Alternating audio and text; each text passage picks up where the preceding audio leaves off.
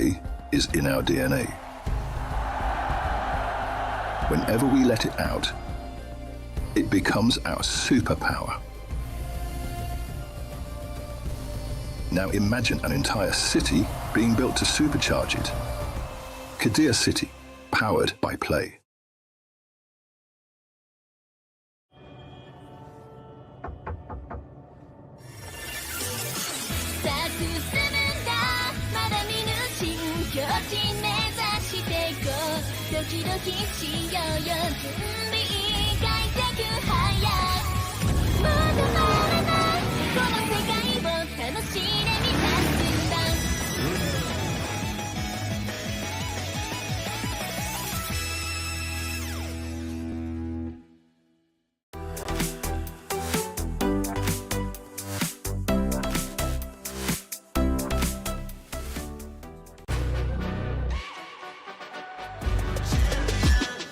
This ain't no regular thing. I came for the ring, you know what I mean. You see my name in the lights, better get right, I'm champion.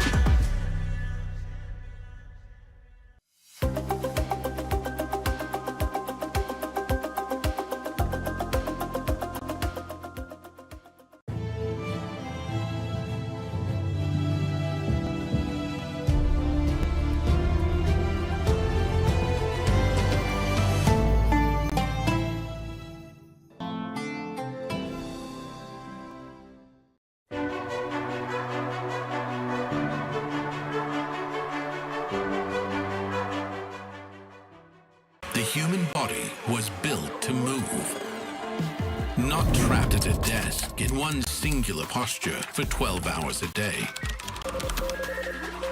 It's time your chair evolved. This is Secret Lab Titan Evo. Ergonomically engineered for you, gamers, hybrid workers, artists, backing your every move.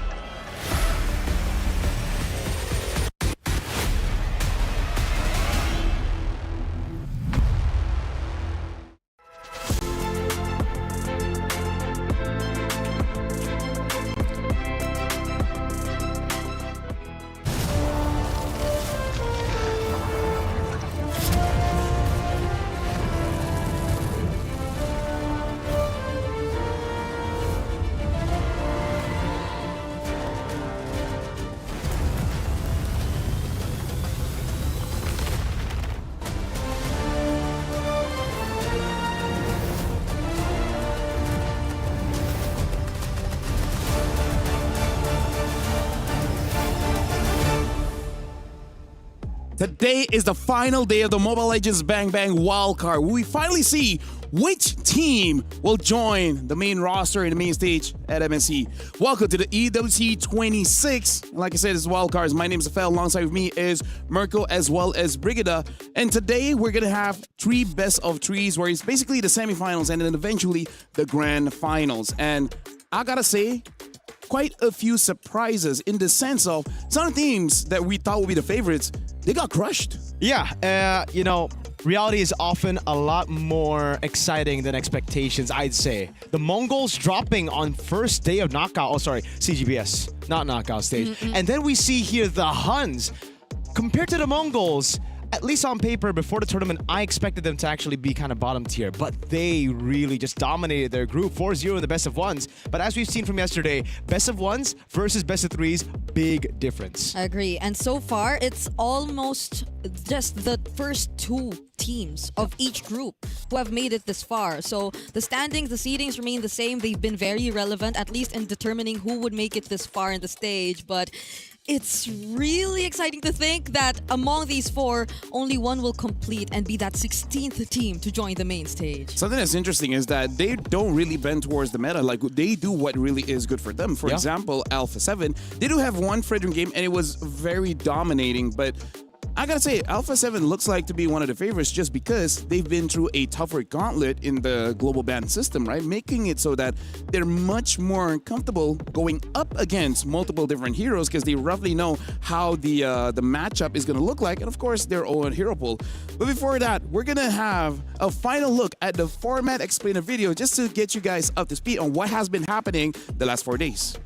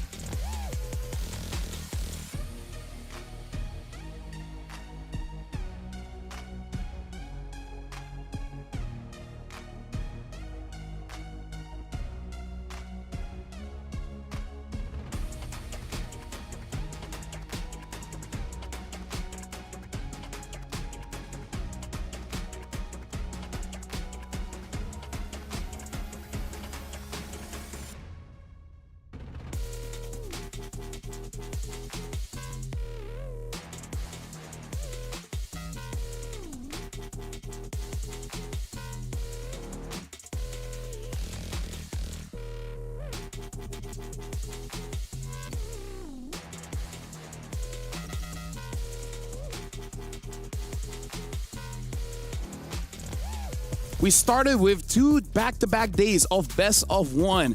And then yesterday, it was the cross-group breakout stage where 4 teams were eliminated. And for today, there can only be 1.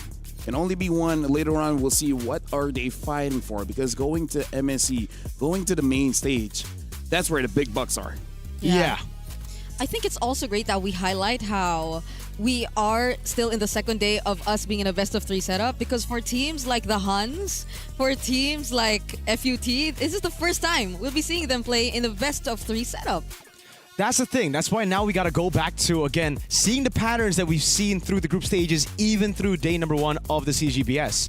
Do you need to get warmed up? Because a lot of teams, for some reason, they lose their first game and then they go on crazy win streaks. Now, the Huns have not lost a single game throughout that group stage. They were dominant. So, some of those games, Lavelle, were comebacks. Yeah, it wasn't super easy for them. And for us to tell that story, let's actually look at the brackets to see how it started off yesterday, where again, 4 teams were eliminated. And we started off with Nightmare able to win it out against the Mongols. We started with 3 games. And then again, they eventually lose out against Team Falcons Mena, where they will be playing later on. KOG defeated Sunset's Raven in a clean 2-0. And then later on, unfortunately, Sunset Ravens were defeated by Alpha 7. So this is going to be the matchup for today. We're going to be starting with Alpha 7 against the Huns Esports. And later on, Foot Esports going up against the Falcons Mena for a final best of 3 to determine which one goes over to the main stage. Man, this wildcard has been so competitive. It's just so sad to see that it's only going to be 1 team that gets a shot to perform later on in the main stage. We'll see a lot more crazy stuff, exciting stuff on the main stage for sure. But here already, we're seeing so many new picks that has really gotten me to question the meta game right now. Are we really in a carry jungle meta? Because a lot of the top teams, Alpha 7, the Mongols, have done well with it. Heck, even still meta with the Huns, really just proven that a lot of these heroes are still meta. Let's look at the schedule, right? While we're talking about this as well, because again, we only have 3 best of 3s. Alpha 7 against the Huns Esports, Falcons Mena against Foot Esports. Winner goes through for the final best of 3. And I agree with Mirko, especially when we're looking at Alpha 7. I believe even though they only played the second day of the wildcards, but they might be one of those teams that has the largest hero pool so far. They even brought in a Kaja. Yeah, and that's something that we lack to see in teams where we really expected to go far, such as the Mongols. I feel we've been really adamant on the fact that are they just limited in terms of these specific heroes, in terms of these specific roles? I think mostly in the jungle. Yeah. But when you look at A7, they have such deep and unexpected hero picks, specifically in the roam and jungle, because I think yesterday not a lot of us were really a fan of just seeing BP1 on a Fredrin, but he delivered. And more so, I think the way Shark has just debuted, even the Kaja, Yeah. that's a lot of surprises coming in from A7. Now let's dive in, right? Let's look at the rosters coming in for these teams, because the Mongols did lose. Hans now is the sole, I would say, representative coming in from Mongolia. We got to talk about Alpha 7 here. And I got to say, everyone really stepped up. Like, we had, like, the first day of the best of ones, best player one being the standout player. Yesterday, for me, it's Shark and Nats, right? Especially Nats on that Alice, amazing four-man, all, and then Shark, like, whatever hero he picks up, he makes those game-winning plays, even if you don't notice it. Yeah, Shark is amazing. And I think one of the big question marks we had coming into this tournament for A7 was the fact that, okay, best player one, he's amazing on assassin junglers, damage-dealing junglers, but coming into the wildcard with the meta already being so different, how would he adapt to it? And early on, we got our answer against the Mongols. They tried playing utility jungle, it didn't work out. Then they went back to go to those damage dealers. It started working, but it could be the same weakness as the Mongols, right? We saw, you ban out those damage dealing junglers and it's cooked. But I think best player one already proved to a lot of the haters, a lot of the doubters, that he can play utility jungle just as well. Yeah, and how willing are they to change? It's not just one piece that could just get affected, because when they did revert back to these damage-dealing junglers, more so on the Yi Sun Shin, it's always been paired with the Ruby. Yeah. So I feel like if somehow the Huns do target that specific part of A7's draft, then they'll have to change not just that, but also what does Zia use eventually. Yeah, we saw yesterday KOG kind of have an answer to go up against Alpha 7, but the final draft really surprised KOG. So hopefully, looking at the Huns, today they can do something that Alpha 7 just can't prepare for, but I feel like that's going to be very, very difficult. And with that, we got to look at the side lanes. Both Bankai as well as Yuki had standout games. Like Mirko said, not all the games were very smooth. They had to go for a comeback, and part of the comeback, honestly, is Yuki on that Moskov. But again, it kind of has, like, from everyone. I still remember there was a game that Kenny on his Zushin got a Maniac. This is going to be such an interesting matchup because similarly to A7's clutch factor and Nat, Shark, the way that they've been making plays, it's what we've been seeing from the Huns. Throughout that group stage, if it's not Yuki, we see OU on the glue turning things around on a carry. So, hey, I'm excited to see the clutch factor coming in from the Huns. Yeah, but it has to start with stability in the laning because they are going up against some of the stars. I think specifically for Bankai, he will have to go up against Nats in the lane. Yeah. And I think that's a matchup we're all really excited to see, not just because of how Nats has been performing in the previous matches, but also because Bankai has been doing the same. But he also has a different task on his hands because he's like the leader, he's the captain, and he has to hand over or be that stability for the team, but he's going up against Nats. I wonder now, being the 4th of July, will that give some strength over to Alpha 7? Freedom. America. At least for Trex, he's been hyping it up. He's like, all we need to do is survive yesterday, and today it's going to be easy win. That's what our boy Trex has been saying. He's like, Independence Day, freedom. Yeah, freedom here in Paui. We. But yeah, honestly, Alpha 7 has been looking pretty good. The Huns, they didn't play yesterday, so we'll see how they do in the best of 3. But that's one of the benefits, but I feel like it won't be utilized 100% going up against Alpha 7 because they were able to see a lot of games, 3 games, Alpha 7 against KOG yesterday. So they might have some understanding of what to do against them, especially during the bans. But it's one thing for you to theorize what to do. It's another thing to actually apply it in game. Exactly. And that's, I think, where Alpha 7 have the advantage over the Huns. Yes, we've seen really good picks from the Huns, those clutch factors come into play to come back from a game, but Alpha 7, they have a really well-rounded up draft, and they have some pocket picks that maybe might show up here today as well. Like the Kaja pick yesterday. What an amazing pick to deal with the Barats, right? CC immune, how do you deal with them? Whip him down, bro. Yeah, which makes me think about what the priorities could potentially look like for this upcoming draft, because it felt like yesterday it was really more on the Alice being the difference maker when it comes to the draft. That's what's crazy. But today, the Huns, I think they're yet to actually show us if they are comfortable using the Alice or if it's one of their options at all in the EXP lane. Usually, I feel like for Alpha 7, it should be like the base idea of going for the Yi Sun Shin draft. And then if they find a way to defeat it, cool, we'll change up the strategy. If they don't, we're just going to keep using it until we win. So I really feel like the strategy that Alpha 7 is going to use really depends on the draft. If they somehow ban out Yi Sun Shin, maybe even a Ruby, maybe they just do like a utility jungler along with the Arlet. That's the best thing about Alpha 7. They have different ways or different carries that they can draft around. But probably not the first pick Arlo anymore, especially now that they're going up against the Huns. I think Bankai might be like sorry, not Bankai. I feel like Nats would be like, hey, Merca, right? Who cares? Merca. Merca. Okay. We'll see how confident they are today, at least, to be specific. Because yesterday, I think They that's were a huge loud just boost. now. So Yeah, they were. very They loud. were very loud. They should be casters. They should. You know what? Maybe, hey, they got a future. They got a future somewhere, right? When they're done with their pro career, maybe we can get them in on the desk. But A7. At a Continue your sentence. sorry. Solidarity for the Huns. I spoke to Summer yesterday after they got knocked out. Obviously pretty sad. But Summer said 100% the Huns are going to be the ones making it through to the main Really? stage. Yeah, so... Hey, you gotta stick with your countrymen, you know? Usually when you have teams in the same region, they might be, you know, competitive, a bit too Rivalry, competitive. There's that yeah. rivalry, and you could be like, nah, they're bad. I've heard a few of those, Yeah. but hey, it's really cool to see that the Mongols are just backing their boys here. Because, hey, Kenny and Bankai, they were ex-teammates of Zexora, Summer, and Kay. Yeah, it really is. Like, I've done my best, now it's your turn, right? It really is. I don't care who does it, Yeah. but put us on the map, man. The Mongols are All Might, and the Huns are Deku. Yeah. The anime arc. Someone ate someone's hair, and they just possess that new power.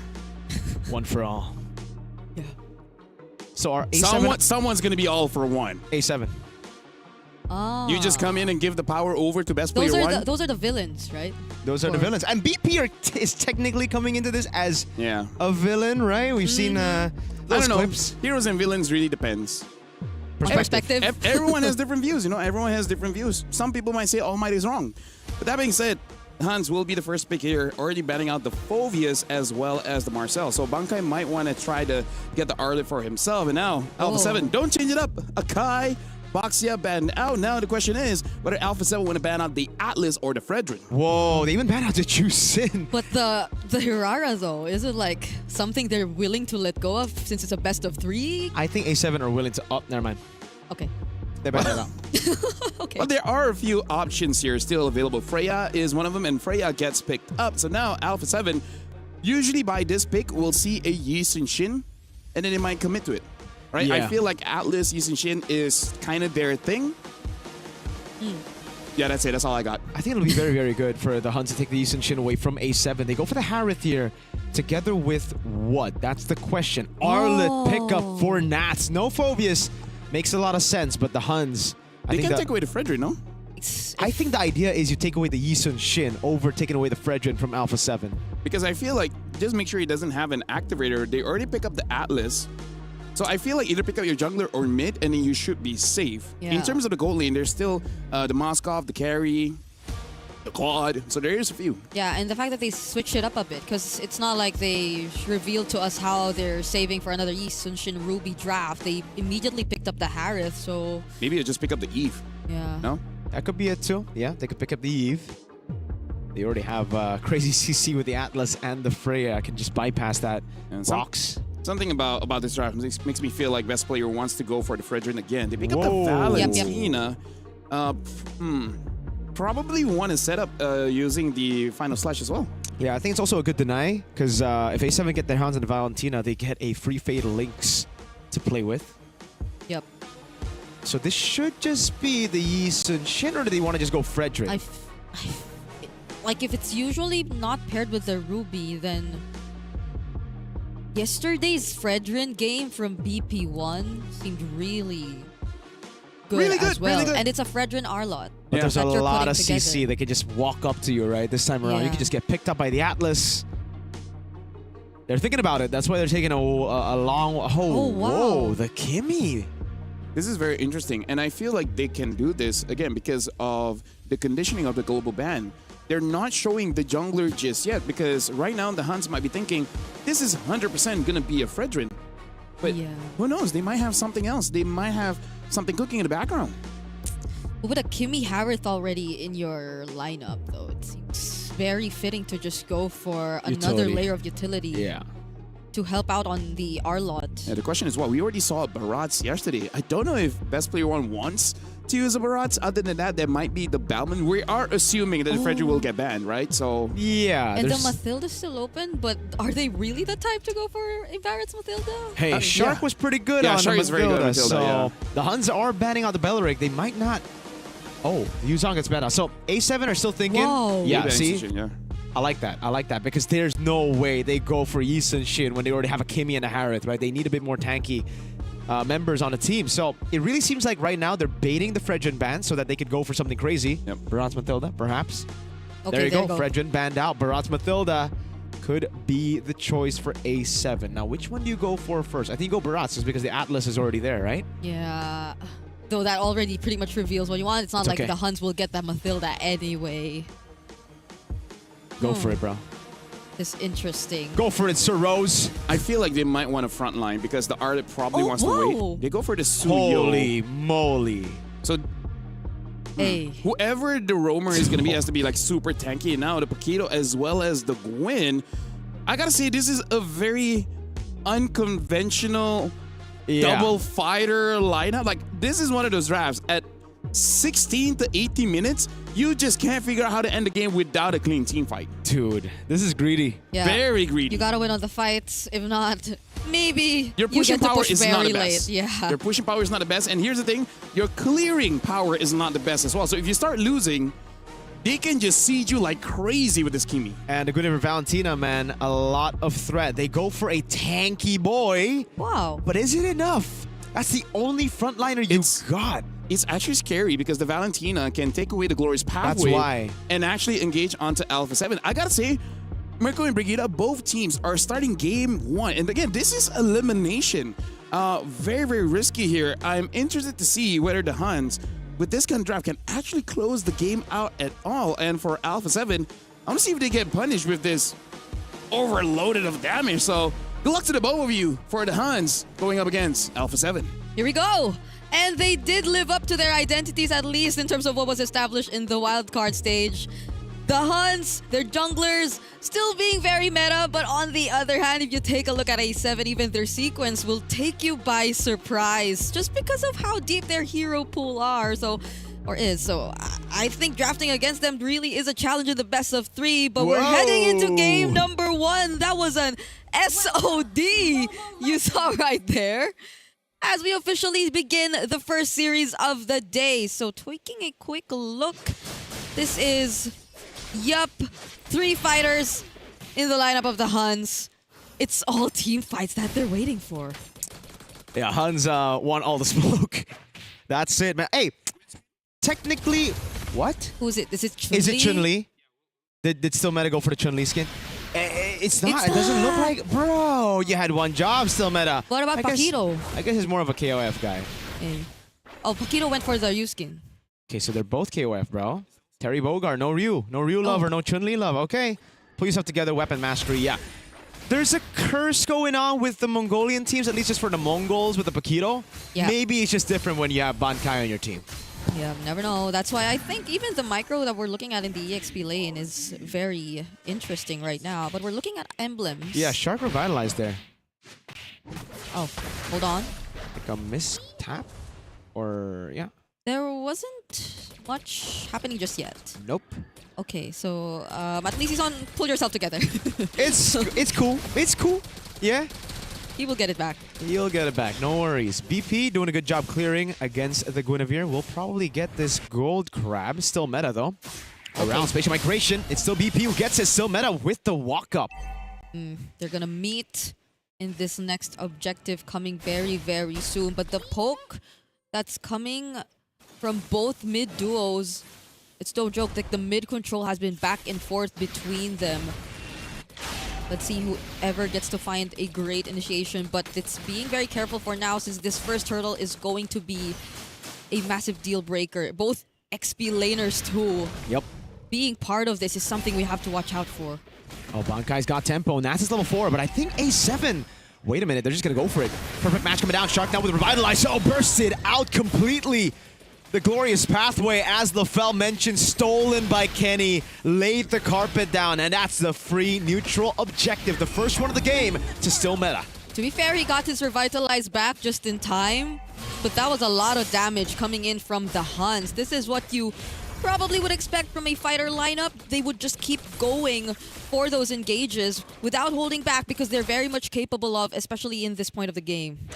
And it's like, oh, wait a second. Really good move by Nats. Oh. Great Vengeance to get out of the knockout strike. Now they're going to go all in. BP looking for the play. Vengeance coming down again to Queller. And it's a kill. A7 on the board. Still meta.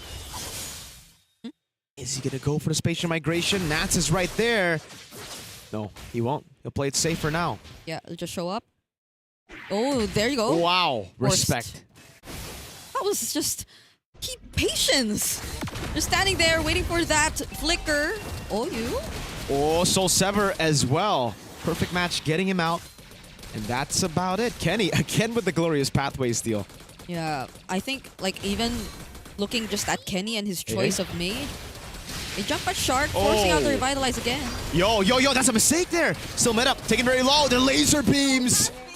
What? Still went back. That was an awful decision to just jump on the high-lows and commit. Yeah, I had the stacks for the Violet Requiem, but it was just Kenny there, who I think already used his combo, so there wasn't much reliable damage to use to go for the fights. Wait, Fatal Lace onto Shark, brings him under turret, so it's a kill back. Yuki on the board on the Freya. Okay. Somehow, I think both sides, there have been some exchanges that we don't really fully understand just yet.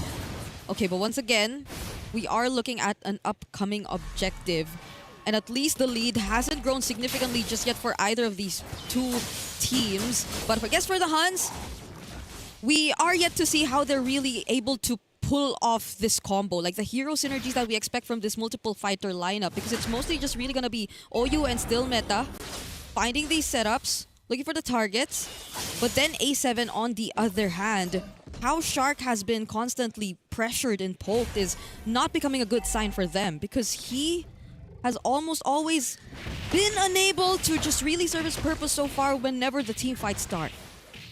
Bankai doing a good job holding it. Kenny poking Shark. Yuki is already joined as well. Bit faster. Good Blade Surge to get away from the perfect match. Shark pops in. The glorious pathway, that's the final slash over. They're gonna go for the damage onto OU. Nats coming in with vengeance, gets caught in Fatal Lace, but Coral takes him down, still meta. Gets a massive spatial migration of the Violet Requiem, and it lands on BP. Zia doing a lot, but it's not enough to take these tanky fighters down. They didn't necessarily go for the commit on Shark. Did go down anyway, but it was A7 who got things first, but it was just buying time, Nats! Final slash. Okay. Gets him out. Flicker burned from Bankai though, and Yuki. This will be a turret for the Huns. Yep. The way that the Huns are just deceivingly going in, but just waiting for the moment for still meta and the other members to go in is, I guess, catching A7 by surprise, really. At that moment, it felt like it could have been a really good timing for A7 to just commit, but with OU down, and the other members of the Huns actually still prepared, still meta jumping. Again, it hasn't been a good time for Shark. Yeah. He's the only frontliner, and it's very visible that it is. Oh, spatial migration onto Shark. Violet Requiem as well. Now, again, a questionable decision. Cold World able to get past there. Nat's gonna go in, but oh, Frozen taken very low. He's able to get the vengeance. Still meta. Gets a spatial migration. Now it's an all-out fight as Yuki is able to dive in through Cold World and Nats.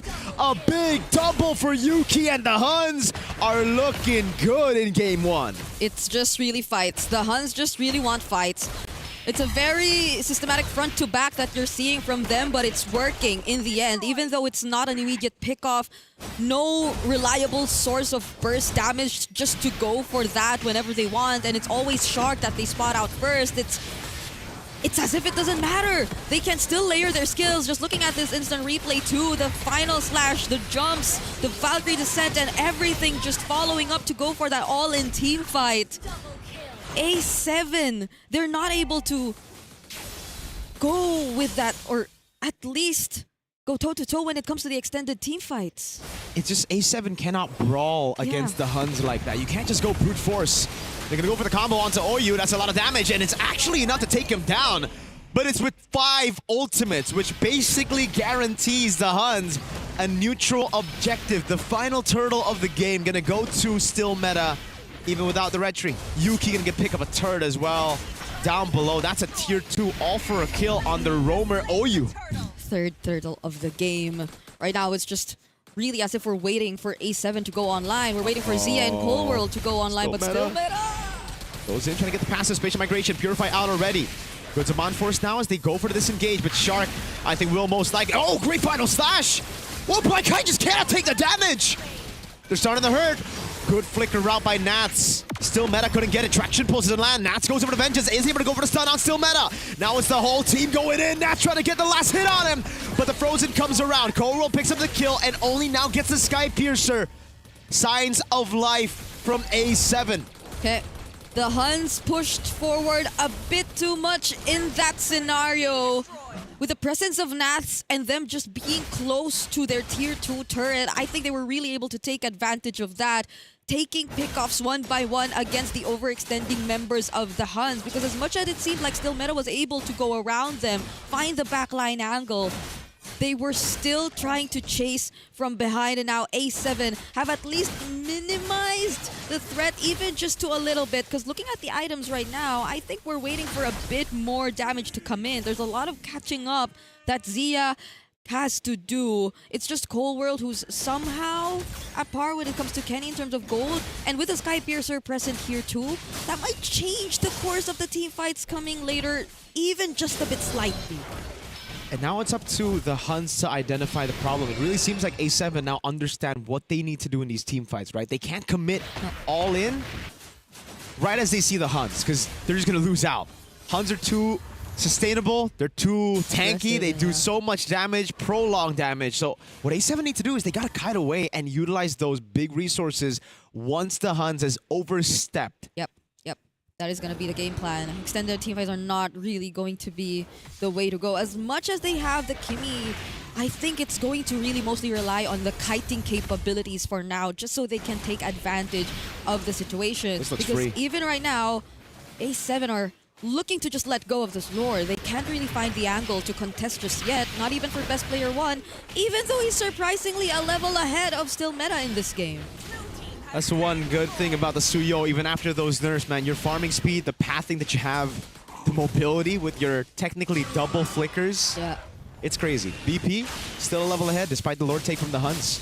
And this will continue. What did the items look like? That BP? No, BP did not get a Sky Piercer, right? It was Cold World. It was Cold World. Okay. It was Cold World who has it for the team. Zia too, I think, waiting for that Holy Crystal to come in. Only has the Feather, if I'm not mistaken, and one other item.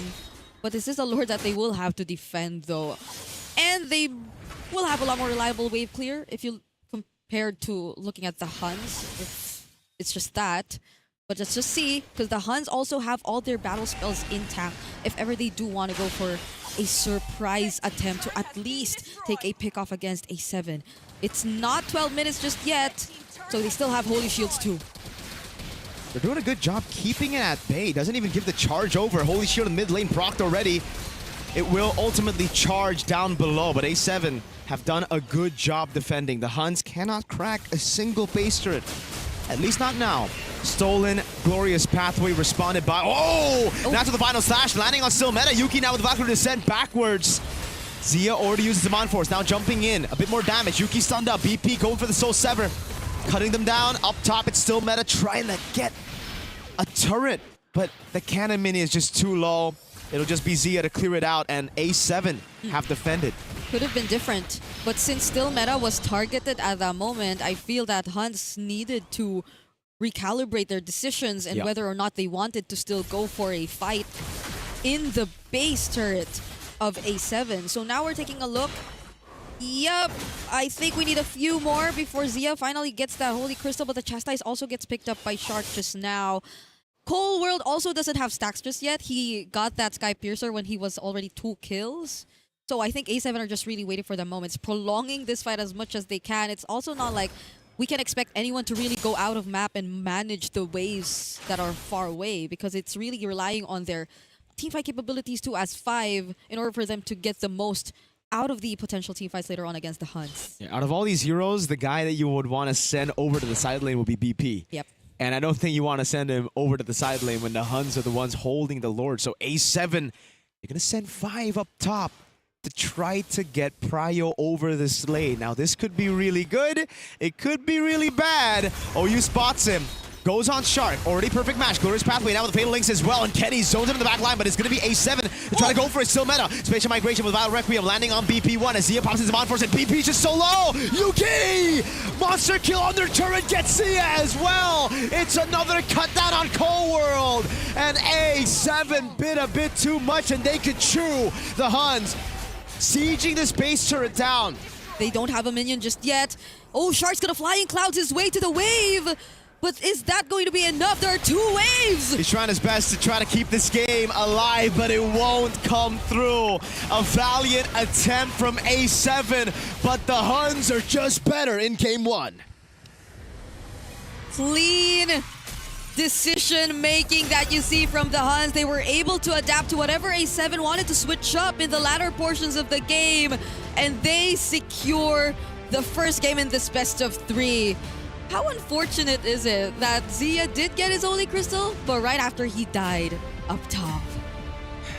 Honestly, looking at that game, good game coming in from both teams, but I feel like the most that we can talk about really is in regards to the draft. And honestly, looking at the items as well, we can see one of the reasons that this game is slightly bit more difficult is the fact that the gold lead is mostly on Yuki, right? We're looking at the gold difference. It's almost a 3,000 gold difference between both gold laners, and it really does make it so that the damage is really just not there. Props to the Huns, because this is not an easy draft to pull off. It's easy in concept, just fight, but if you don't know how to maximize your advantages, then it will make it so that you reach a point of the game where your draft just don't work anymore. But they don't let that happen. By 13 minutes, they were able to end the game. Yeah, fantastic job. There's only one moment that the Huns looked a bit shaky, and it was that topside play. It was mainly just an outplay from Nats getting a big final slash, but I agree. As a Suyo player myself, this doesn't really look like a Suyo game. It felt so forced. And the way that A7 wanted to play their lineup, I guess it really had to follow a certain sequence. But since there's such low downtime for the Huns and their lineup, it doesn't matter to them. Like, they don't allow them to just go for that specific sequence that works for them. There's no Glorious Pathway, final slash combo, follow-up damage just coming in from BP1 or Cold World. It's just always the Huns finding these off timings to go up against A7. Considering this is the battle to get to the main stage, we'll be criticizing the teams based on main stage, I would say standards, right? Because looking at the draft coming in from Alpha 7, the thing that I don't like is there's not much synergy between the team. Number one is that there's 2 heroes that wants to use the Sky Piercer, and then you have to choose one, and it's Cold War. It didn't work out. Number 2, Nats on this Arlet, you want a lot of activators so that the Vengeance can keep on going non-stop. There are some stunts, but it's not easy to apply. Looking at the Huns, not really all that synergistic as well, but the fact that they pick up the Valentina and then Alpha 7 finishing up with the high loss, one of the strengths of the high loss is that you can extend your advantage to unfair territories, right? That Glorious Pathway makes it so that you're fast, but your opponents are slow. And in a double fighter composition, that's amazing. And you don't even have to waste a roam slot for it. You can just have your mid laner do it. Yeah, OU got so many cool entrances with the Glorious Pathway, and then that final cut as well. It slowed everybody down, really isolated Shark from the rest of the team. And guess what happened? They ignored Shark at the end. They were like, we go on Shark, and they're like, wait a second, there's a Glorious Pathway by Kenny set right to the back line. Let's do that instead. Yeah, I felt like even that could have been one of the ways for A7 to just extend or keep themselves safe even. But with the amount of chase, like a Paquito and Freya being on the other side, plus a Guinevere who always tries to go from the back, it's been too difficult for them to find their footing in that game. Again, I'll die to seal. I'm more afraid of Freya. Ladies and gentlemen, right now, the Huns is 1-0. This is just a best of 3. One more win for the Huns. Alpha 7 gets knocked out. We'll go to a break. I'll see you guys right after this. How you Trex?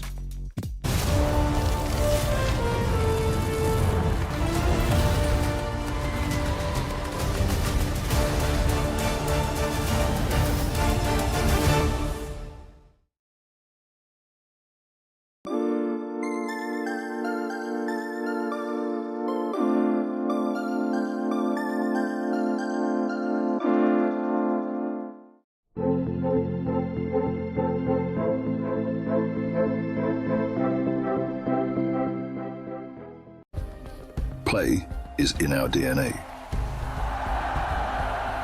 Whenever we let it out, it becomes our superpower.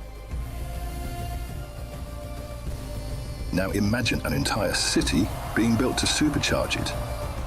Qiddiya City, powered by play.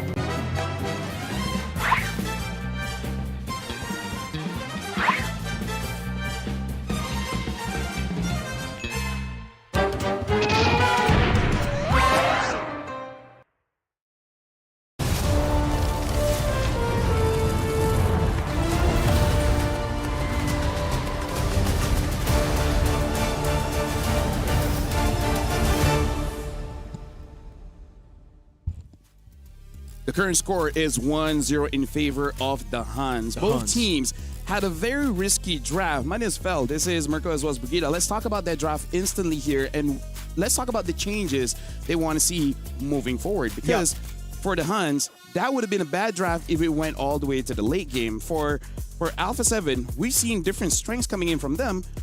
Is there a reason why they wanted to show something new today? I think they're afraid of the Huns reading them out completely, but instead the Huns just played their own game. Yeah. They didn't ban the Yi Sun-shin, they didn't try to take the Yi Sun-shin away in the first phase. Instead, they just focused on their own prio picks. Meanwhile, it really seemed like A7 wanted to do the opposite. They wanted to just take all of the comfort away from the Huns. Did they overthink it? I think they did. I don't know, because I feel like it was so obvious that they were already setting up for a utility jungler when we were looking at the draft already, but maybe they just wanted to be a bit more unexpected or unorthodox, but at the same time, it wasn't as rewarding for them as much as the Roger pick, as much as the Kaja pick, because as mentioned by Lafelle, the hero synergies were just really not working out for them. And can I just say this? We saw Nats on a non-hero, a Uranus yesterday. We saw the outcome. Now we see Shark on a Hylos, and it's like, yes, Hylos can work, JP shoutouts, but Shark needs a playmaking pick, just like Nats. You need these two to be together, making plays around the map and changing the game with their skills. Here's the thing. I feel like the Hylos can work if they got a Fredrin. Yeah. If they had another layer of a Right. tank. Yeah. Glorious Pathway, Fredrin charges forward, taunts as many people as he can, and then Arle goes in. There's layers to it. But then as a Suyo, you can see the idea that you open up the Glorious Pathway and then the Suyo dives to the back line. But that kind of is hoping that your early game is so good, Yeah. you get an early Sky Piercer, and then the game just ends by 14 minutes. Against a Paquito, a Freya, Yeah, that's even hard. a Valentina, That's none of them were That's cool. vulnerable. Yeah, like Suyo is great. I love Suyo. But not against those picks, man. Yeah. So in this game, personally for me, I feel like Alpha 7 has to stick to what works, right? Yeah. Yusichin has worked, Roger has worked, the Fredrin has worked. For all the games that they have played, they prioritized in the first 3 picks, best player 1-0. This time they tried to delay, and I don't know what happened. Or just pick up the Atlas. The Freya was picked up. You let the Atlas go. You basically give it over to Oyu, and we know Oyu is one of the clutch boys over on the Huns. He was the guy to make that comeback happen against Nightmare. CB, Ben, Clutch Boys. Yeah, against Bon James. Remember, that was a Bon 7-0 Bon James game. Yeah, the BJ. Wait. Anyways, going for this game, the Huns, very risky. They made it work. Alpha 7, they didn't make it work. So now, you got to get down to business. Okay. You got to work. Yeah. Good. They're taking blue side this game, you think? Like, you think A7 is taking blue side this time? Because earlier they were on red. I think so. But yesterday, Sunset Ravens had blue side twice, which is why I'm thinking if it's... Oh, let's see. We'll see. We'll see right now because we are about to take a look at the draft. And if ever it does happen that way, because they earlier prioritized the Harith and the Arlot, right? Like The even Harith when- and Arlet really feels like takeaways, right? It really feels like we just wanted to deny you. I mean, like, they can use those heroes too, sure. That's the thing. But let me also discuss this while we're waiting for the draft. I've seen quite a few players, and they make it work very well. Yeah. Instead of going for the Feather of Heaven, they just go for the Swift Crossbow for that attack speed, and then, attack increasing the attack speed, and then the rest just go for full magic damage. I agree with you. And I think the one thing I think a major takeaway from that game and the game plan that just didn't work out from A7 is the fact that the Huns aren't like any of the other teams in groups that have just one identity. They're so good at playing everything. So that makes them scary. That's why you just got to play your own game.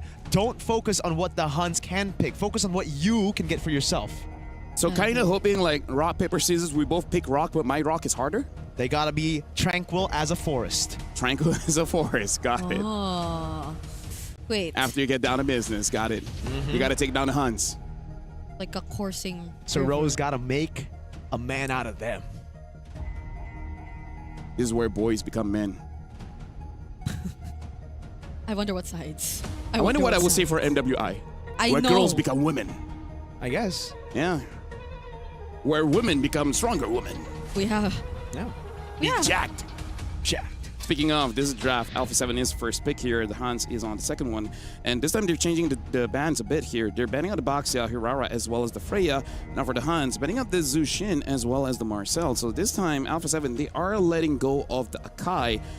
And the Yusenshin gets banned out. So this should be an Atlas first pick if history serves as well. Okay. So, let's see.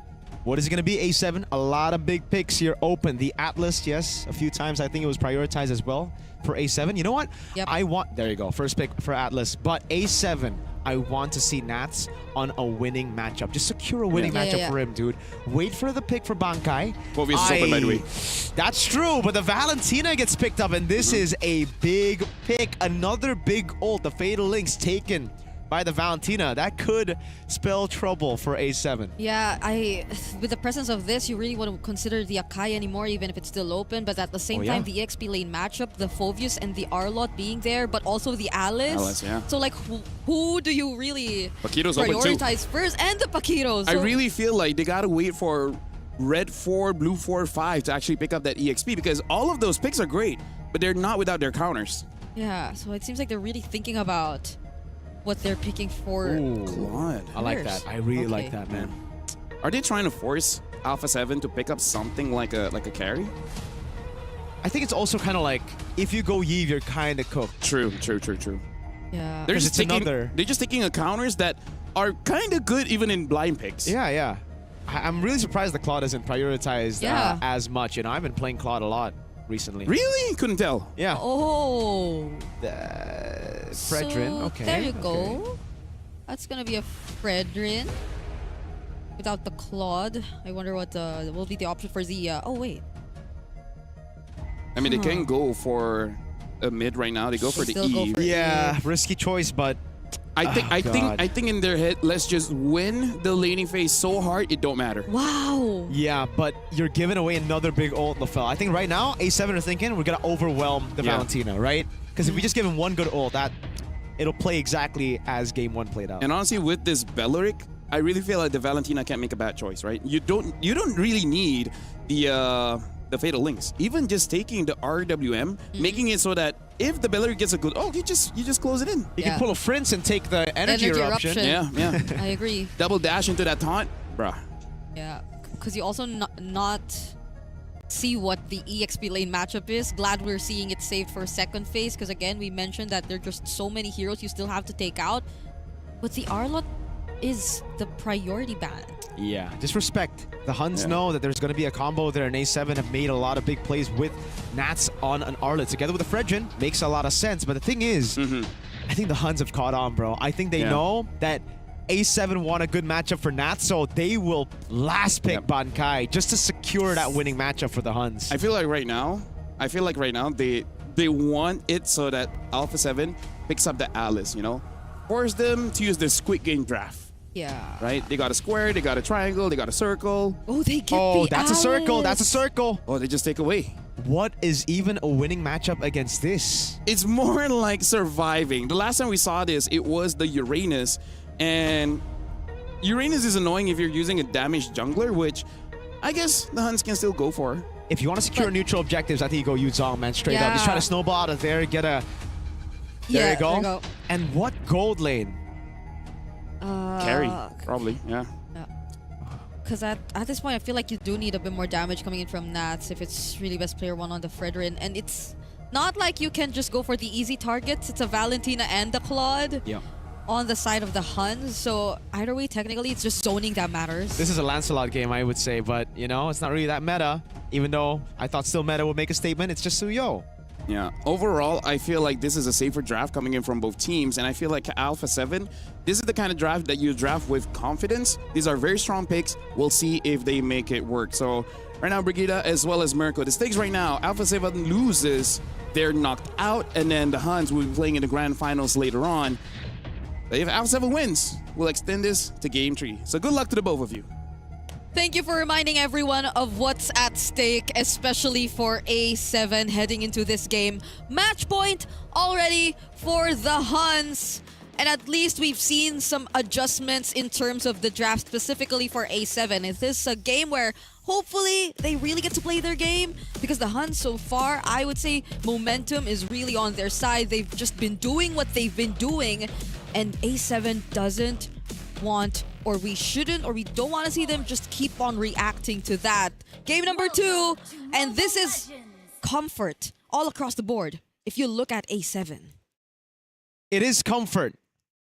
I think except for BP in a way, right? Like, yeah, we've seen him do well, but I think comfort is still one of those damage-dealing junglers. Everybody else, I agree, though. And for the Huns, this comp is... Oh my god! OU with a steal! Hey. Early on against BP. Oh, you hate to see it. No. He's still level 1. The Suyo now is so good because he's just going to walk up straight up. He knows there's no retribution. Oh my god, they might just go for it. They might even go for a chunk on Cold World. And that's in itself is a win. Was it OU on the Balearic who just kept stealing away buffs? I think it was. Yeah, you're right. It was OU on the Balearic, right? Who was constantly denying the opposing jungler of having a decent time in the jungle. Dude, one of the main win conditions for them is they need to get this Fredrin level 4 for the first turtle. That's the whole point of the Yuzong as well. If they lose, if they don't even get level 4, Huns will take neutral objective 1 for free and snowball out of that. Yeah, and we know how fast a Suyo actually is in terms of just leveling up. He's on the road to getting 4, but BP1 is just halfway through. This is A7 not getting the early game that they want. This is, yeah, a very good plan, man. They just go for the gank up top. They make sure that Nats gets chunked before the neutral objective spawns, and still meta. The thing about the Suyo is you're activated at level 3. You don't even need level 4. So if necessary, burn out some of those battle spells, get those winning side lanes, and then get 4. Whoa, BP1 still got level 4 first, though. Yeah, I guess the Beetle gets him a lot. What else did he get? He didn't steal any camps. Yeah, for some reason, they're still first. Oh, hey, there goes the Throne of Ruin. Wait a second, that's good zoning. RWM as well, placed down. Still meta gonna be caught in the Petrified Black Dragon from Nats! Takes him down! A big win with the dodge from BP earlier. Kenny with the RWM, Nats Furious dive again onto OU. If all else fails, just leave it to Cold World and Nats. And Nats will always hunt down still meta. And in that objective, we saw how great of a game plan it was. A7 just bouncing back. Somehow, best player 1 finding that level 4 nonetheless, and A7 really setting up well for it. And even down bottom, if you take a look at what's been happening in the lane, Zia has always been pushing Yuki under the turret, and I think these are good signs nonetheless for A7, despite what we saw happen from OU in the beginning of the game. So they're starting to have a much better start right now, working as a unit, and this, I feel, is A7 already warming up. They've already reminded themselves of what had to be done after in game number 1. Oh, will they use or will they fight here? Flicker Fatal Links, Kenny flickers out as well. But yeah, I really think that skirmish was kind of like Bankai pulling the trigger a bit too early, no? He used the Throne of Ruin instantly as he saw BP, and BP was like, wait, bro, I got dash. Yeah, he was, and still meta was all alone. Left all alone, as much as OU and Kenny were there too. They were also somehow trying to help with Bankai. And again, it's Bankai. It's Bankai making majority of the calls. So it's a must that he be a bit more calculated when it comes to that, because the team really relies on him. And now more so that he's on an Alice who really is the one expected to start things off. It's not like it's a Flicker Balearic or whatnot. So it'll be mostly as a response to what A7 is going to do, but majority of the surprise engages are going to come from Bankai this time. They're trying to go for the gank on Nats, but Nats is just too... Wait a second, still meta. Oh, he gets caught with the Petrify in the Furious side. Nats goes in 2v1. Nats likes those odds. Oh my god! No one can stop this man when he's on a playmaker. A7 just reap all the benefits of their XP lane dominance. And now they take away the Huns and still Meta's purple buff. If this keeps going, Suyo is not gonna have a good record in this series. Whoever gets their hands on the Suyo will just not be able to farm nor find the plays that they want, as they also secure an objective. And Yuki, okay, he's gotta get out of that. Brother Nats. That's his... You saw it. Like, he's not hesitant to use the Petrify if it's still meta. I think he's gonna go for another 2v1. Yeah, it's... Don't go for it, still meta. Do you? Oh, Nats. Oh, Throne of Ruin. Hey, this is very forced, you know. Hey. Okay, they're gonna go in, back and forth. Nats is trying to go. Dragon Tail away. He has the regen as well. No Petrify this time, but he goes in with the Furious Dive again. Oh! That's him with the damage. DOT as well. Oh my goodness gracious! Nats is just better than you! Hey, down bottom 2. Hey, there's a taunt. Yuki does not get out alive! Shark with the Fatal Links, they're all just going down! Big morale boost, Kenny with the RWM! Zia trying to get the fadeaway, Co-World! Flickers and Nats! This Nats versus still a meta! 1-on-1! Holy shields! Holy shields. It's been happening Oh my for god! how many times now in this game? Okay. Yo! This guy's like, it's almost like he won MSC before. Yeah, it's almost like he's a champion. You know what? God. 0-3 on still meta is just very unfortunate to look at. If you can't go for Yuki, if you can't go for Kenny, then it's just still meta. Yeah, that's not... That might be A7 Nats, but he's using the RSG emote. You know it's the Raider in him that's just done that. Yeah. 4-0 and 1 KDA. 8-0 A7 from a game 1 that looked like just a dominant Huns game. Yup. I heard someone say that was very Raider of him. Just yesterday when he was also doing these same insane plays at the EXP lane, or specifically on the Alice even yesterday. Still meta just trying to go for trades, but Shark and Zia... No Blade Surge, Fatal Links, not even necessary. Oh, the Dragon comes around. Oh, when Nats walks up, you gotta respect it here. Furious Dive, ready. Goes for it, no Petrify, baits out the Wrath of the Dryad. Now the RWM to catch him as well, and Shark finally uses the Fatal Links to bring them into the RWM. Good kill coming down though. Nats caught in the blazing duet. Yuki's there, and it might be a shutdown. Nats gets away. What? He's got some kind of plot armor. That taunt could have resulted into something.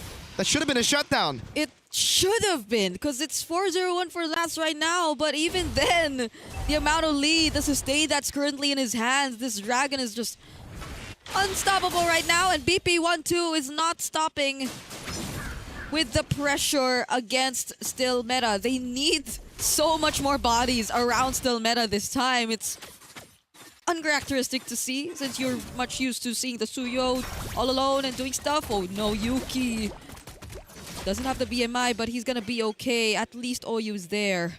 Good patience on the Purify. He's got the composure at least. That's why we know him as one of the clutch factors for the Huns. But BP this time around, man, even when he's on the utility jungle, out-leveling the Suyo. Okay, that might be Nats. That might be, yeah, Suyo died twice, I think, to Nats. Oh, Nats again. Maybe maybe three. Luckily, no Petri. It's on cooldown. If not, still meta might be 0-5-0 right now. Ooh, tough. Okay, there's goes Shark. Okay. This is...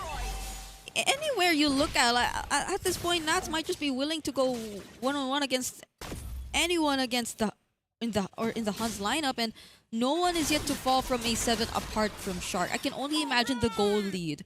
Like, the amount of catching up that the Huns actually need to do up against A7, because they're already 5k ahead of this team, and they've been taking it step by step. Turrets are falling one by one, and there's not much that the Huns can actually do. It's more on like they're waiting. Oyu, there is a Wrath of Dryad. They can find some turnaround plays, but... Still meta. Careful, bro. Yeah, he's feeling it, man. Yeah. It's happened too many times. in this game. So what is the plan now for the Huns? I don't see Oyu and Yuki anywhere nearby. They are probably not really gonna go for the contest at all. Yeah. They're just letting go of this. There's just too much pressure from A7 right now. They just got to trade. That's all they can do. They get a tier 1 up top, but this is going to be a tier 2 down below with the Lord as well. And Nats is sent to deal with the Claude up top. This is like... Yuzong's supposed to get you objectives. He's playing it like a Paquito right now, the way he's just handling these side lanes. Oh, Shark! Oh. Good throw to ruin. He's holding it down, though! Whoa. Beautifully done by Shark!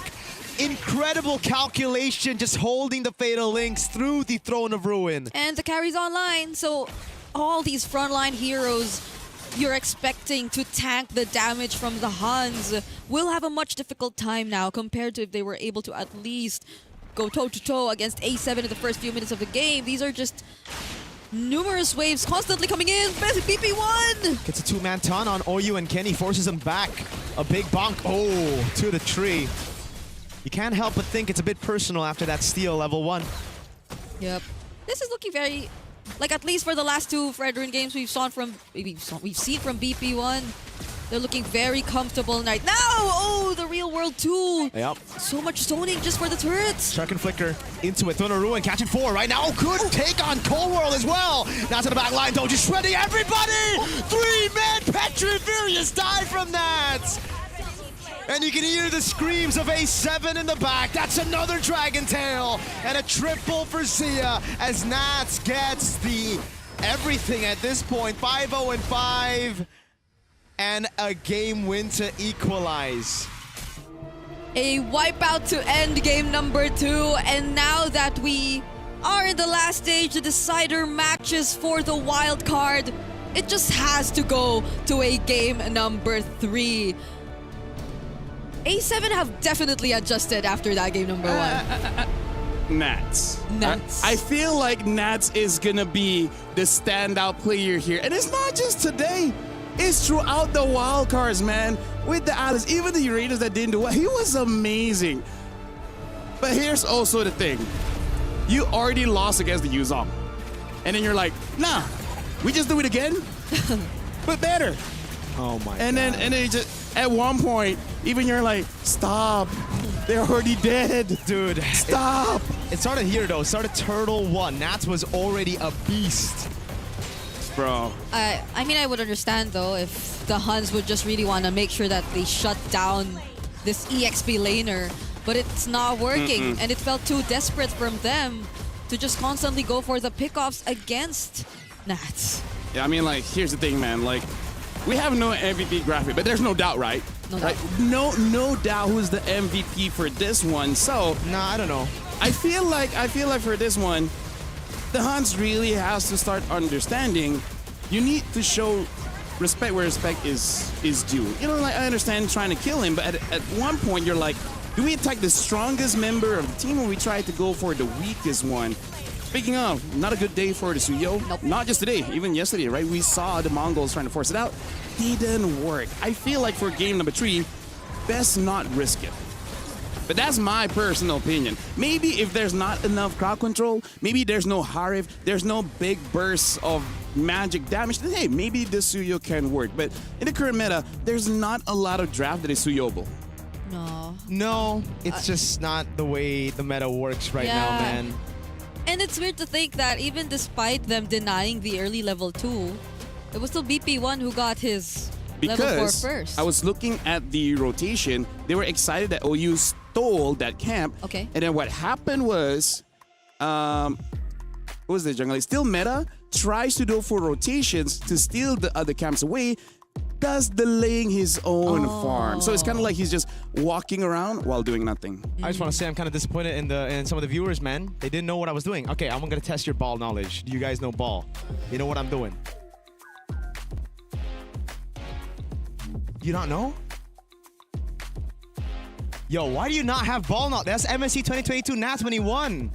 Oh. He brought the trophy and he was like, Oh! No, that could be a number. No, I don't know what you were holding. but Things. Nats got MVP, bro. Dude, how many things in the world where someone just did this? But if you were holding a trophy, then it would have been easier. Merko, let me give you one example. You know what I was thinking of? Okay.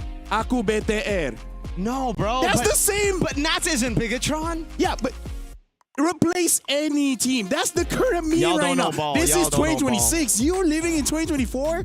Shame on you. 2022. Nats is living 2022 as well. With that Shame play. on you. That's 4 years ago. It's okay. You weren't circumcised then. What? May not What? be even now. I'm not sure. I haven't checked. What? Either ways, no CEO? No CEO, no CEO, no CEO. No CEO. All right. No CEO. Good draft coming in from Alpha 7. If they just drafted like that in game number 1, Yeah, would have been all good. But I now, agree. No CEO. Yeah. now it's one game. One more game. It's one game for Best both of one. teams. This is for both teams. The Huns need to get one good draft, and then it will make it through. Same as Alpha 7. So this is one of those situations where you can't overthink it. I feel like your worst opponent in the upcoming match is you. Sometimes just let your brain understand that the simplest thing Okay. is the correct thing. They have a name for that theory. What was it called again? What was it called again? It's like Amis something. Amnesia? No. I'll look it up. Okay. It's something I learned in philosophy where sometimes Philosophy. the simplest answer is usually the correct one. I like that, you know, and I think the simple answer was the correct one for A7 this Yeah. time around. And the Huns, they kind of took a page from the wrong book. They took a page from A7 Game 1. Wow. You sound a lot different there. Yeah. Keep going. My Break. name's LaFell. What's up, bro? No, break. FL. Oh. Anyways, so Yep.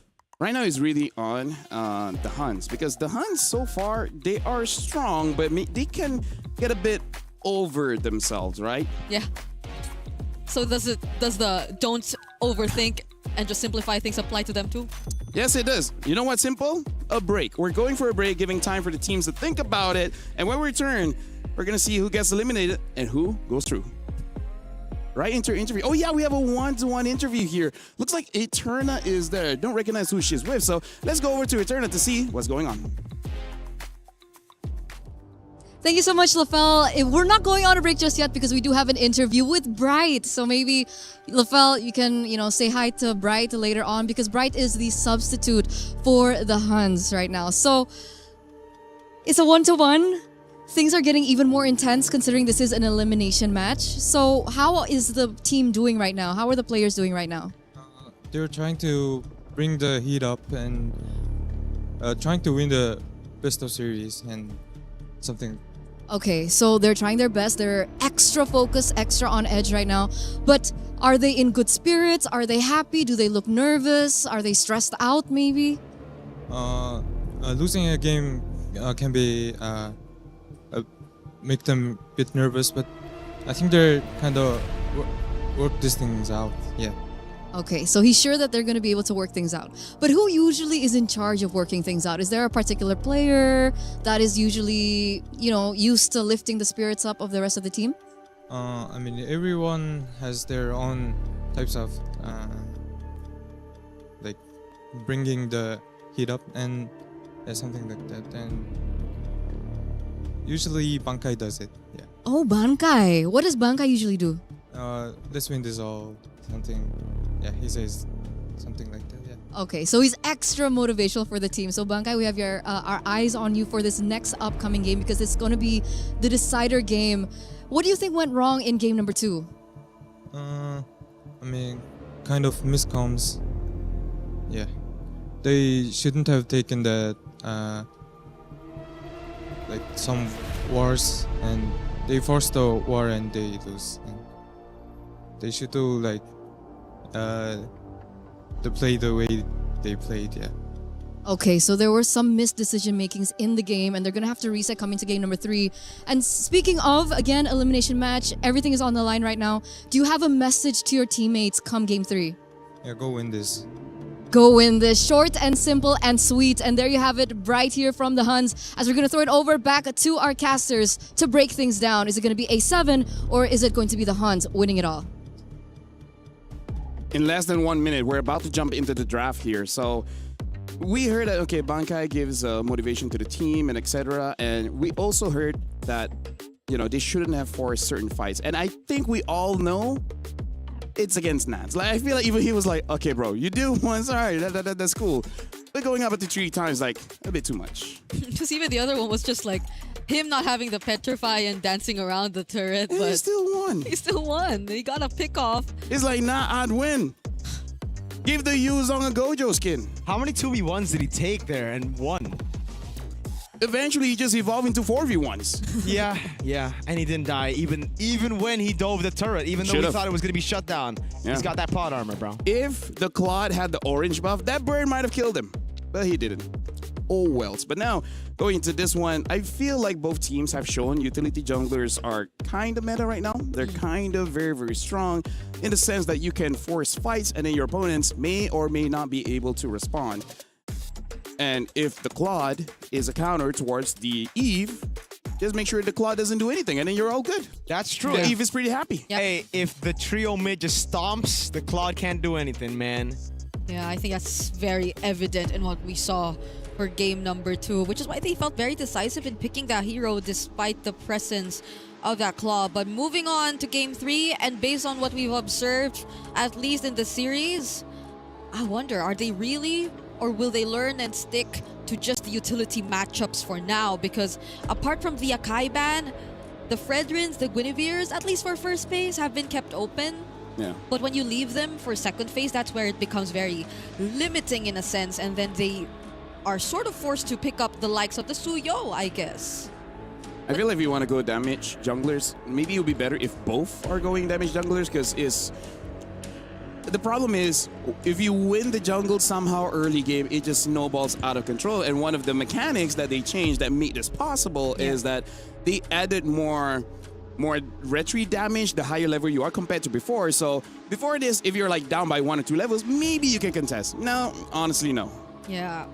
So it's really, I think, the Baksha Akai. Yeah, the Bakai. The Bakai. The, Bakai. Some even say Baki.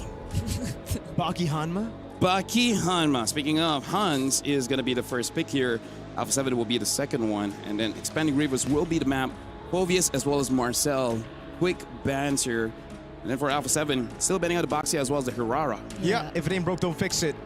Though it is red side they're on right now, and the Huns can just go and first pick Atlas, right? Yep. I think one of the main Or win Freya. conditions now. Oh, that's true. Now, which one do you prioritize? Atlas I think ban. no, they banned the now Atlas. they want the Freya first pick with nothing to give back. Nice. Or they force A7 to ban out the Zushin or Freya and they get either or. So A7 may open Freya both. ban. No, Freya ban. So this should be either Zushin or Paquito, but I feel like Zushin is the answer. yeah, first Jusin game, I think in CGBS? It's always been banned, no? I think we had one game, but I could be wrong. I'm getting old, right? So Zushin for pick here. For Alpha 7, eventually they might pick up the Eve again. Do they just want to get the Fredrin or the Akai early on? Yeah, or... Because I was also thinking of the Claude, but the Yisun Shin... Yep, Fredrin. Okay, they're not gonna go for anything similar to the previous drafts. What's been working this series is what they'll be sticking with.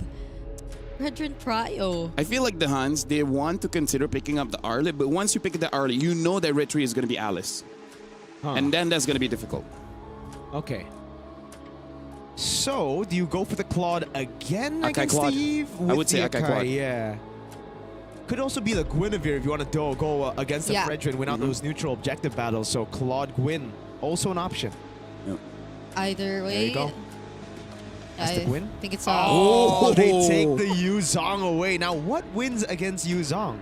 For me, nothing really, because I feel like Yuzong, You just match it, yeah. except for tanks, is just a skill matchup. You know, I'm thinking Paquito, bro. I'm thinking early on, just get some poke down. But yeah, even then, Yuzong can still beat him up. Yeah. And the Guinevere... Maybe we should It's ask Sanford terrifying. what is good against Yuzong. Yeah. Yeah, maybe we should. Can you text him? Yep. Do you think he's up right I now? think you can. I think you can. Mirko. Who's you? No. Okay, I'll text Sanford. You text Binuya. Okay. Oh! The Arlet. Oh, that is crazy. That is very Whoa. crazy. That's like the one hero you Yeah. don't go against Yuzong. I think Binuya would agree. Yeah, because, well, maybe he's like, I mean, Okay, depends. you know right? what? It depends. Depends on the pilot. But Yeah, that's true. yeah, on paper, it's easy for the Yuzong to apply the shot essence on this Arlet, and without the minions, Arlet can't really dash away from the Yuzong, so he's just gonna stick to him like a best friend or a debt collector. At least we see the hero synergies this time for A7. But like, even if you look at the Guinevere, there's just a Violet Requiem to keep yourself immune. There's a Crimson Beacon from the Juicin just to get out. And if the Yuzhong goes first with the Petrify plays too, then that's just gonna be tough. It's like a matter of who goes first. You know what's tough? What? They don't know what Shark hero to ban. Because that guy's hero pool is huge. I would just default to like a Matilda plus something. But, you know, we've seen the Kaja. The Cho is still there. It's crazy, man. Seeing the CC immunity that the Guinevere has, I think they might have to ban the Kaja, dude. It's one of the Shark things that he can pull off. Shark heroes. They're taking their time. They're really thinking about this ban. Oh, wow. They banned the Balearic themselves. I thought they'd consider that too, considering the amount of dive that you're already starting to see for A7. It's just so difficult, man. Like, going up against a guy like, who's he good at? And it's like, everything? Yeah. Except maybe don't put him on 1, 2, Hylos. 3, 4, 5, Because 6. he's so good, you don't want him on like those heroes. Yeah, but Hylos with the Fredrin, Arlet, and Eve. Not bad. The Hylos is pretty good here for Alpha 7. I still want him on something like a Cho over that. Well, the Clea is still open, but... That's true. Not bad. Yeah. Like I said, there shouldn't be a bad roam hero for Alpha 7. They already have a very solid setup plus payoff with their draft. Yeah, I guess it's just more on what would seem to be either make their draft more proactive or not. Because among the roamers that are still available, like if they go really setup type or Cho, then that's when you would really expect them to be proactive. But the safer route seems to be the likes of the Hylos, as you've mentioned. That's true. And they banned the glue for it too, right? So I don't know if this is too crazy, but maybe they just want to win out mid-prio with a Khalid. Yeah. But they go for the carry first. The only bad roam option they could probably get is maybe even a Bellman. Yeah. Oh, yeah. Yeah. Carry, though, makes me believe that it's going to be a Kaja. Yeah. Any cash hero, really. Any cash hero. Hey, first Shark Franco? Oh! I don't know. No, it's a bit too crazy. Because let's be real. Like, Cho has a lot of crowd control, and I'm pretty sure that's something that Nats would not complain. Yeah. It's like, oh, you want more crowd control? I'm okay with that. Yup. Oh, they get the Khalid for themselves. Nice. Khalid pick for the Huns. They want mid-prio. What is the reaction to this? Is it the Kaja with the carry? It's Cho. I like it. I like it. I really like it. Cho carry. I gotta say, this is so far the best pick and bans that both teams have really showed throughout the game. But the best thing about Alpha 7, this is really their style. And for the Huns, we'll see whether this Yu Zong is a ego pick and showing that I'm good on the Yu Zong as well, or just a deny because they don't want to go through that again. So, Mercury and Brigida, this is going to be the final game between both these teams. One will be eliminated and one will be playing in the grand finals. I think it goes both ways, man. This Arlet pick is also certainly kind of an ego check. Nats is like, dude, I'm better. It's okay. Counter matchup, who needs that?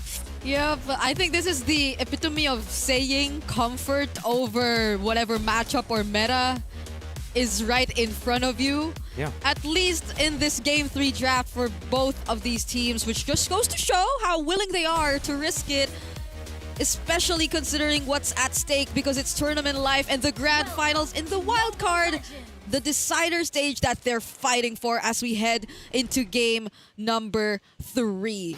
Hansen. Oh, really good poke at the start of the game onto the gold lane as well. This is going to be bad for Yuki. Yeah. Really good for Zia, who's already on the winning matchup. He just wanted to help. He just wanted to help, but Shark was there, I guess also learning from what OU has done against them. Game number 2 sort of wanted to replicate even just a bit of that. But it's Yuki who really took the damage after that. So you could expect Zia to just have a much more comfortable time as we're already seeing right now in the top lane. You gotta remember, Zia hasn't used regen. Yuki has already used regen, so this is a massive HP advantage that Zia is gonna have. Yeah, the wave management is just gonna be much easier for them. But on the other side, I think we already talked about this. The Arlot used... Oh my goodness, hold on. Yeah, that's about as expected for a man who's used regen early. Okay, at least OU was there. So Zia can't just really push forward and do what he wants. Oh, that's a flicker! Massive. Purify though. Purify for flicker. I think it's a bit more worth it for A7. Yep. Flicker will take longer, definitely. But we're seeing Bankai as expected, just also really somehow get the advantage in the lane. So it's a bit different for both Gold and EXP. But I guess in terms of the first turtle, we'd have to keep an eye out for the Huns. This is a Yuzhong, so you technically know how things are supposed to go whenever you do have the Yuzhong on your side on first turtle. Yeah. You can already see that advantage play through the XP lane. That's a level down on Bankai. Still Meta wants to keep it that way. We'll try to go for this prio. I really think they should just be going on the turtle right now with a mid prio too. Yeah, still Meta too, just being there and the threat of the spatial migration. You never know when it's going to come. Culver trying to position. Let's see how they go. Dragon. Shark coming down into the back line. Black Dragon form already in the midst of it all. Petrify on 2. Nat's gonna go in as well. That's gonna be the pure CC with the Vengeance resets constantly. Furious dive. Final slash coming in from Nat. Kenny, no flicker. You gotta remember that. Now it's in the midst of it all. Bankai is able to survive for so long, and in the end, it's a win for the Huns. 3 kills over to 1, and the neutral objective. That fight took a bit too long, and the Huns seemed the much more comfortable team to take that. Oh, Still Meta! They want to go on Cold World OU with the Khalid. Shark G Kundo lands on OU. No way the Dragon, so he can't kick him back. And now it's just such a good early game for the Huns. You would have thought that it's really a good opportunity for A7 to take on that fight earlier, though. Nat was able to bring even Kenny under the real-world manipulation, but I think before Bankai went down, he was already able to sustain so much and take so much of A7 and their attention. They barely had the means to really at least answer the sustain that the early game Yuzhong already has, but they still decided to fight it anyway. Even if it seemed like it was on their terms because of the real world, it actually wasn't. The Huns were just really using Bankai to tank it all, and everything else just followed. Yeah, maybe the Arlet pick into the Yuzhong into fighting Turtle 1 was very greedy of him, but again, we'll see. He's still spamming the RSG emote. He's still in that zone, that Raider zone. Huns are looking great, though. This is the start they needed to try to seal the deal, to send A7 home and to secure their grand final spot. Hold on. Ooh, they don't know Still Meta. Reset. Final slash coming down as well. Spatial migration! Still Meta waiting in the bush. The Petrify comes around. And now it's back to you. Bankai with the DOT on BP. The Yuzhong's just really doing such a good job in the series. Shark gets knocked up, but at least is gonna be safe under the turret. Still, though, that's best player 1 second death already in this game. Same for Nats. They're the duo that's supposed to work and coordinate, but Huns are just shutting them down. It's a complete shutdown. These are the two that you'd expect to be those guys that come in clutch. Still Meta a whole 2 levels ahead. Final slash coming down. Kenny will go for the Crimson Beacon on Zia. Now gets shredded down, but Raging Sandstorm!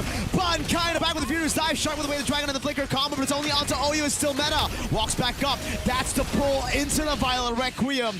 Big bonk, but it only lands on the clone. This is gonna be a turret over to the Huns and potentially even an orange buff. Multiple resources already taken away from A7. PP1 had no other choice. He just had to walk to his purple buff because that's where the others, or everyone was just grouping up on their side. After what's happened in the EXP lane, I don't think A7 can really play as aggressively anymore. No. Even though they have so much layers to work with in terms of their heroes, I think they gotta calm down. They have to scale, but even if they scale, Huns have a crazy mid-game power spike that's just gonna hit. Part 2. Jeet Kundo on Bankai, way the Dragon as well, but Bankai got away with a Furious Dive, and that's the conceal down. OU with his own conceal, the rest of the team corralling down bot. They want to get this turret. Yeah, and Yuki, on the other hand, is just getting more and more gold. He's been farming up, even taking mid lane, and we haven't really seen him take part of the fights just yet, which is terrifying. I think this is a different scenario for the Eve. If earlier the Claude wasn't really able to do anything, it's different now. Cold World will have a much tougher time as the Eve in this game, not to mention what the other members will have to go through, because their matchups, their lane matchups are looking really well farmed up. I think it's too much to handle. There's a bounty on OU, I guess, so there's maybe some potential on A7 yet with a Yves and a carry. They can still scale up. It's just Yuki is 2 levels ahead of Zia. If you look at the items, I think he might be already like 1.5k ahead of Zia. Yeah. Oh, yeah. That spells trouble. Oh, God, 1K. yeah, 1k, just 1k. He's going to have that. Whoa, second item, corrosion. No, okay, so he just goes for, Ooh. all right. I think it hurts the most when you look at the EXP lane. Yeah. That's Dang, that's a 2,000 gold lead almost. almost twice. It's the to be difference. expected, though, with the Arlet into the Yuzan. It's Yep. the only pick from A7 that we question in the draft. And it is very questionable now. Yeah, there seemed to be like an intention from A7 to help him a bit too, but even then, like, you can't really take out the Yuzhong. There's no way you could actually just take him down if it's Nats and best player 1 just outside, not even under their own turrets with this amount of lead that they already have. And the fact that they're almost never able to check still meta. Like, where does still meta come from? I don't think that's something they've been able to take into account. Hold on, not accept. Hard. That was almost though. Almost signs of life. Oh, whoa. The dragon comes around as well. Hun's got to keep it calm, you know, if they be using these resources. As Crimson Beacon, Shark lifted up, thrown back, but there's not going to be any more coming out. Just a tier 2 in the bottom lane. Hun's still with a 6.9k, 7k gold lead and a winner crown for still meta. Yeah, there could be more plays incoming right now for the Huns against A7. A7 are now just forced to group together. The resources, it's tough. You'd really have to split them up. Oh, Oh no, that's an that SP. too. That's an SP. A7, gotta be extra careful now. It's a 7,000 gold lead and a Sky Piercer on Jusin. Yeah, because even for the previous engages, it does seem like Shark has been trying to find a pickoff. He's been trying to find the targets. I think even once he's been trying to land that on Bankai. Yep. But the question remains, is the damage already enough? Is the pickoff game plan enough for A7 at this point? Because it feels like they might want to use it a bit more defensively considering the amount of lead pressure that the Huns can do. This is no joke. This is approaching 8k already. And A7 have just been holding on to their mid lane. Yep. They got the bottom wave too. It's already really good. And A7 are forced to turtle in their own base. The Huns will take this for free. Let's see what they can do with this Lord. If they get a base turret out of this is going to be massive. If they get a fight, a winning one, it's over for A7 and their dreams to qualify through Wildcard. Yuki, a BMI back, almost getting a tier 2. Still meta will still just be on this Lord. He'll take it for free. A7, no trades on the map. Yeah. As much as it seemed like a proactive lineup, Whoa. it seems they're forced to play a bit passive now. Nats just got thrown back by the Crimson Beacon. Still meta's looking for the angle to go for spatial migration. Mid lane turret falling down in the hands of Yuki. This is starting to become really, really tense for A7. No dragon though. They know that there won't be the Black Dragon form, but there's a Lord. There's a Lord that's marching down bottom with the Huns clearing out the outer turrets even before it eventually arrives. Imagine that just 10 minutes into this game. And the real world too. Yeah, I think Nats wanted to make a call, like maybe final slash flicker, but he said nah, but Cold World already thought he was gonna flicker in, so he just popped the RWM, and now that was our 2 resources from A7 that are down. Luckily, there's no dragon. If there was a dragon, this would be a base turret for sure. Yep. Would have been The different. dragon's up now. Oh god, it's gonna be a turret, I think. It's back.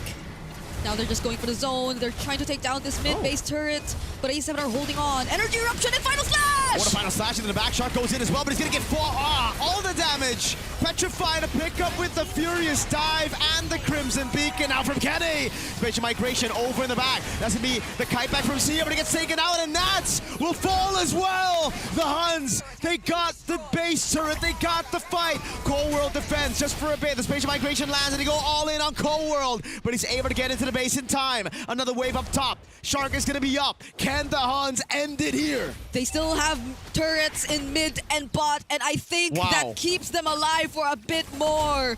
It took some time for the next wave up top to arrive, and with Shark back in the game alongside BP1, the Huns will still need a bit more time if they really want to put an end to this game, but it's looking very close. It's a 12k gold lead already.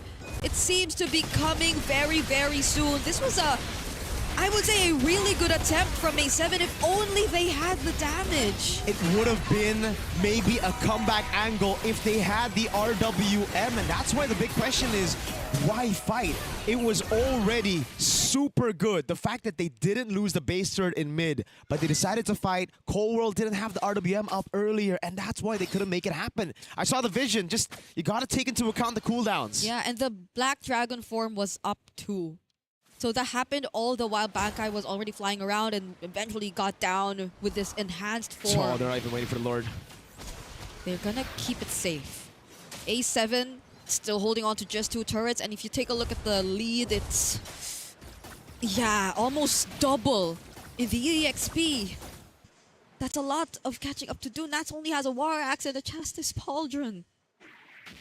That is brutal. A 3.2k gold lead for Bankai in this matchup. Folks, if you're watching at home, the Arlet into the Yuzong, maybe you don't pick it in your games as well, man. It's just very hard to make work. It's another Lord over for free. 12-1. 12,000 gold lead. Yeah. It's looking like the beginning of the end right now for A7. Yeah, and what's more devastating is that you know this is just not the type of gameplay you would expect to see from Nath. It feels like he's restricted by the limitations of his own matchup, of his hero, and now they're at the point where it's almost impossible to just get back from, not unless a major mistake comes in from the Huns.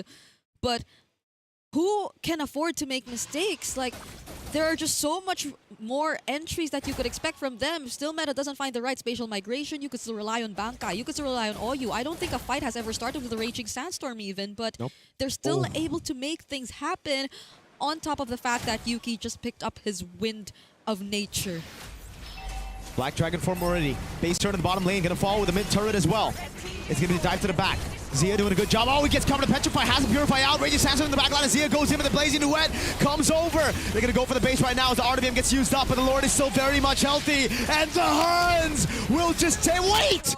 It's just the base that they target. It's all over for A7. The Huns move to the grand finals of the wild card. The Huns shall keep the Mongolian MLBB dreams alive in the wild card as they eliminate A7 here in the semi-finals. I gotta say that was an amazing match. And the theory I was looking for is called the Occam's Razor, which basically means get the option that has the least amount of variables. And let's talk about the Arlet into Yuzong. There's a lot of variables. You're kind of hoping that the Yuzong does not know how to play this passive. And clearly that was a mistake, right? That was probably where they botched the draft.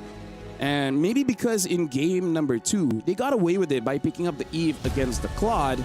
But that's a very different scenario because they're not in the same lane even, right? Yep. This one is in the same lane, and we saw the difference there. By the way, there's another way to say the Occam's Razor. This is one they use in the medical field, which is if you hear galloping, you think of horses, not zebras, right? Think of the obvious thing first instead of like going wild with it. They kept it simple in game 2, but they went too wild in game 3. Makes sense, Brigitte? That's cool. Hey, I used to learn medical a bit, but yeah, it really is the draft marker. I would say all 3 games. I agree. And okay, this is the game-winning play, by the way. This is the game-winning play. This is where it all ended. The hopes and dreams of A7, because that's the way for them to come back. If they get the Yuzong, they get the turtle, maybe, just maybe they come around. But a 3,000 gold lead for a Yuzong against an Arlet at the 11th minute, I think it's over. There's no way unless Huns just walk into Fountain. Yeah, because right after that, they also went up top and gave Zia his first death. So both sides were already pretty much shut down. On top of the fact that Shark and Cold World could barely do anything by just the 2 of them. Like, they came to a point where they needed the entire team to perform just to get at least a pick-off or an advantage against the Huns. But even that was seemingly impossible. It was very low effort for the Huns to just get whatever they wanted across the map. I gotta say, we might even have a saying for wildcards here, which is, don't gang the Yuzong. Oh. Multiple attempts, they all failed. They're like, okay, so this is not Hans failed it, but we're different. We're all Alpha 7. We can take down his Yuzong. Yup. And then Well, maybe they could have, but still Meta just The said, Guinevere, yeah. bro, I'm here too. They It's were- not just Bankai. They were looking into 2027. Right? They were looking into the future. They're like, wait, I think they're going to gank me. For some reason, as a Yuzong going up against Arlet, I win the matchup. I have a feeling someone will gank me. So could you just camp for a bit, you know? Yeah. Touch some grass. Just hold on now. Eat some frozen burgers. When they come in, jump in. But either ways, with that being said, it hurts to say. It hurts. It hurts It to really say. hurts to say, but On the Alpha 4th of July. on the 4th of July, Alpha 7 will kind of have the freedom to just roam around Paris, but right now the Huns is not over just yet. No. Right? They do have one more best of 3 after this to keep the Mongolian dream alive. So right now, again, congrats to Alpha 7 for making it this far, and it was a good match. It was a good match. It's just fantastic. that I feel like moving forward in the future, apply the Occam's razor. Whatever is the simplest thing, keep it for. I still remember the last SEA Games, Philippines, Malaysia. Neither of them changed the draft for all 4 games. Because, like, I mean, this is already good. Why change it? Yeah, it's. I just feel very frustrated to think that it wasn't the kind of game I wanted Alpha 7 to end their run with. Yeah. Like, it wasn't a close fight at all. It was a stompy stomp done by the Huns, which yes, had a very perfect record, but I would say, like, the biggest goal lead so far at Wildcard, that was like 13,000 goal lead by the end of the game. That's crazy, yo. Like, that's a statement, right? Winning by 13,000. I don't think, I think the second highest is only 10. And with that, looks like we're going to be checking out the brackets just to see that, again, unfortunately, we have to see Alpha 7 get eliminated, and now securing the spot in the grand finals is going to be the Huns. So the Huns is just waiting for Foot Esports or Team Falcons MENA. It's still going to be a best of 3. The Huns has really showed they got the stuff, and they are 1 game away to join the other 15 teams in the main stage at MSC. We can use this time to also try to read out Team Falcons MENA and Foot Esports, who'll be playing right after this. Another banger match with 2 very good utility jungle players, Boyet and Kazue. And Boyet even showed if he has to, he can use the Hayabusa. Speaking of Hayabusa, that was the Kazue pick to actually beat Virtus Pro as That's well. why, no? that's like, why. Oh my god. it's a showdown between these 2 junglers. They're very, very similar in a sense. I think for A7 and the They're the Huns, same dude. it's a bit different. Like, they're opposites, if any. But in this upcoming matchup, Team Falcons Meta and Foot Esports, it's looking like they're very similar in terms of the heroes. I mean, like, here's the thing. We're here in Paris, and the pressure is very high, right? The atmosphere here is very heavy, especially you got to consider that even when we're wearing headphones, we could hear the players cheer, laugh, celebrate. So hearing from a big celebration coming in from Alpha 7 in Game 2 and then just dead silence in Game 3, like, it just puts a lot of emotions into perspective, right? Because the dream just, it was in front. They were just 1 game away. And with that, we will be going to break because after this, it's going to be another happy / heartbreaking game. Foot Esports going up against Falcons MENA to see who goes to the grand finals. We'll see you guys on the next Best of 3.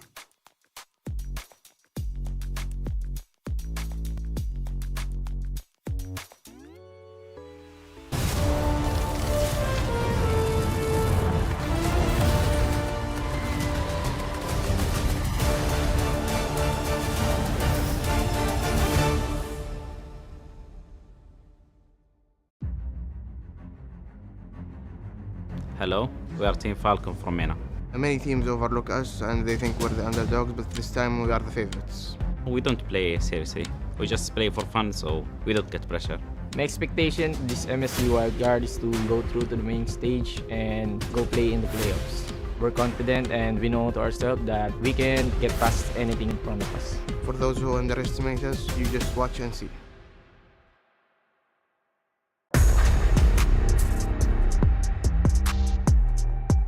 Hi, we are Foot Esports from Turkey. Ama şu an çok geliştiğimizi düşünüyorum. M7'den eser kaldığını düşünmüyorum. Üstümüze çok koyduk. 2 tane oyuncu değiştik. Şu an daha güçlüyüz. Bu turnuva M7'den çok farklı olacak. Evet, kağıt üstünde güçlüyüz ama bu kimseyi küçümseyeceğimiz anlamına gelmiyor. Elimizden gelenin en iyisini yapacağız. Şu an daha güçlüyüz ve daha iyi ileriye kaydedeceğimizi düşünüyorum.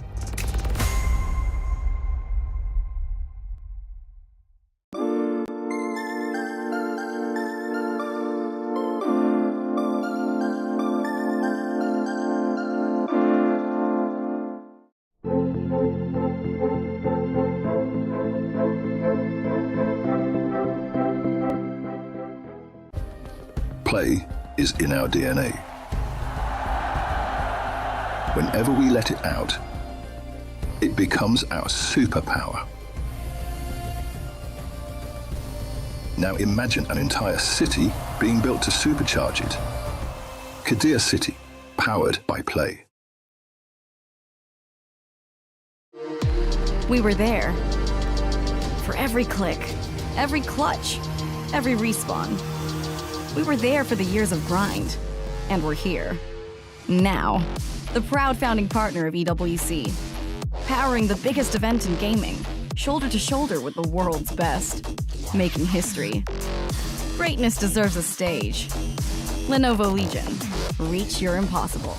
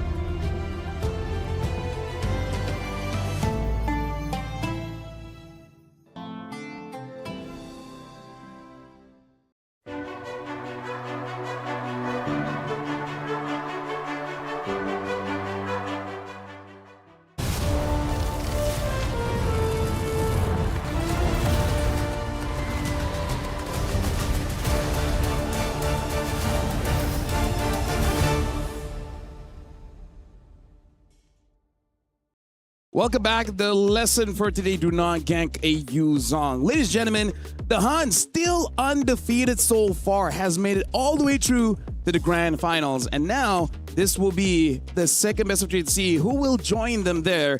It's going to be Falcons Mena going up against Foot Esports. Welcome to EWC 26.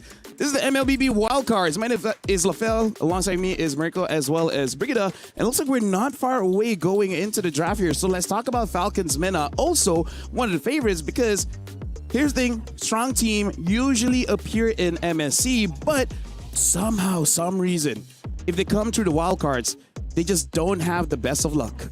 Yeah, you would like to think that they've been able to really achieve stability by now, because this is a lineup that hasn't changed in the past 2 years. Like, they've been not just with Boyet, but even Coach Powie Burn for, I think, the past 2 years.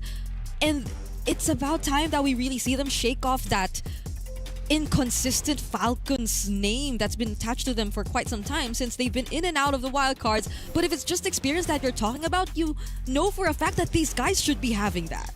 That's true. I mean, they got so much experience under their belt. They've made it to like a lot of different main stages already. It's just, I remember back in the day where they had the confidence, where they had the hunger. When Troll always said in interviews that we want to prove that we can be the best, not just in our region, but that hunger, as we go through more and more international events, has kind of disappeared. And I see that hunger in Foot Esports. They're seeing these tournaments, these wildcards, as a stage to prove to the world that they deserve to be here. And they just did it. Yeah. M7 in the wildcards, different team, different org, same few players, the man in the middle being Kazue. Yeah, it's always really regional pride that they've been pushing for.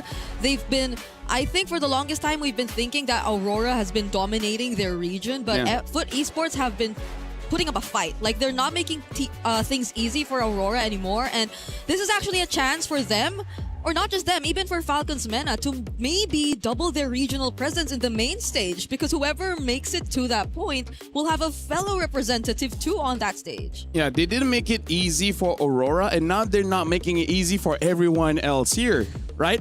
Aurora is like, oh, you guys are in the wildcard? Going to the other team is like, it's your problem now. We had to deal with them in our own leagues, and now you guys got to deal with it. So now, looking at both teams, with esports, I gotta say, star players in every single role.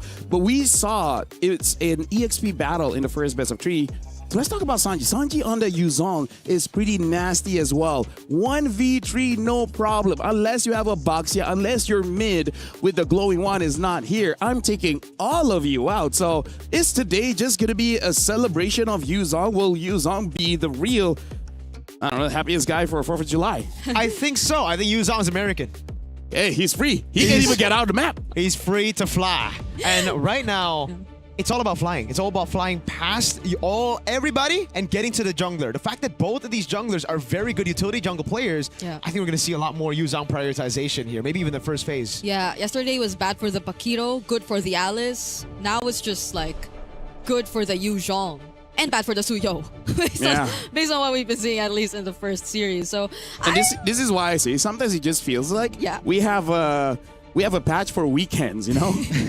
Like on the first week of July, we're gonna have a negative 50% damage from Suyo, and then just extra 200% regeneration from the Yuzong. TBH, it's, I guess, just the mid that's really not changing, you know? It's like... When has it ever, right? Yeah, what do you mean? You don't like seeing Yves and Jusin 9 games in a row? For like almost 2 years now?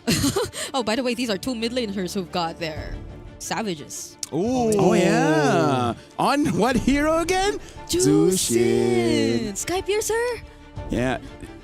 Why couldn't our Jushin do that earlier? This is what this is what I've been discussing with Niso as well as Gideon. Is like some heroes are just unbalanceable. Yeah. It's like no matter what you do, either you make them too strong or too weak, or it's just like no matter what you do, they will always be there. Yeah, one's like on the far opposite of that, no? Like 1-1? Yeah. He's always like... She's always either super meta or super useless. She's either banned or not picked. Yeah. I haven't seen her in a while. Maybe even in a year. Remember M5? It was like literally the best pick in the game. It was always banned out, man. That's my favorite hero right there. Same. Oh. I remember when Lucas was a thing. Yeah, for the Naruto skins. And for like 3 months? Yeah. The Lucas Suyo? Yeah. Right now, we are looking at the teams getting ready here. So based on the experience of what happened in the first series, we got to look at those EXP picks. And this is where we don't want to see any botch in terms of going into obvious losing matchups, right? I feel like if you pick blind, that's still a problem. But when it's not blind and you still pick into it, that's kind of asking for it. Yeah, this is going to be fun, though. It's an ID versus PH mastermind. Masterminds behind like the draft that we'll be seeing right now. So Tezet versus Pao Weburn. Who you got? The experience and everything that they I'm here enjoying myself, you know? We probably have a Malaysian cameraman or something, I don't know. Actually, no, they all we don't share the same complexion. we don't know. We just don't know. When I say we, I mean like us Malaysians. You guys are pretty fair. Oh, I thought you meant yes, like we. Yeah. Yes, same complexion. Oh, that works. Yeah. That works.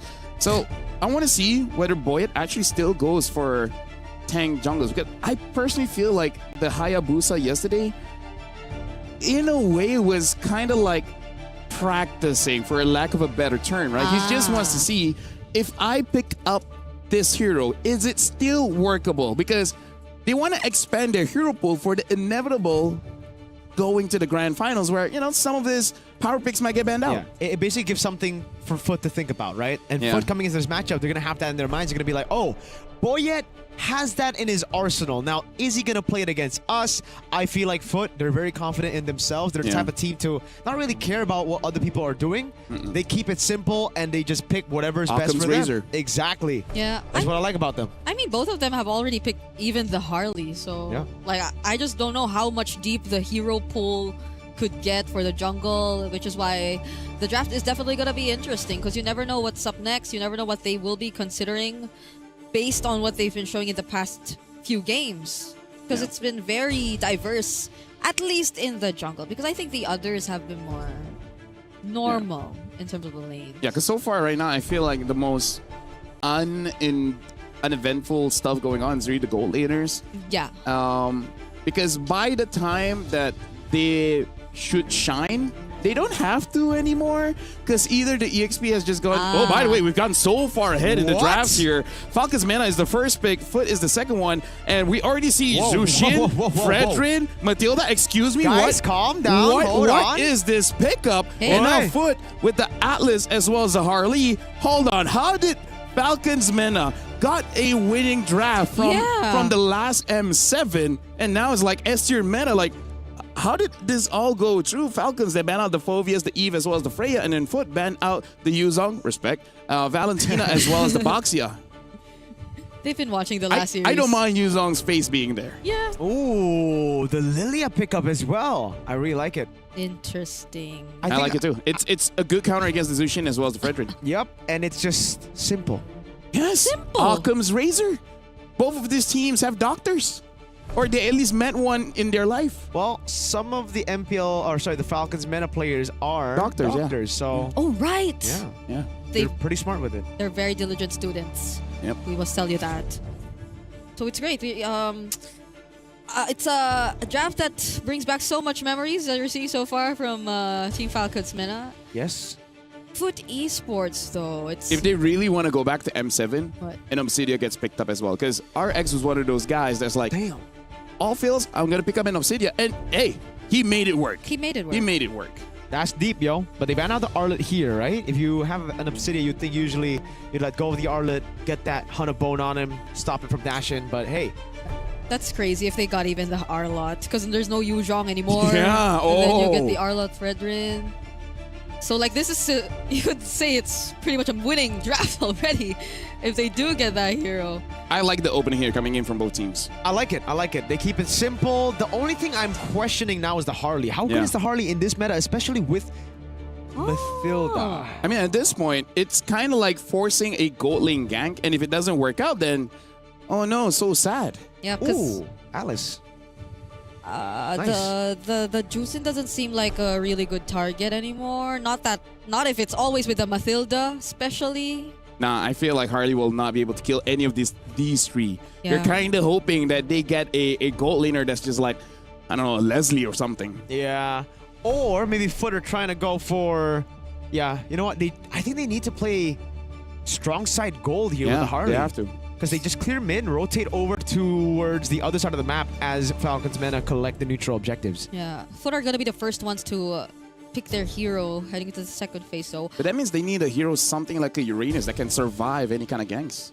Yeah. Maybe that's also the reason why we see Falcons Mena banning out that Alice, just to make sure that even banning out the Terizla, they're just making sure whatever the EXP lane is for Foot is gankable and killable.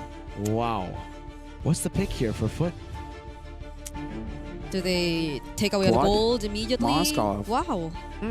So the Claude Harith is still going to be there. Okay. I feel like if Falcons Mena pick up a Harith, it's not going to be easy for the Harley to really burst him down. Yes, that's true. But even the Claude, like, there's a lot of options for the gold here that Harley kind of doesn't want. But if they're going tanky EXP, then the damage spread should be physical. For Foot? For Falcons Mena. Yeah. I feel like it's going to be a damage XP. Let's see. The Benedetta? Paquito is still open. The Benedetta. Sora. Honestly, very good pick. They go for the combo. Okay. And now the gold lane. Is it just going to be a simple Claude, Harith, Claude, weak side gold laner? Okay. Falcons has a disgusting draft. Disgusting in a good way. Foot can still take the Valentina XP here against the Sora. Valentina ban. Oh, They themselves ban out the Valentina. Yeah. So it's just tough right now. What's left? Uranus kind of fits the motto of like just surviving. Other than that, they pick up the Paquito. Yeah, the Paquito is still open. It's good against the Sora. Honestly, it's good against the Sora, but it's just like right now, is it too greedy? 4 damage dealers in 1 tank. We saw this before. Yeah, and what build is XC gonna go for exactly? It better not be the lethal ignition, bro. That's too much damage. Here's the thing. On paper, pull out the stats, ask Liquipedia, Falcons Mena has a pretty strong draft. They're very good, yes. S tier all around. Yep. But it looks like they have a specific draft specifically for Falcons Mena. We'll see whether they were overcooking this one or is the right kind of recipe to take down the Falcons. That's a good question, LaFell. Let's take it into this game. Ladies and gentlemen, we already have won. The Huns from Mongolia making it to the grand finals. Now, I'll take you through time. M7 Wildcard, who made it to top 2, who made it to the main stage. It was a Turkish team and a Mongolian team. So Foot, they got a lot of pressure to repeat the grand finals for the M7 Wildcard. But Falcons MENA, this could be their first ever chance to make it out of Wildcard. Yep, a lot on the line for these two teams. Foot definitely not wanting to say that it was a one-time thing, their breakthrough run in the previous wildcard. But Falcons MENA too, wanting to just shake off all these inconsistencies and wanting to get back in the main stage. And we are seeing who does get the W here in game number 1. Oh, lots fit. Yep. Going up really early. Just chilling. It's not like a Belaric who can just, you know, Steal. Yeah. steal. Hey, it's a Ryu skin. We get a Street Fighter skin. Lots fed. Oh. There goes the guiding wind immediately just to reposition out, but the damage is insane coming in from Psyche here on the Lilia early on, together with Kazue. I think just give him the Genius Wand and just let them keep going. Yo, look at this pathing from Kazue. From the purple buff, entire bot side, he goes for the Beetle now.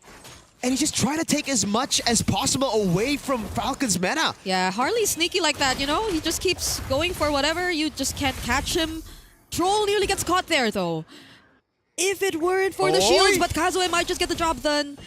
Will still get away, though. That's not that's not the kind of early you want for a Mathilda. Yeah, definitely not. And they're oh my god, even the pressure. Boyet can't get his orange. How can he get his orange if there's 3 members on him from Foot? Cuffin using the flicker to get out of that too. The orange buff is still up.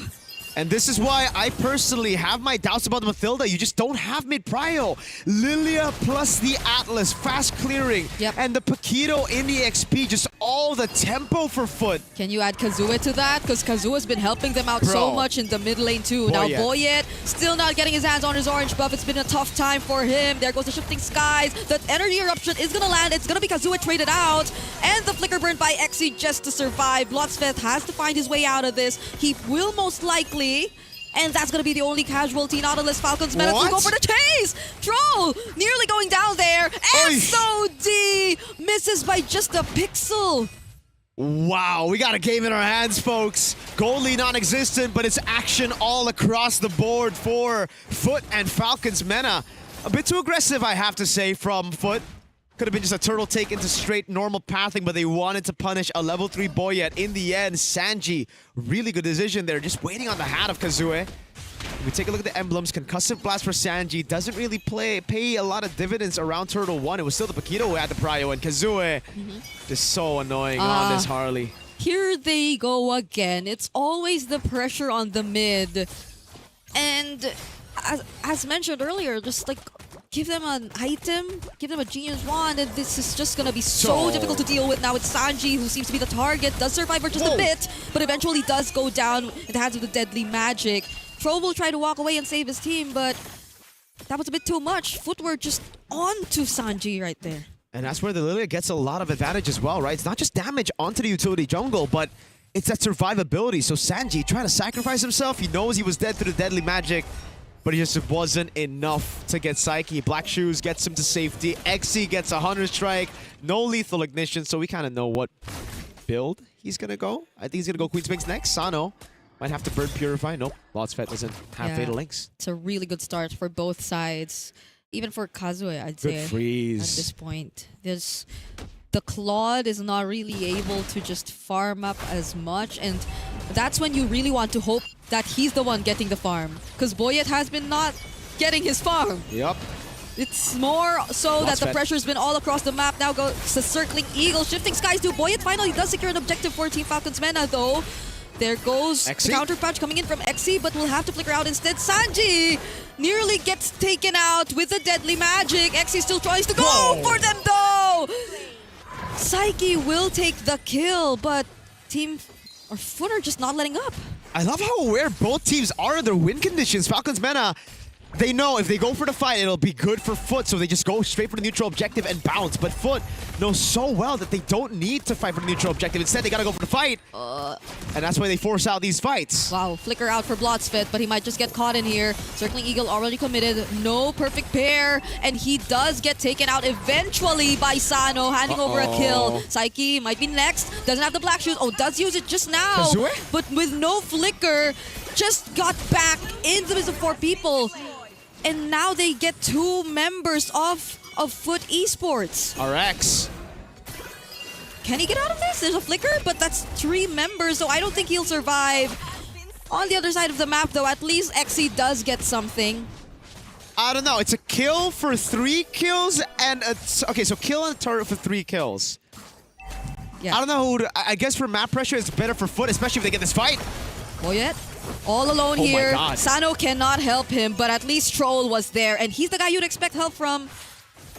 So now, at least putting it to a much more defensive use, we're getting to see the value somehow. Dude, I mean, at least XC's getting a lot. We're going to see an instant replay again as to what happened earlier. Spear of Misery, already. This was already supposed to just be leave Blotsfed, but for some reason, Psyche wanted to play. I have no idea what this was, but what's crazier is RX held Flicker for so long. They dove. I mean, this is the most honest dive I've ever seen in my life. Yeah. And RX was just like, yeah, nah, I'm just gonna wait. Just walk towards. And he doesn't flicker there even, and it's like, hey, didn't he try? When he can flicker out, he doesn't. But when he can't flicker out, he does, you know? Okay, maybe we don't see RX for a while now. He's gonna go for the split. What? Certainly ill by Trolls. SOD? So SOD? D also landing. It's gonna be Sano targeted first, but he still has the BMI to get out. And now we're zooming to the turtle fight. Boyet already using the Appraiser's Wrath, but still they get to secure the turtle nonetheless. Troll looking like the next target, but Foot are just going all in. It's a killing spree for Kazu with the knockbacks coming in from XC. And Boyet falls down 2 or 3 members taken out from Team Falcons. At this point, Foot Esports are just pulling a Max Holloway. They're pointing in the middle of the octagon and saying, let's fight! Oh, Kazue is just coming in from the most unexpected angles possible. Coffin and Sano, no one is safe, and they take that tier 1 in mid as well. There's never a break from the action. It's always action everywhere. Finally, we get to breathe. Finally, I get to talk, man. Oh my God. Okay, Queen's Wings, there you go. Right after the Hunter Strike, they're going to go for the turret up top as well. Foot, they're just so proactive, dude. I know. There's always fights happening. They're making decisions. Sometimes it's bad decisions, but hey, they have the lead. So, okay, there you go. Again, now it's Sanji. Okay, XC does get out of this. There's a bit of help from Blotsfet, and he gets to dodge that ultimate as well. SOD will land, and now there's a bit more help coming in from RX. They still find the kill onto XC nonetheless, but now it's Kazue coming in from behind. They want to take on Sano, but it seems like he's being protected so well. Sanji does get taken on the other side. But it's just a 2-for-3 trade so far. Boyet and Cuffin, they want more, but Foot don't want to fight. Slug it out. Just slug it out, man. At this point, it's all about fighting. Instant replay again. So it started out like this, but that's the reason I love the Queen's Wings. XC just stays alive for so long, and he's able to buy time for the rest of the team to come through. Accurate SOD, phenomenal. But I don't know. As a Moskov, I think you might want to just, farm instead of participating in fights early like this. Hey, in the end, I don't even know who gets a dub there, man. It was so 50-50, and the goal lead still remains for Foot. So I guess we'll just say nothing. We'll just say it's I mean, it's there. We. Foot has been doing this for the entire game, though. I guess RX also just wants to get to join. Yeah. Somehow. I mean, the Blaves are managed too. They're still at an advantage, but XC's 1,000 gold up. He has the Queen's Wings already. That makes him super tanky, and he's going for steel leg plates now. So extra tanky now. Divine Glaive for Kazue. Once he gets that, oh brother, Sanji, Boyet, yeah, all of them are gonna have to feel the heat. Yeah, and now they're just trying to burst down this Lord.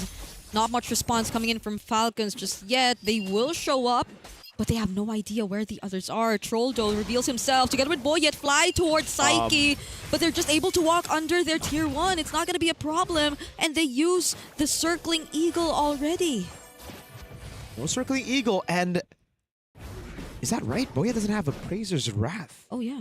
Blotsfet, waiting in the bush, getting Sanji. Trying to bait out an ability. He's punching him. The Atlas and the Sora, both the tanks, are fighting. Perfect match to get out of there. Wave up top is good for Foot, and that's why they're just playing the Lord Dance while poking Falcon's Mena. Yeah. Hey, Okay. Circling Eagle's back up. Oh. And he uses it instantly. Now it's Yan again. That's how cooldowns work. Yeah, Spear Misery. Oh, RX, they actually find one. It's going to be Sanji, but they just poke him up a little bit. Dude, the poke is crazy. Deadly Magic on Sano takes him to a quarter of HP. Yeah, that's not a little bit. Like, the one Sano had to took was a bit too much from Kazue. Doesn't have the Deadly Magic as of now, though, but look at just how fast RX are able to shred! Sanji does go in for the ultimate, but doesn't catch anyone. Now it's Blotsfest. It's his turn to potentially find a turnaround. Doesn't go in for the setup just yet, waiting for the perfect moment. Purify is up for Sano, but the Lord gets reset. Yo, what a game. Oh. A bit of poke from Kazue, just that. Blood Wings, very necessary for Cuffin. The wave up top, now it's good for Falcon's Mena. Yeah. It took so long for the Lord Dance. Now the Falcon's Mena wave is good, and now it's Foot that kinda have to send a guy over there. Are RX. RX is getting sent up top, but that's why Falcon's men are holding on the Lord, and they want to come in onto this boss fight. RX is not going up top. They decide to just go all in this fight. SOD is going to land as well as they take out Troll. There's going to be a response, an attempt from Sanji, but it's not going to be enough. What? Now it's RX just fighting up against 3. In the middle of everything, they lose him and Blotsfet, but they take out 4 members of Team Falcons. I love me some Moskov support action, baby. He was just there baiting for Kazue and Psyche to walk up. Boy, yeah, there's no way you walk up. Kazue doesn't want the Lord. He wants you, buddy. He's just gonna go. He's just gonna go. You can leave the Lord to the other members. Space Escape doesn't use it just yet. He just waited for Boyet to show up. XC's the jungler, Kazue is the gold laner, RX is the roam, Yeah. and Blotsfet is the mid laner. That's how we're looking at things right now, baby. They switch roles. They switch roles at this point. Like the way RX has been using the SOD. Dude, he's frontlining. Yeah, you know how you use your blink to somehow reposition away so you can just throw your basic attacks? He uses it to move closer to the opponents. That happened up top too. And it worked. It somehow worked. For a moment. If it ain't broke, don't fix it. Kazui's gonna go for the orange buff. Lord in the bottom lane. This is so good as they split the map up with the Moskov as well. And you can really start to feel that damage. Kazue, godlike. Yeah. So Kazue just used the Deadly Magic just now. I think it was on Sanji, fortunately able to just be okay. Blotsfet going in. They still have the Lord. It's, oh my goodness, the damage on Sanji. It's insane. They can just leave the Lord. Doesn't really matter. Falcon's men are able to deal with it, but not able to defend this base turret. Yeah, someone has to block all those. What is that damage, my guy? From Kazue. Oh my gosh. Dude, the Deadly Magic is up every 20 seconds. Or maybe less than. It feels like it's less than. It really does. Yep, it's a conceal play. Okay. Foot are gonna go for it. Kazue. Okay. Sano has a Purify. They know it, and that's gonna be a setup running for Sanji. Blotsfet has to flicker out of that, but the Guiding Wind is gonna bring them closer in together. Fatal links onto 2, but these are tanky members of Falcon's Mena. Foot Esports are not gonna fight, not unless Kazue finds one in the back lines. Falcon's Mena are gonna be okay. At least they threaten Foot Esports out of their base. They baited out the cycles, and they're just going to shove the wave again. They've already gotten the base turret. Obviously, the good base turret to take right now should be the top lane. But hey, a win's a win, a 7,000 gold lead. They didn't lose too many resources either. It's fair. 2 flickers for 2 flickers, right? Yeah. All G. It's just now, how do Falcon's Mena deal with the side lane pressure of Foot? Yeah. They have Moskov and Paquito. It's almost as if Sanji too only gets to use the Shifting Skies for the setup. Dude, and after that, you don't know anymore. Oh yeah, Kazue. RX is actually a roamer. I'm telling you. Look at the damage dealer. XC and Kazue. Then we see Psyche, and RX is at 30k. Yeah. He wasn't even like doing the split pushes earlier. He's a distraction, man. But hey, one thing is for sure. He is really good at landing those SODs. Yeah. Yeah. Multiple times now, especially in that recent objective fight, I'd say. So even if you send him this way... Oh my! Okay, Immortality pickup for XC as well. So that will be additional tankiness. Yep. for Foot Esports, because I think earlier on we saw Falcons Mena starting to fight back, even just bit by bit. Oh my goodness, what Boyet shows up first! He's not accompanied by anyone, not even by Troll! Now it's Sanji following up next, but is that the right decision to make? Because RX is just freely throwing out his spears! Sano going in with a blazing duet, but he gets cancelled by XC! And now it's looking like a wipeout for Team Falcons Mena! RX is still going for it, SOD again! Landing on Sano, and it's Troll as the next target! It's only Sano being chased by XC, and he can get the job done! He just needs one more jab, and it's a wipeout for Team Falcons Mena as Foot Esports take game number 1. RX with the redemption play. Oh my lord. What a fantastic last fight for him. The Spear of Miseries landed, the SODs landed as usual. But unlike the previous fights, he was doing damage. The only time we saw. Yeah. Honestly, yeah. In terms of how the early game played, like we talk about how the goal laners haven't really been showing up so far for today. That's kind of the case for like, what, the first 10 minutes of the game? Sacre bleu. What does that mean? It basically is a French way to say, oh my gosh. Oh. Yeah, sacre bleu. But yeah, in that game, I gotta say, this is gonna be very difficult for Falcons because on paper, that's like one of the best drafts that they can get. And there are moments that we saw in a team fight, you know, in terms of the right situation, Kazue's not around, they can win. But once Kazue gets involved, I gotta say, it's been a while since we see Harley. It's surprising amount of damage with such a low amount of cooldown. It was through prio everywhere in the map except Gold Lane. Gold Lane's kind of on his own island. C'est la vie, you know? C'est la vie. It's all about that. But the Lilia with the Atlas, the Matilda couldn't open up a single time, and in the XP, the Paquito with the winning matchup, always pushing in, getting the tempo over Sora, over Sanji. That was it. That was the win condition. The understanding that they need to just go for the fight. Leave the neutral objectives to Boya. Take it. It's okay, Falcons. Yeah. I'm just gonna fight, yo. They all had the same mindset. Even RX. Just go for the fight. I want to be different. I don't want to be like the other gold laners we've been seeing in the wildcard so far. I want to join immediately. And that's what we saw, although it did kind of fail a couple times. It's not like they were able to really take the advantage. It was still. Hey. Don't laugh, come on. It's hard for me to laugh like you, okay? Oh, God. Unless you go like... I feel like I predicted most of what you guys said and able to mimic it, but yeah. Thank you. What do you mean? That was your voice. You just changed it. Yeah, you know. C'est la vie. In this game, I feel like the draft isn't the problem. It's more like... This has been interviewed by Eterna before, where she said like, oh, what happened like previous years? They're like, oh, maybe we underestimated our opponents. This one maybe not so much on underestimate, more like you kind of cannot expect the damage coming in from a Lilia as well as the Harley. Yeah, I mean like in our matches we fought against Lilia a few times. We're like, oh yeah, she does do a lot of damage, but if you haven't seen it for a while, even in scrims, it kind of takes some time to adjust. Yeah. There were some moments, though. There were some weird moments from Foot. I think this is one of them, man. It's so awkward because it's like Bloodsfet walked up, he was clearly dead, and it's like he's like, I want next. And RX is like, me next. I gotta say, ML hasn't been in a situation for a while where he kind of like solo carry. Yeah. For today, I wouldn't say it's solo carry, but whoever wins EXP has like a 70% chance of winning the game. Like, the game gets so much easier for the team. And this is why you go Queen's Wings and not Lethal Ignition. Just go Quantum Charge. You're able to kite and survive for so long. Look, XC bought all that time for the rest of the team to come through. Yeah, and this was the blink that we were talking about for RX. Had he done it towards the right, maybe he would have survived that. But Come on, someone needs to tank, pushing okay? forward. Again, he is a tank. In this game, at least. I don't know if that's gonna stay find you for men the that can next do game. both. They can carry and they can tank. Oh yeah. He did both in that game. And now this is how do you adjust this? How do you adjust this for Falcons? Because it seemed like they got Fredrin, they got the Matilda, they got Zushin.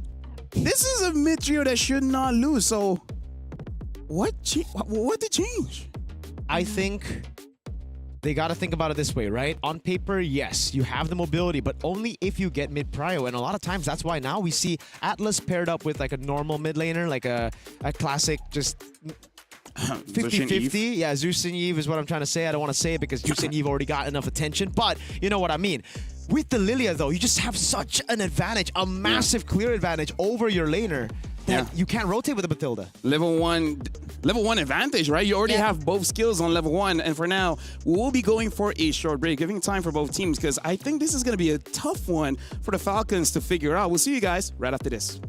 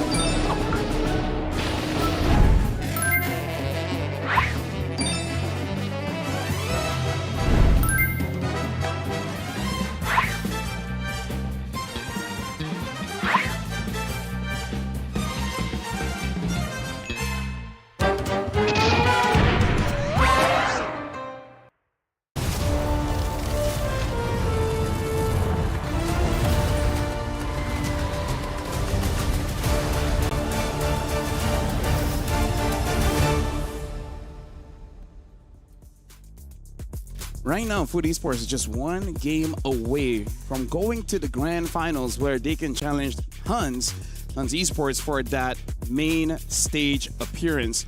Welcome back. Just now, Falcons Mena.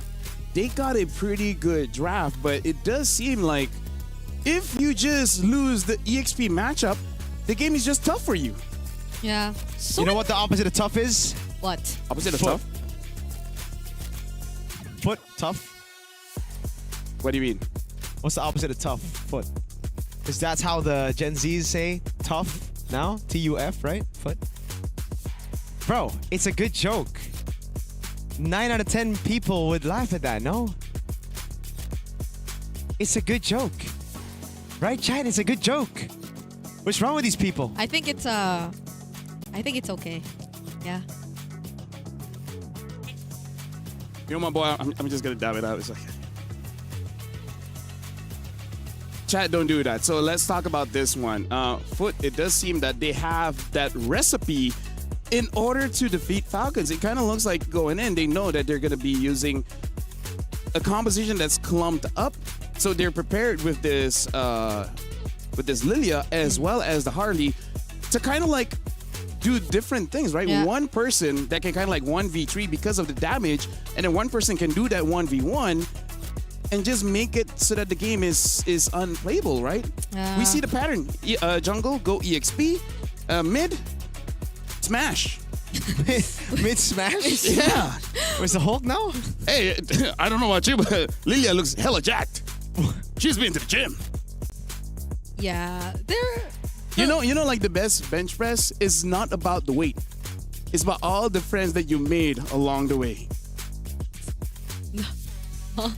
Where? To the gym? What? Yeah. Look at Ingan. Ingan even recommended us a gym. That's true. See? Ingan did recommend us a gym. It's not about the weight you move. It's about the friends you made along the way. We made a lot of friends. That's why you along should the way. join us. Go to the gym. You know? Yeah. Then you can start showing off to your boyfriend. Be like, hey, look at me. What boyfriend? All right, sorry. Sorry. They didn't mean that. So, Falcons, do they go for damage youngers now? I almost want to say don't change. Yeah. Just help your EXP, right? I kind of feel like seeing as how the gold laners play just now is like, you know what?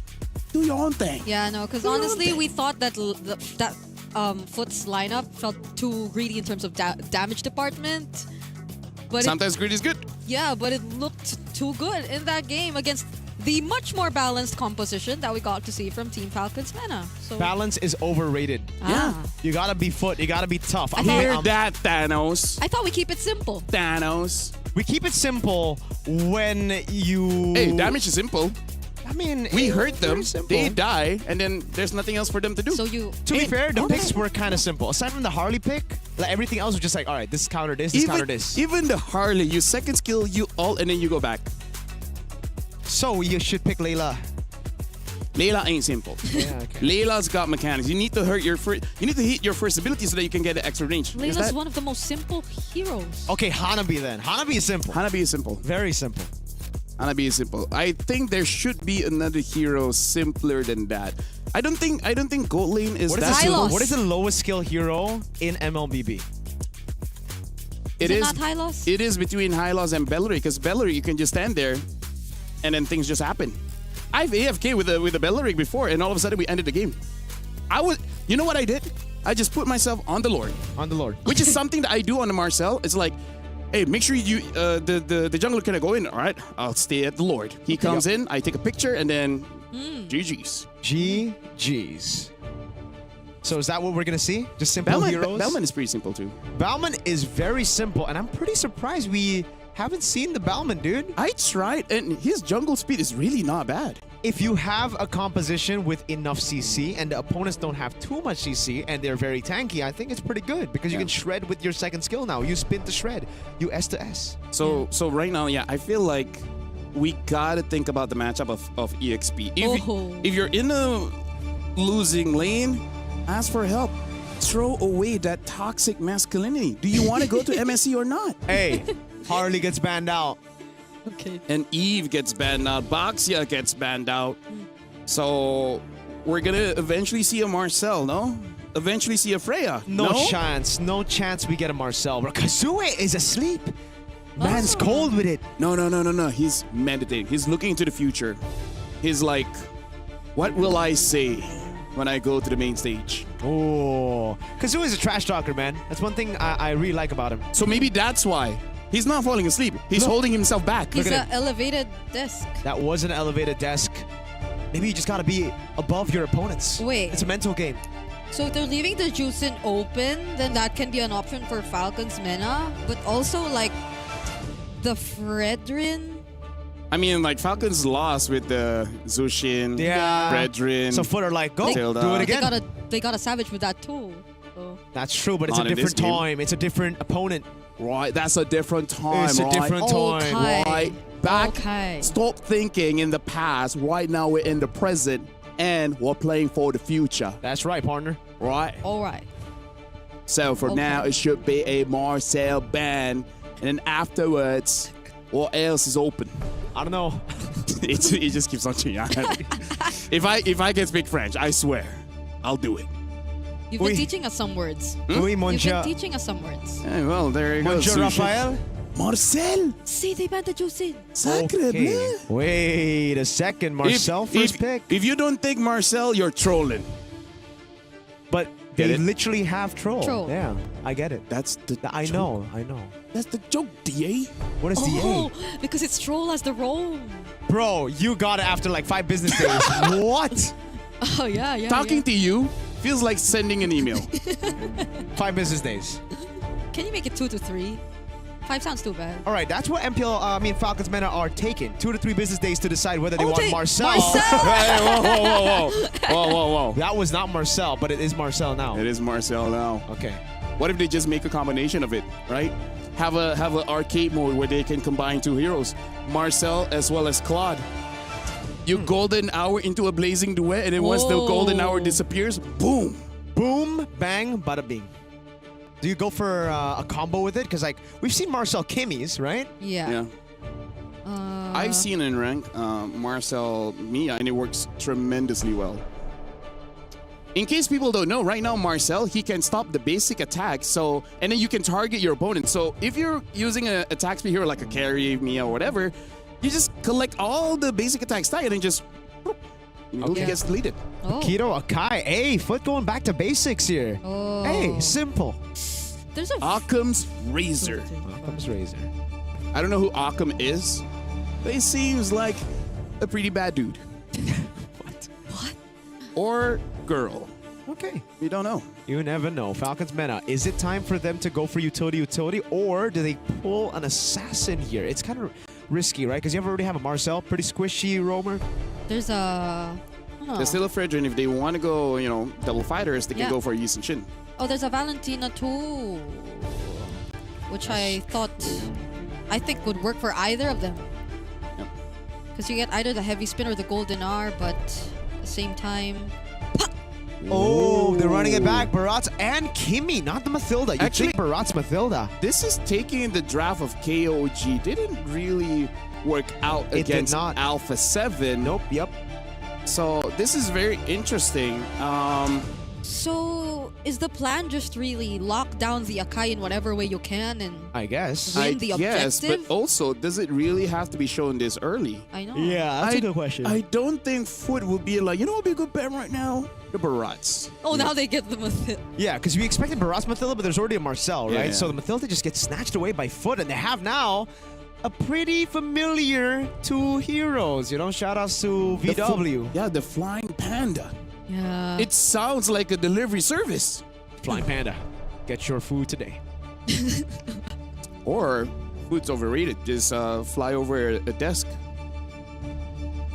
Some people might want desk, but they don't want to go out and drive and buy a desk and then figure out, oh no, it doesn't fit in my car. Thus, you get Flying Panda. Facts. Let's build a company. Let's you and me. Yeah. Flying Panda, Sleeping Dragon. I will support you. With money? No, that's the real question. Moral support. Well, the Claude gets banned, so the Claude won't get much support here. I wonder if eventually we'll see a Moskov ban from either. Honestly, like, I feel like going up against the Barats and the Kai, the Moskov would be not bad. Yeah? For either. For RX, yeah. For RX. Hey, yeah, go RX ahead. did an amazing job towards the end of the game. Yes. Hey, it's all about your mindset, right? In the early game, it's all about helping Kazooie. Wait a second. Isn't Phobius up for grabs right now? Didn't get banned at all. Oh yeah, Phobius has not been banned. I think Sanji's got to go for the Phobius, right? Unless they have a specific counter, which I guess Gord is still up, Carry is still up, so it's not super free, but it's not like a bad idea to pick up anyways. Probably, yeah, does RX consider the carry too apart from the Moskov though? Do they want to ban out a Lilia here? Just in case? Yeah, that could work as well. Other than that, in terms of the mid right now, yeah, they ban out the Lilia. So, how Farsa? crazy would it be if they just go Valir? Because if they're expecting the Phobius, they just last pick the mid lane. They go for Moskov carry, whatever, right? Yep. And Yeah, then go lane first. Yeah. They reveal whether if it's a Phobius, I think Valir. If Falcons meant to go Phobius, Especially because they have Matilda, already have the damage. exact. Exact? All You're right. wasting words, you know. When you say exactly, just say exact. Yeah, but I charge by the letter. Exact. Exact. My point. Mm-hmm. Sacre? Sela? Oui. I feel like some people are rage baited now. Yeah. It's like, it is? It is what? Well, We let's love see. you, Brigida. You're our boy. Yeah. You're our boy. Our boy Moskov. It's picked up. So Is it crazy if Falcons Mena goes for double fighter because they have a Kimi? Like, would that be super local? with just What, the Barats? Ruby? You thinking Ruby? Yeah. LaFell, if they go double fighter, this is the best Valir game I've ever seen in my life. And then it doesn't get picked up. Okay. Alice. All right. Okay, so no Valir, I don't think. Alice to deal with Keto. What if you go Lunox, bro? I haven't seen a Lunox for a while, so I really can't say the viability of it. My boy Shen has been playing Lunox a lot. He says it's pretty good, but he's also just carry. Ooh, wait a second. I think, yeah. Not the without the Farsa. stress. Yeah, the Farsa's Farsa. not bad. I feel like the Farsa is pretty good here just to make sure that you got mid prio. And then, sure, eventually the Alice will be a problem. But that's lore accurate, isn't it? Alice is the Farsa one. Alice? Yeah, Alice is the one that took Farsa's eyes. And turned Farsa's husband into a bird. W. Very. Alice.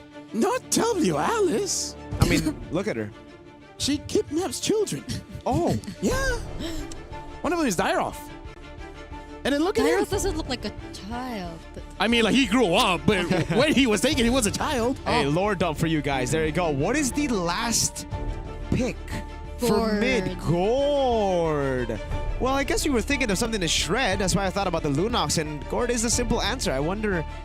It serves the purpose, It right? serves the purpose very well. An XC on the Paquito. We know his build path now. He's going to be very tanky. They also have crazy amounts of healing from the Mathilda and no anti-regen early. We got to see how Boya performs this one, because when he's munching up with the Daytona's Welcome, he's a sitting lizard. He's going to get attacked by the Gord.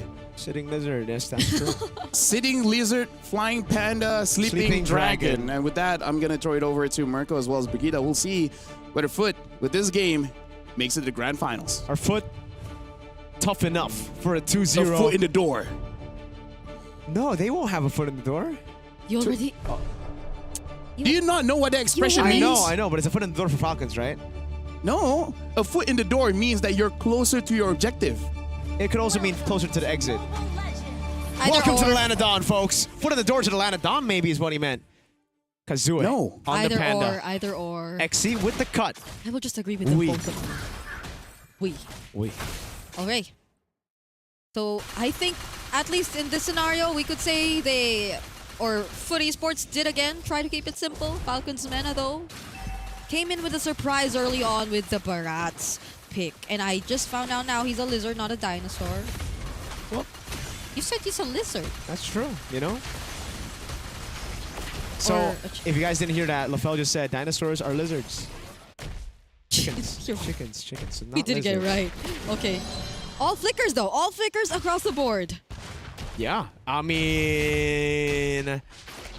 I guess you can't purify out of Marcel ult, so it's like, whatever kind of deal. This is actually a matchup that we saw in MPLID as well. The Alice into the Paquito. Shout out to my boy, my goat Shogun. Yo, RX. Yo! Hey! Yo! They're going in for the outplays, but it's still Foot Esports who secure first blood. Troll, though, will try to go in for the trade Spear of Misery to push him away. And if he gets the reposition, gonna be okay. Foot Esports take the advantage from that rotation. The Troll accidentally think he was a Khalid. I don't think he has enough damage to kill someone with the help of the Guiding Wind, no? But alright, what? Hey, how did that happen? We gotta take a look at that. Boy, yeah, that... Already with the level 4, apparently, Psyche was left all alone there? Yeah, well, at least no Detsuna's welcome. They got the mid-prio here. Psyche's not level 4, but he has the clouds. Yep. Foot, gonna go for it. Psyche, not level 4. Again, he's gonna have to wait. XC is very close, but not there yet. Psyche's still pretty far. He's gonna have to go and soak in some of the XP from the XP lane. Yeah, we'll have to wait a bit more time before they confidently go for this. But Kazue is around the area already. Also still has the heavy spin, but they're pushing him away. Flicker Throne of Ruin too, forcing out that heavy spin. Sanji might just be the first to fall. SOD already committed, but it's still Boyet who secures the objective. Gets stunned though by the Mystic Projectile, and now the Circling Eagle to somehow keep him alive, but he doesn't care. He's a sitting lizard. Now gets taken out. 2 kills over to FUT. They killed the chicken. Boyet's down. He keeps changing every time. What do we call him? We're able to just outplay the situation. Kazue, great heavy spin. It was a zoning ult for Sanji, but it was right into Psyche's Mystic Gush. Yeah. So, I mean, it's worth it for Foot, right? They got 2 kills over the turtle there, and they got the right kills onto Boyet as Kazue now goes around, takes his jungle again. Oh, instant replay. We get to see it again. Look. So they go in, but it's onto Kazue. I don't think you want to go all in there, but I understand. It's just all about zoning right there. The thing is, XC was able to get 2 knockout strikes, and then Boom Bang Bada Bing, a dive up top. Oh my goodness, Sano went down off cam, all the while we were looking at the instant replay with another Circling Eagle dive coming in from Blotsfet. Now it's going to be Kazue all alone here. They're just creating enough space. They want to take this turret as much as they can. Troll will survive too, but the SOD, just make sure he doesn't. Okay, so much action been happening on the top lane. I think Sano definitely does not like this. Yo. They really like fighting. Foot, they don't even want to give us a replay time, you know? Like, they were literally just diving across. Yeah. I want to say it just feels bad, man, for Sano. It's the type of game where you're like, bro, Gold Lane, just play safe, Lamau. And it's like, bro, what do you want me to do? It's 3 guys. Yeah, and it's a Barret too that you're holding in the jungle, so you just really want Sano to have a great time, but it's not the case, at least for now, for Falcons Mena. And there is an upcoming objective again. Much better spot for Psyche. Dude, I feel so bad for Sano. Yeah. This is the type of game, like, when I stream, I play like this, my viewers are like, bro, you're so bad at the game. And I'm like, bro, what do you want me to do? Is it just your fault? Hey, it's never my fault. Okay. Now there's a fight for the turtle. Boyet will win it this time. Kazue using the heavy spin. They get to isolate Sanji at least towards Psyche and the Mystic Gush. But do they have enough damage to deal with him? Yes. Circling Eagle coming in from Bloodspeth. They really want to go for this play. There is the follow-up from Exi, and it's going to be enough. Detona's welcome onto Boyet or onto Kazue. But it still doesn't keep him safe. Now the Mystic Projectile lands again on Sano. You do not want to add to the list. Bloodspeth. They're around this tier 1 in mid. Exi from behind. Gonna surround the members of Falcons Meta, but at least they get to clear. Falcons Meta get the objective. And that's that. Foot get everything else. God. Yo, Foot just love fighting. They just keep on going for these fights and winning it out. And again, it's because of the guiding wind this time. With the shred that they have on Psyche. Sanji, every time he goes for the zone on Kazue, on Exi, it's always punished by Sanji on the Mystic Gush. Yeah, and it's like they're making the job easier for Psyche. Play safe, Sanji. Play safe. Okay, Sanji surrounded by 3. Circling Eagle doesn't really go for the commit, but the heavy spin is going to pin him down. Do they have enough damage though? RX is going to be here alongside Psyche, and that's enough to burst him down. Another Detona's welcome. Uses it towards Psyche. No way. But he walks away safe. Okay, fortunately that's not for Falcons Mena because they do get to find a trade. XT dies up top, by the way. That's a trade for Falcons Mena. Sanji should have played safer. But now they go into the bottom lane. Can they get a turret? I don't think so. So in the end, I think Falcons Meta get a very good trade. That's the first winning trade of the game for them. Yep. There isn't, or it is some sort of sacrifice. I'm not too sure if that's the kind of sacrifice you want because Sanji is already 0-3. So that puts him way behind. But taking a look at it now, though, it's actually not that significant. Like, there isn't a massive gold lead existing between the matchups just yet. Probably the most is just the EXP lane, as we mentioned.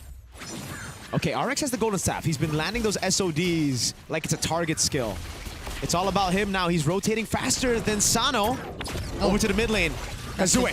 Oh, Throne of Ruin. Sanji just really wanted to go for Psyche this time, but the heavy spin. Kazue, can he actually win out on this retreat battle? It's still Boyet who wins it this time. Cuffin gets to walk out alive, but Sanji is traded out. 1-for-1. Both XP laners RX are going to be the casualties, and they still want to fight. They're still going to push forward, but Falcons Mena are here to defend. Concealed play from Troll. Want to go in. Troll? There is a surprising amount of damage from Kazue, though. I don't know if you want that. That's a Dragon Warrior for you, by the way. And I just gotta say, I think at this point, Foot's got something personal on Sanji, dude. 0-4-0. Every time he walks up, they're just like, go on him. Oh, circling Eagle. Okay, they want to fight again. They want to fight again, it seems. So there's the guiding wind already. Troll trying to just chase. RX no longer gonna go for the push. The flicker coming in. Plus. And they actually wanted to risk that. Oh, Detona's welcome coming in once again from Boyet. He finds XC, but he doesn't get knocked back into anyone. Kazue instead, though, nearly gets to pin down Boyet. All the way back to the purple buff as they resume their farm. Nothing happened. I know a lot happened, but like, no kills on the board. Foot, great disengage, and like, oh, a couple of weird flickers in there. Sano straight into a Paquito. Luckily, no Kumar moment. He's able to get escape. And we're back to even on the board. Now Foot wants to go for a fight again. That's surprising. Again, down bottom at that. Oh, it's not actually Boyet who they're after. It's Sano. But they don't actually get the necessary follow-up, and so they will try to walk away instead. Every single time the circling Eagle's up, you just probably have to expect they're going to use it, no? Yeah, it's like every time the cooldown is up, they're going to be like, yo, look for something on the map, man. Yeah. And XC's just farming up a Storm right now. He's taking mid. He's taking... He was going to get top, and then RX noticed, wait a second, Blotsvet. He's good. He's good. Lightning Truncheon already done for Psyche. Even more burst coming down later on once he gets it. Oh, Chastised Pauldron. First item for Falcons Mena's Boyet. And it's a Sea Halberd for Exy. He's thinking of more damage this time around instead of the Queen's Wings. I'm guessing because last game, it was a Harley, so he kind of needed to be the front line. But now, he can start to step up and deal damage, yo. And I think Foot Esports should also start to get some objectives for themselves because they've been losing out on all these major objectives so far in this game. It's always Falcons Mena Play safe, winning it Sanji. out. Boyet with the Retribution. Kazuha is a bit too early, and now it's Sanji all over again being the target. And he uses the Throne of Ruin. Okay, Troll. And a flicker. Oh! Golden Hour. Troll fights too! Golden Hour! Now it's gonna be an Atona's welcome as well, just to make sure that Blotsfet is the first to fall. Kazuha just has to take his purple buff first, but he's being zoned out so well. SOD already lands. RX! RX actually goes in, has the flicker, but he gets stunned for the moment, and now it's being chased by Sanji. Oh my god. For some reason, is still alive. Foot Esports only lost one. And through that awkward exchange, Falcons Mena again. Troll finally getting the golden hour the team needs. The chomp came through. The traction pull. Psyche! Oh no, Sano gets away, but not for long. He's still taken down by Psyche. They're now pushing forward. Exy with the knockback. Troll is going to be the next target. Oh my He God. is going to fall. Cuffin, Boyet, Sanji trying to run away. They do get the Lord, but at least Foot secures a trade. Oh, my action. There's just so much action. Now Foot want to go for the mid lane as the Lord spawns up top. And they're going to get a siege. Falcons Mena, they got to realize, Foot, there are no such things as cooldowns, man. Yeah. It's all up every single time. And now they deal with the Lord. They also got a turret, so this Lord advantage is Foot's. They're on the same wavelength. Literally all of them. I think especially for RX and Blotsfest. Like, give them their ultimates. Give him the Circling Eagles and just put RX in the picture with the SOD, and they're just going to keep going for the fights. No matter what the positioning is, it's not going to matter. They're just going to play around with Team Falcons Mena as much as they can. And fortunately for Team Falcons Mena, they've been able to keep up. Somehow, in one way or another, they're not just allowing Foot to keep the aggression going. But for how long? The lead hasn't grown into a significant lead, and now they're being surrounded. Okay, maybe Troll with the golden hour. It's Psyche that they find. Now they're going to throw out all the resources, but it's not going to be enough. Psyche! How? I think they weren't too late to the party, but you know, it was a bit too fast of a reaction too from Psyche, I guess. I gotta give props to Psyche, dude. He's making his gourd look like a Kadita. Like even earlier, picking off Sano like that in front of everybody. He's like, yeah, nah. Take this laser beam. So, hey, I'll give him that. Great flicker out of the way as well. Unfortunately, nothing comboed right on time. They were waiting for the golden hour to be done with it. And now they get the photo. So a little bit more sustain coming in for Falcons Mena. Bot wave. We're going to have to look at that as Troll constantly just stacks up that Thunderbelt. Divine Glaive. Ooh. Oof. That's going to be big. Psyche already doing a whole lot of damage onto the backliners. Now Sanji's gonna have to play even safer. Yeah, it's been a great showdown between our Savage mid laner so far in this game. I mean, Psyche was sort of picked off twice already. Yo. But the damage though... Okay, RX is not a roamer this time, I feel. No, he's doing a really good job because when he goes SOD's front, there's not enough lock to actually punish him like the previous game. This time he's free. And look at that wave in the bottom lane. He's cleared it out, Foot. They spot Troll and Sanji. Oh no, Sano. But Sano. Okay. Okay. Able to regroup. Gonna be okay. And they have to deal with the waves up top as well. So it will take a bit more time for this next upcoming objective setup. But I, once again, have my eyes on Kazuha. He has been missing on the Retributions. Lord? 4 times in a row. Oh, wait. Golden Hour using the mid lane. Oh no. They're trying to burst it. Okay, can they actually go in? No! Foot decide to fight! They want to take out Sanji instead, but Falcons Mena already secured the Lord. Troll now, can he run away from this? He's trying. RX have their eyes set on at least taking out more trades. Now they're gonna go for Cuffin, but Kazuha cannot pursue this anymore. He doesn't have the heavy spin, and they have to deal with the Lord. But they instead go for Sanji. Has been just the name of the game right now. Every time there's a neutral... It's just Sanji is the sacrificial lamb. Yeah. Blotsfet. Feels bad. Oh, the stun! But the flicker and the flask of the Oasis! If Blotsfet actually gets away from this, I don't know anymore. Flicker from Troll gets the stun off. What? Brings him closer to Sano! But RX actually went in for the outplay. SOD will not land. getting it out of this. It's Cuffin and Troll trying to God. find their way around. Oh my God. He does try to reposition, but the Golden R finally captures him there. And I think this is it for RX. But FUT Foot, they still have a Lord. Throne of Ruin! Okay, misses. They are able to escape. The Lord is still up. Troll just trying to be a nuisance in the back lines, but the Daytona's Welcome actually catches up to XC, and he is gonna fall next. Falcons Mena, they're just going for the one straight push. 2 seconds on Bloodsfed. 20 on RX. That guiding win was kind of Troll, but Troll's on the other team. Foot have lost the base turret in the far lane. Now a tier 2 in the mid lane. Can they defend? RX up in 7. Yep, they're about to lose more if they're not able to deal with this Troll diving the turret right under, and at least Foot can clear this out. That has been quite a sequence we saw. Let's take a look at the instant replay. Let's. Because what? I guess he saw Boyet there and he's like, okay, I can kill Sano. What a read though. If he landed that SOD, that could have been the game-winning play on Boyet because the rest of the team could just kite back. Kazue, I see the angle there. He really trying to save RX from that situation, but unfortunately it would have just been a 1-for-1. Then here, man, Throne of Ruin dodged away from. Unfortunate, but XC stayed a bit too long, and then it was just a punish from Falcons Mena. The fully extended Detona's Welcome. What a chomp down. Foot, despite all that though, still can play the side lanes. This is the thing about the Paquito and the Moskov. Even when you have a base turret taken, Falcons Mena, you still lose control over the side lane. So it's all about bursting the Lord at this point, right? Yeah. You see a Foot member up top, you just go with the carry, with the Kimmy, blitz the Lord before Foot can react. And speaking of the sides, I can see that RX has already locked in all his items already for this game. And it's a surprise that even despite the 0.52 stat line, Sanji is actually on the same page as XC in terms of gold, so you don't really feel much of a difference in terms of that. It's interesting how they're keeping it together, but this is another objective. And again, Foot are yet to win an objective fight. And the Winter Crowns have been built up by Falcons Mena. You're right. Not a single neutral objective fight, but they go on Sanji. Remember, if Sanji's out of the fight, that's one of the... Sanji needs to play safe. Unfortunately, the winner crown should help him now. Okay, let's see. What could be the change in game plan Sanji. for Foot? They're trying to burst it now instead!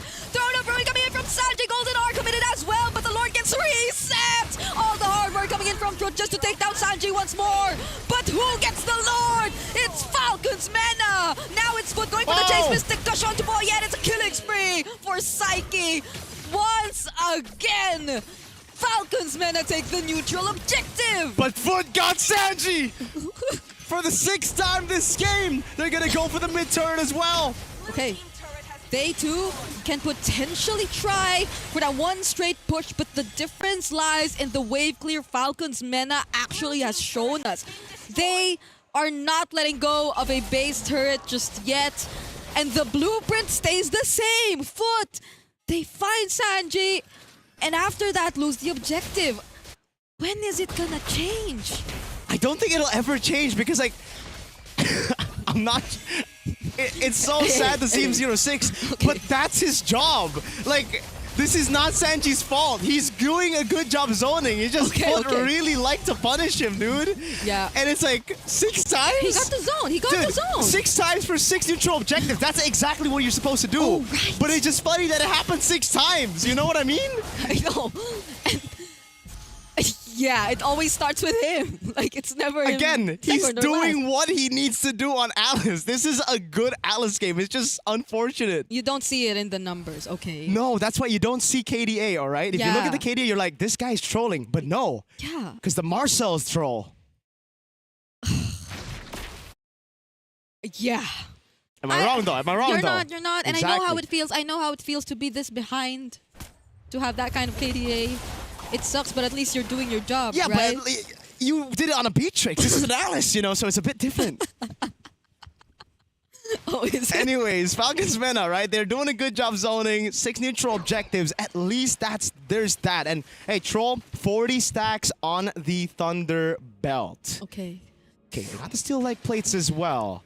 Imagine if that happens again in the 7th. When is this lock? When is this deadlock gonna break, right? The deadlock is objective for Sanji. When is that gonna break? When will either Falcons Mena fight with Sanji after getting the neutral objective, or Foot gets a neutral objective instead of Sanji? Yeah, because Sanji always starting it too. Like, he will just Throne of Ruin flicker in, and all the attention eventually falls on him, which I don't think isn't that much of a bad decision from Foot. They're very much equipped to just shred him down at this point, especially with Xe and RX or Psyche.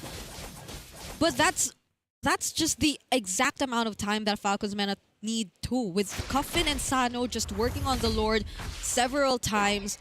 So we'll see. It's only a matter of time until the next objective. RX already has the purple buff as well. They're handing him over a lot because they are likely to play around him a lot more this time.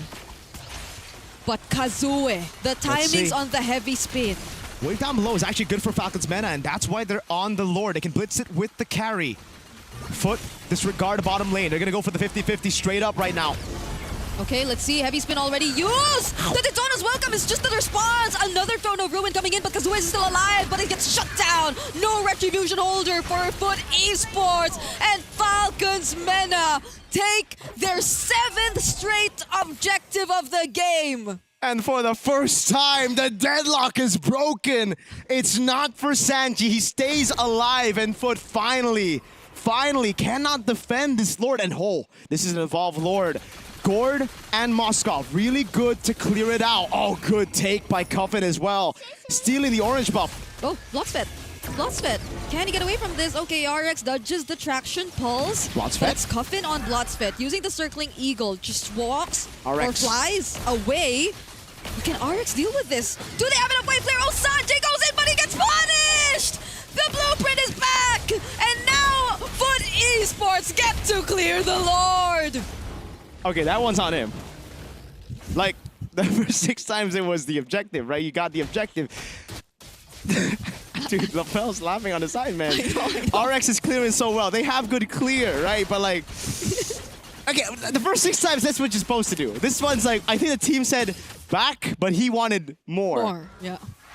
He wanted 0-7, you know? So even after we said that deadlock is broken, they still got Sanji. Yeah, it's back. Okay, so now he will take 16 more seconds before he gets to be back in the game. Traction pulse already thrown out. Oh, but even the Mystic Gush too. Oi. Wow, it's a moving, flying Mystic Gush. Yep. And Falcons Mena still defend. They just don't want to let go of these base turrets. All right. Now it's just a calm game. Okay, so Falcons Mena, they figured out how to get the neutral objective without sacrificing Sanji, at least initially. Now Foot, they gotta find a way to get the neutral objective and maybe forget about Sanji. Maybe walk past him or something. I don't think you can do that, but maybe you can burst him before the fight? Or try to be the initiators this time. Yeah, it's just so difficult because Falcons Mena have a Kimian carry. So there's no way for Foot to actually get the macro advantage over them, right? Like they go into the side lane, they clear it out, and Falcons Mena just get the Lord. Even the Evolve Lord, it gets blitzed so easily by these 2 marksmen. Yeah, which is something you'd think it would be easier for Foot because again, they had the Paquito and the Moskov on their side. Oh, there you go, there you go. Oh, finally they're able to take advantage of it somehow. But here's the problem. They can't shred. So even if Falcons Mena show some people up top, they can't really just blitz this. RX is trying though. He's trying to somehow blitz it. Oh, Troll. Conceal from Troll. Xe does know the plan. They see where they're coming from. And the Lord gets reset all over again. God, they gotta be wary of the Daytona's welcome. Dude, Falcons Mena are looking for this for sure.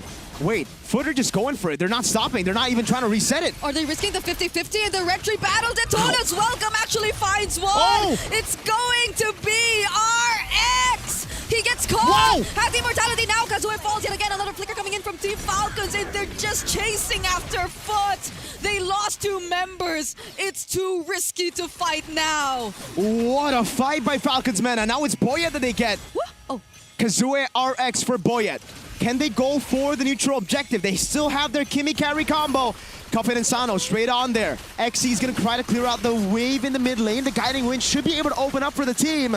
But can they steal it? No retries on both sides. Okay, Boyet is down, but there are 2 marksmen. That's free. On Team Falcons Mena's side. No neutral objectives for Foot Esports up to this very point. And it feels like we're on the verge of breaking records yet again. Could this be another longest game in the wildcard so far? Could be, man. They finally go on towards Mr. Manboyet. But the whole team had to get in there. RX caught in the vulnerable spot against the two backliners, and now it's all about the defense. For Foot, I think best case scenario is you lose all your base turrets, but you still stay in the game. For Falcons Mena, best case scenario is they stay connected, and they actually just get a good fight with a massive Throne of Ruin. Yeah. The clear is still so good, though. RX, Psyche, and Xe all got the heroes to clear. Hey, Sanji got an immortality though. So maybe that'll keep him a bit more safe. Speaking of Sanji, he actually goes in with a Flicker Throne of Ruin. Nice. Doesn't catch anyone though, but the Golden R will actually momentarily stop the other members of FQT or Foot Esports from actually defending. Kazuya using the heavy spin. Multiple immortalities already popped as well, but it's just going to be a shutdown onto Psyche, not the player who wants to lose in this process. RX2 trying his best. They still have an entire Lord to deal with. Sanji gets pushed back inside the base, but the Lord is just trying to crush it down. And we're 25 minutes in, and that's the time it took for Falcons Mena to equalize the series. It's 1-to-1 action-packed, not a single moment of silence in that game. Falcons Mena, through Sanji's zoning, got every single neutral objective. I gotta say, you know that this is one interesting match when someone from Indonesia is like, man, they just keep on fighting. And then you have someone from Malaysia saying that, man, this game is entertaining. Right? Because in my head, at one point, be like, you're not going to do the same thing again, right? Let me just say, if Falcons Mena makes it all the way to the main stage, I think Mr. Pabiko will go up to him and be like, would you mind changing your name for me? Would you be, you can be Yonji, Niji, Ichiji, Goji. You know, it's just, you don't want people to mistaken, a mistaken identity there. But in this game, there was quite a bit of fighting, quite a bit of repetitiveness. You know how they say the epitome of insanity is doing the same thing over and over again and expecting a different result. This is insanity. It's truly insanity. But, you know, again, I have to say, guys, Sanji did what he needed to do. Like, this wasn't a bad game despite the KDA for him. There was one miss moment. Could he do it differently? Could he wait for the Mystic Gush and then use Winter? The thing is, it's not just the Mystic Gush. Kazuya is on him instead of the neutral objective, so it's always kind of worth it for Falcons Mena. And for Falcons Mena, I don't think there was any time where they needed to change anything. Because for them, it's always like, all right, we get Sanji down, no problem. It's Foot's job to actually win on a team fight or get the neutral objective, and they never get it. They only get Sanji. So now it's on the coach to go to the team, and it's like, even I know what Sanji did, but we gotta let it go, guys. Yeah. If we don't let it go, it will eat us. Literally. It will make us lose. Literally though, because that's like one of the biggest things we saw in this game too. It's how the Daytona's welcome just goes for it even while the Akai is on a heavy spin. Like, you just trap him. Yeah, look at Kazuya, right? He looks at the turtle. He says, you know what? Sanji looks a bit better. He tried a retreat, though. It's just the 50-50 didn't work out. Again, by the way, as we say, Barats, it's really up to you whether you want to say he's a lizard or a chicken. Because if you want to follow science, then technically chickens came from dinosaurs. Because Did you know that? Because they're both pteropods. Pteropods? Pteropods are basically creatures with 2 legs, meat eating, and closely related to the Tyrannosaurus Rex as well as the Velociraptor. And it has been theorized after a few excavation journeys that probably those dinosaurs, instead of scales, they actually have feathers. Yeah, it's great that you're bringing up fun facts about our lovely friend from North America on the 4th of July.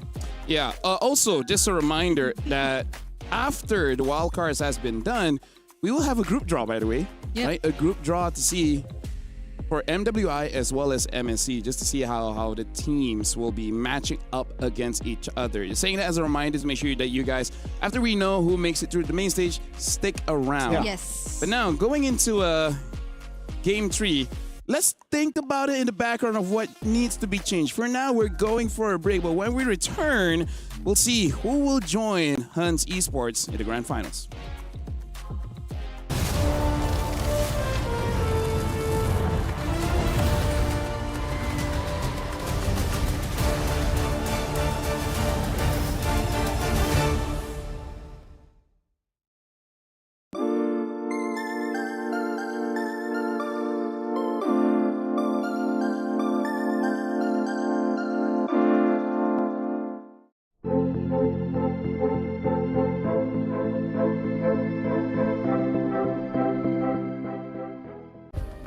Play is in our DNA.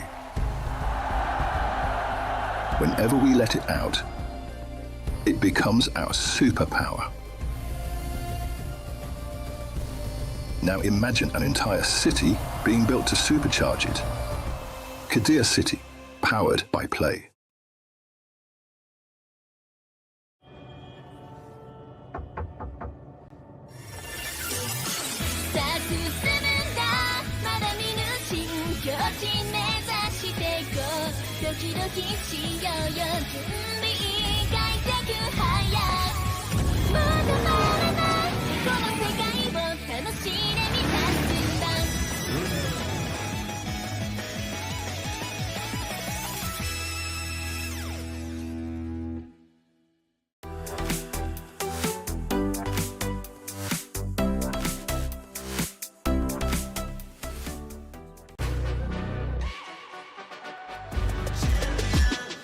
This ain't no regular thing. I came for the ring, you know what I mean.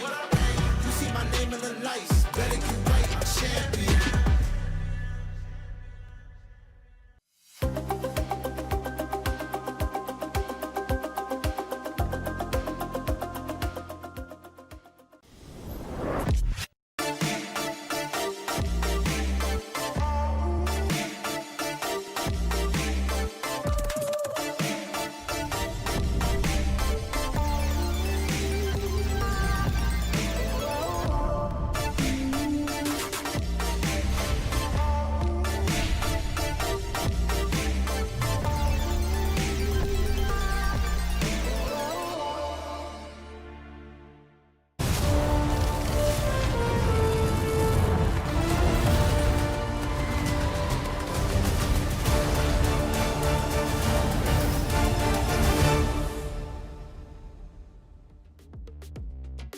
It's very fitting for the match to go to the Grand Finals. Ends in 3 games. We had one going all the way to 3 games. Congrats to Han Esports. But now it's between Falcons, Mena going up against Foot Esports. And I gotta say, that felt like we were stuck in an infinite Tsukuyomi, man. It was infinite Tsukuyomi. Like, bro. I feel like at this point, I don't want to wait for a turn. I just want to pull Sanji and the other team aside. It's like, what's going on, guys? Did he take your caramel pudding or something? What did you do to deserve that treatment from Foot? How much baguette did Sanji took from you that you're like, Sakura, no more, no more? Yeah, I think even if you won, like there should be some sort of reset, you know? Yeah. Like it happened one time, that's good. If it happened 3 times, that's a pattern. If it happened 6 times, that's a hate crime. 7 times? It was on you. It was on you. Okay, the 7th time was on him, to be fair. Yeah. Oh, God. Let's see. Right now, Falcons Mena, it's almost like they need to get a game in to understand how to play against this Foot aggression. Because at game 1, they were just overwhelmed. They're like, dude, these fights are happening way too often. But game 2, they're like, all right, let's do it. Let's keep on fighting. They just put their foot on the gas. Yeah. In that game, though, it was Team Falcons Mena. Not really... Aside from Sanji, not really like constantly just Sanji made their job easier. Someone said in the chat, yeah, Sanji should stay in TLPH. Let me just say, Sanji made their jobs easier. Number 1, by zoning away, and number 2, by lifting their spirits up. Okay, I feel like even they're like, bro, is this really going on right now? At one point, I think even the coach is like, what kind of simulation am I in? Hyperbolic time chamber. Yeah, we got to break through. Yeah. Not gonna lie, I was celebrating that one time when Sanji survived, and I was like, all right. And then he just like, you know what? We can't break the pattern. Alice was such a power pick yesterday, though. And now this happens. Like It's Alice still yesterday, good though. but It's an A-tier hero, okay? it is. It's just a different kind of. You can't spell Alice without amazing. To each their own. Hey, I have special teachers, okay? Speaking of special, Falcons Mena is first pick here. Foot is on second. Spending Rivers will be the map, and don't want to deal with the Harley, as well as Freya and the Eve. For Foot, betting on the Yuzong, and this time they're betting on the Valentina, even though it was kind of a non-factor in game number 2, and the Boxia. Marcel and Atlas still open, so That's it should true. be a Marcel again. Throw was super good on the Marcel earlier. Marcel Jusin. Oh yeah, Jushin, that's right. The Jusin was okay. It's gonna be Jusin over Marcel, really? Well, Foot, I don't think they're gonna hesitate this time around. They're gonna pick up the Marcel. It's one of the big picks, and there's no. They're not gonna hesitate on the Atlas. Yeah. Hey, what's better than a photographer? A fisher squid. What's better than the Fisher Squid? The Dragon cook. Warrior. No, close enough. Well, he's a cook. He sounds like he Pause post. Yeah, he's got a shop with his duck father. Yeah. Shout outs to all the duck fathers out there, man. Even though you know he's not your son. Yeah, it took Poe a while to know that he was adopted. Kind of like how Saji took a while to like change things up. Yeah. Hey, no more Alice. It's the Paquito on the hands of Falcons Mena now. Exi, are we gonna see it? It's against an Akai as well, brother. Nah, they should go for a jungler first, right? Run it back, go Barats. So this time Foot is the one that's using the mega chicken? Trex, using Trex. Using Trex. Not Mathilda though. It's not Mathilda, so yeah. Oh, I like this. Look at that. I like the even Raiki is like, oh yeah, now Kazui's locked in. It's so done. You guys are so done. And they got mid prio as well with the Lilia. They're going back to basics against the Kai. It's all about just poking him, baiting him to use the heavy spin. The Claude gets banned out this time around. So they're taking away the weak side picks away from Falcons Mena. I don't really think they care too much about the carry because there's not a lot of HP right now for the side of Foot. I feel like Falcons Mena to be like, it would be great if they can somehow get maybe a Harif or something, because I think right now the HP is not. I'm pretty sure it's gonna get banned, but the HP from Foot for now doesn't look like that big. So having some kind of burst damage, Granger, Harif, would be pretty good. Yeah, I agree. Considering too that I think they wouldn't have to worry much about the waves since they already have the Paquito to take care of that. So maybe a more team fighty kind of gold laner would suit them best to just make the most out of this lineup since they're already pretty much on an Akai, which will rely on the objectives. The Arlet gets banned out. This means like, where do they try to plan out here? Because I thought they would really just ban out the Alice, right? Hey, they still have one more chance. They still have one more chance. Because like, if there's no Alice, I honestly think something like Uranus can work too. They gotta ban the Phoveus also, no? Bro, they've ignored Phoveus, I think, the last 2 games as well. So, I don't know. Maybe they just don't like him. Phoveus who? Am I right? But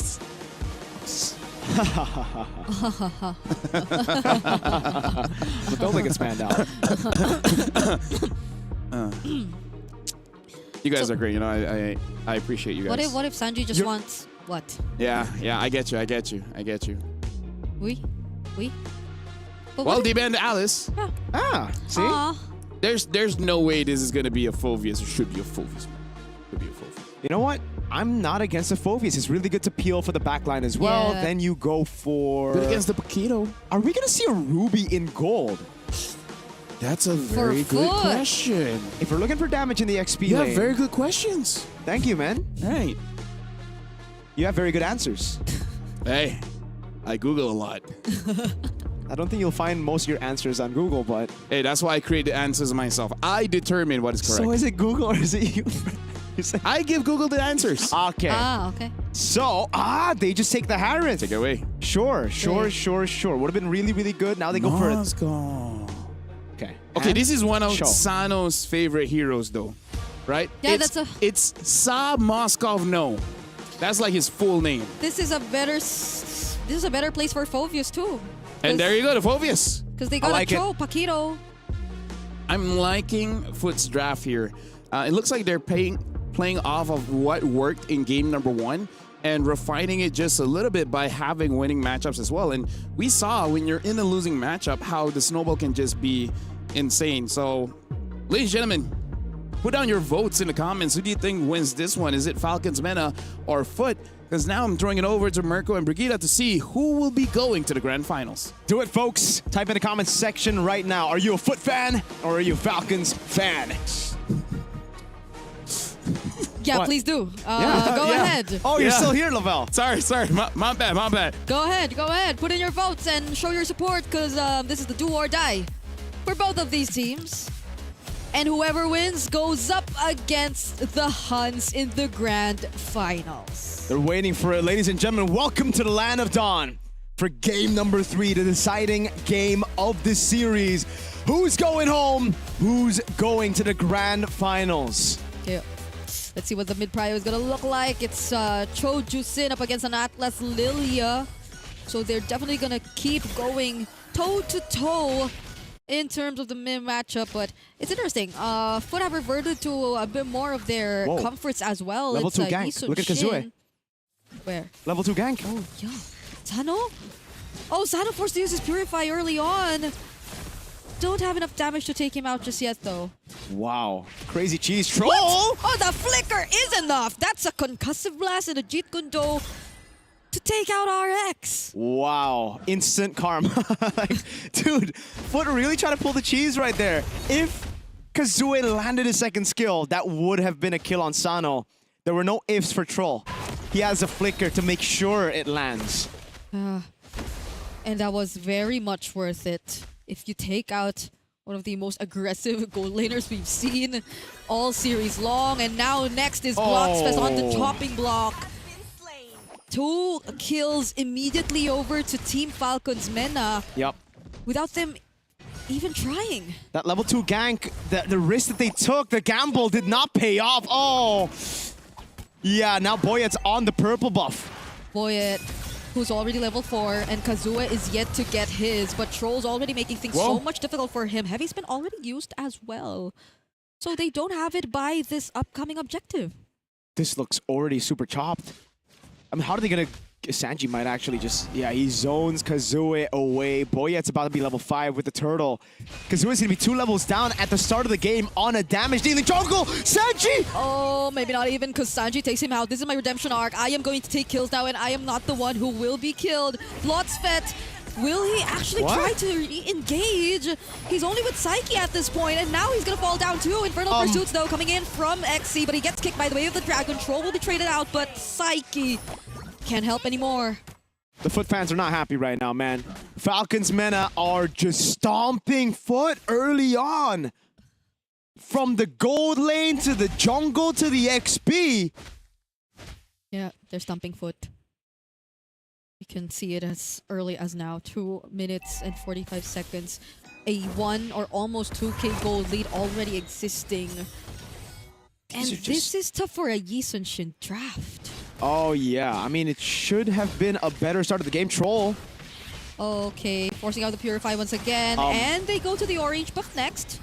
Look at Bloodsfed. He's not even level 4 yet. How could they even fight back? Yeah, Boyet's already 2 levels ahead again of the damage-dealing jungler. This is Mr. Poe. He should just be neutral objective, and Sanji's just beating the Phovius. What did we say again about the Phovius and Paquito matchup? I mean, it's still, despite being 2 levels down, he's still putting up a good fight. Yep. And they steal away the purple. This is stressful for Kazue, especially after that Xie emote from the new Chun-Li emote. Oh god, that's Oh no, Exy again. Play safe, Exy. Okay, no heavy spin, no enough damage too. Even if Kuffin is also nearby, I don't think they are gonna risk it anymore. Rotating back to mid. But it hasn't been the advantage you want on either sides of Foot Esports. And you are seeing it affect the entirety of the map. This level gap, I don't know if you still want to go for the contest at this point. But they're still positioning themselves as if they want to. If you look at the bright side for Foot, they still have a very good... Oh, they're going to go on Sanji. Yeah, they want to kill instead. Sanji's going to be the target, but the Crimson Beacon coming in from Coffin. They are going to clap back. They bring Kazue under the turret, and the SOD is going to land as well. Wait. Sano, though, with a knockback, he somehow gets delayed. Finds the kill on Bloodspet, but he goes down 2. Now it's Psyche just throwing out all these glues. Way of the Dragon 2 as a response, and they find one more. Exi and Bloodspet get taken out. But it's signs of life for Foot, despite all of that, because look at RX. He's going to be able to get a full... Oh, wait, Psyche. Psyche has a Purify and the black shoes. But let's take a look at the instant replay first, because I think Psyche is going to get out alive. Okay, even when he's not on Alice, they don't like him. Yeah. That's another all-in gank into the bot, but I think this is kind of weird from the Moskov, right? Sano takes the SOD. Yes, he does a bit of damage, but he just dies, and RX will now have the advantage in the lane. I don't know what happened in real time, but I believe it's a turtle take, right? I don't think anyone died. RX got all of the turret gold. Not the turret just yet, but that is big for the Harith, who needs those expensive items. Yeah, at the very least, it's just a slight XP advantage that we're seeing in RX compared to Sano. But the gold is a completely different story. And that's when it felt as if they were already able to shut him down. Because earlier on, we recall that they were able to pick him off in that very early first rotation. But now with that gold that they've been able to regain, it's as if it doesn't matter now. Flicker from Troll. Just to get away from that, because it seems as if he was surrounded. Yeah. Exi just gotta pile up on these defensive stats, man, because right now he can still be such an oppressive force around these team fights as long as he gets like those massive dark waves. Like a certain someone in the Philippines who got 5-man dark wave. That could happen. It could. Anything can happen at this point. The Black Shoes gets used just now, though. But slowly, Falcon's Mena, the map is being taken care of. They're just really trying to make their presence be felt, even towards Kazue, who just hit that dream cap, you know? Sweet, sweet revenge for Sanji, man. He knows now. He wants to make Kazue know how it feels to be an Alice in game number 2. Except he's a Eastern Shin and a jungler, so he's not in charge. It's infinitely worse, yes, exactly. So it's gonna be tough right now. Falcons made a 3,000 goal lead. Coffin with the lock. Kick! Twice the knockups onto Bloodspet. No way he's getting out of that, especially as he's pinned down. Another pickup for Team Falcons Mena before they go to this turtle. And if this keeps happening, oh my goodness, Foot Esports, when was the last time we saw them get an objective in their hands? Game 1. It was a long time ago. A very, very long time ago. Another 3 neutral objectives. All the 3 turtles have gone to Falcons Mena. At this point, it's not even about neutral objectives. When's the last time you saw Kazue get purple?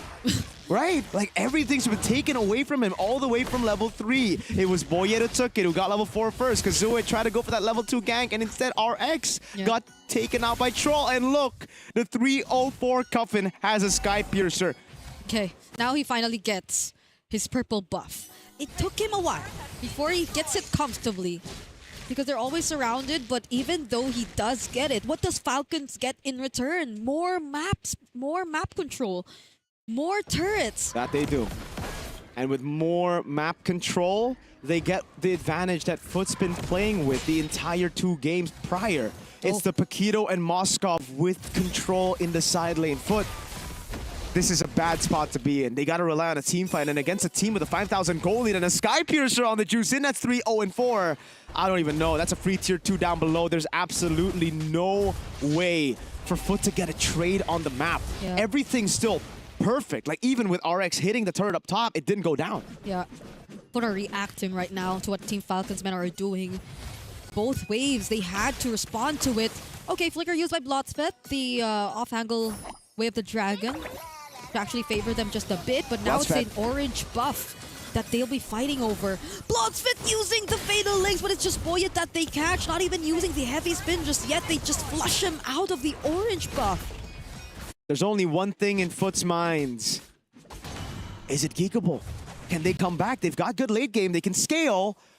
But how likely is it for Falcons Mena to throw this lead? I don't think it's likely. They are very good at closing out games. Yep. And look at that piercing damage from Sano Blotsvet. No fatal links, but he's still showing up.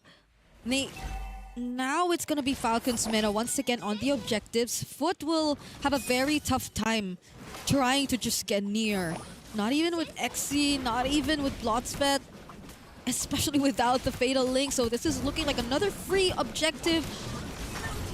And what, the 11th or 12th consecutive one for Falcons this entire series long. And it's Falcons Mena who are just playing it so disciplined, not giving Foot a chance at coming back. Not a single bad play from them after a certain point, after that lead. They know they have some bounties. They know they can just play it safe. It's all on Cuffin right now. No Sky Piercer stacks, no problem. As long as he just doesn't give out those bounties towards Foot. Yeah, just look at this. It's a level 9 Phobius versus a 14. Oh, the Paquito, but then here we go. Final or fatal links used by Blotsvet. But he's the one who actually falls. Very unfortunate for Foot Esports in this scenario. XC using the Dark Wave. They just gotta clear that minion. But the Lord is still approaching bottom lane. Good clear in the bottom lane right now. Kazuya is doing a good job trying to deal with him. Oh no, RX! RX, Zaman Force trying to clear it out, but he's all alone. Maybe shouldn't risk it. Gets knocked up by the Lantern Flare, but the damage is from Sano a bit too much. The Lord gets the last Trident swing to take the base turret down, and it's the far lane. Massive win again for Falcons Mena. They're taking everything. RX finally gets the Holy Crystal. Still a bit of cope for Foot. Still a bit of hope for Foot. With the Holy Crystal built up, with Kazuya still scaling and Psyche as well. Deathless. There's still a chance, but it's low, sir. Very low. Yeah, and that's a 10k gold lead. Does Cuffin have a Sky Piercer even? Because if so, this KDA, it's looking real good for him and the rest of Falcons Mena. If Foot decide to risk a fight and it does not go their way. And that's happened quite a few times. Gotta take a look at the items right now. Damage dealt rankings, Cuffin. Oh my god. Equipment, there you go. Oh, almost another 3,000 gold lead in the XP lane. Yep. Deja vu to that first series where Nats was 3,000 gold down against Bankai, even in the jungle. Dude, I wouldn't even be surprised if Boyet pulls a Carl Teasy and starts building Endless Battle and Melfic Roar, right? That's true, that's true. Hey, look at that lead. It's 2.2k. It's 3 to 4 levels between the junglers and EXP. Yo, that's an Endless Battle if I've ever seen one, Boyet. Do it. They can afford to. At this point, they just can afford to. You can go for the bit of damage considering how Foot maybe not have enough ways to deal with Team Falcons Mena yet too. It's another example of a squishy Atlas, I'd say, and that's exactly why they go for him first. Way of the Dragon onto Blotsvet, and it's going to be an easy pickup for Team Falcons Mena. Purified already committed, but RX still gets pushed back towards the other members of Team Falcons Mena. Cuffin finds another kill and stack on his Sky Piercer, and it's only Kazuya and Psyche left, but Sanji goes for the dive! They find Psyche too! And it's all Falcons Mena across the map. Kazuya, what can you do? It's Team Falcons Mena walking their way to the grand finals as they take this series 2-1. Falcons Mena fly past Foot Esports and they make it to the grand finals. Boyet with the spice! With the taunt straight into the eyes of a losing Foot Esports. He knows it. He feels it. The heat on stage is... Hey, it's on fire right now, brother. Oh, God, that's cold. Well, Boyet. I actually thought it would come from Sanji, but maybe Boyet's like, hey, you hit my boy like that. Wow. Right, now we come back, and here's the thing. Congratulations, the Falcons Mena one step away from joining the main stage. And I gotta say, looking at the first two best of threes, it looks like game number 3 should be enough time for each team to understand each other to the point where that will be the biggest lead. In the first match, 13,000 gold difference. This one, 10,000 gold difference. I gotta say, Hans going up against Falcons Mena, this is the grand finals. I feel like not a lot of people thought would happen. Yep. There were so Dude, many fans. this wild card is brutal. Did anyone think it was going to be Falcons Mena and The Huns? Sanford didn't think it was going to be them. Yeah, even Sanford thought it would be Alpha 7 foot. Yeah. Yeah, I agree. I mean, they gained so many fans yesterday too. Their one-day miracle run, but the adjustments, like this feels like a very different team Falcons Mena overall. They used to be like best of one specialists, but the in-game adjustment in this best of three, I can't forget about the Sanji thing. Thank goodness it's not best of one because they did lose the first one. And then game 2, it was a tough one, but game 3, they figured out what they needed to do. I gotta say, like, no puns intended, but this is definitely a wild card, man. Like, I did not thought that Huns as well as Falcons Mena, sure, because one of the best teams coming in from Mena, but this is an amazing development coming in from both teams. After this, the final best of 3. Now that's gonna be a nail biter. Oh, he was about to stand up. Oh yeah, bro. Can we see a replay on Boyet just taunting, dude? Dude, now I wonder what is between Foot and Falcons Mena. Like, clearly there's a story behind that. Yeah, feels bad. You can see the thrill and the agony, though, straight up. The joy in the expressions of Falcons Mena and the agonizing defeat for one of the favorites. Yeah. Foot was number 1 in Group A, the group of death. Group B, the group of life, both made it to finals, right? Like that's why they stay alive. Absolute cinema. I think this is the 3rd time What, in my career where the group of death ain't that big of a deal. And Wildcard continues to surprise. Yeah. Last international was M7, where we thought it was just going to be Virtus Pro and Guangzhou Gaming. Yes. Team Zone pulled an upset. And then we saw Booskate with Kazue, and now he's on the receiving end of an upset. It's crazy to see, but that's why Wildcard always gets better and better. I still think EXP is the name of the game. Whoever dominates that lane, it just takes over everything, right? This next one is going to be pretty tough. We see Yuzongs get banned out, so maybe that's something that Huns Esports has to consider. Like, it's going to be a hard game to call, no? Yeah, definitely, man.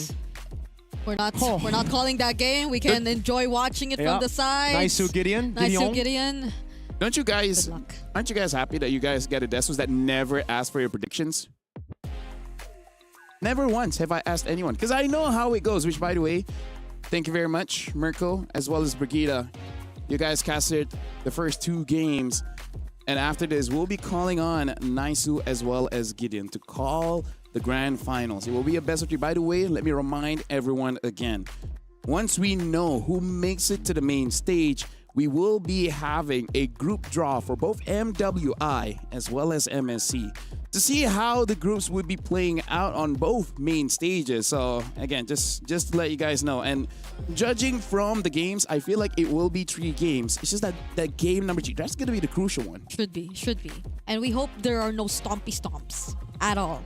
Like for the entire series long. Yeah, no more 13,000 gold lead, 10,000 gold lead. Hopefully it's just going to be a close matchup all the way to the end. Knowing how good both teams are at adapting, man. Yeah. Like, I'm really excited. Yeah, and now I believe I see Eterna. I think that's Troll. So let's throw it over to Eterna for an interview with Falcons Mena. We're here with the victors of the previous match, the ever-resilient Falcons Mena, and right now here, we are once again up on stage with Troll. So welcome, Troll, once again, and congratulations, you are now en route to the finals here in the wildcard stages. First and foremost, we gotta ask you, how does it feel to be here in this position right now? It feels pretty amazing to be in this position, especially since we're one step away from MSC. One step away to the main stage, MSC, where that's gonna await you. But of course, we gotta ask first about the series. What happened in game number 1 against Foot? Maybe in game 1 we're just warming up.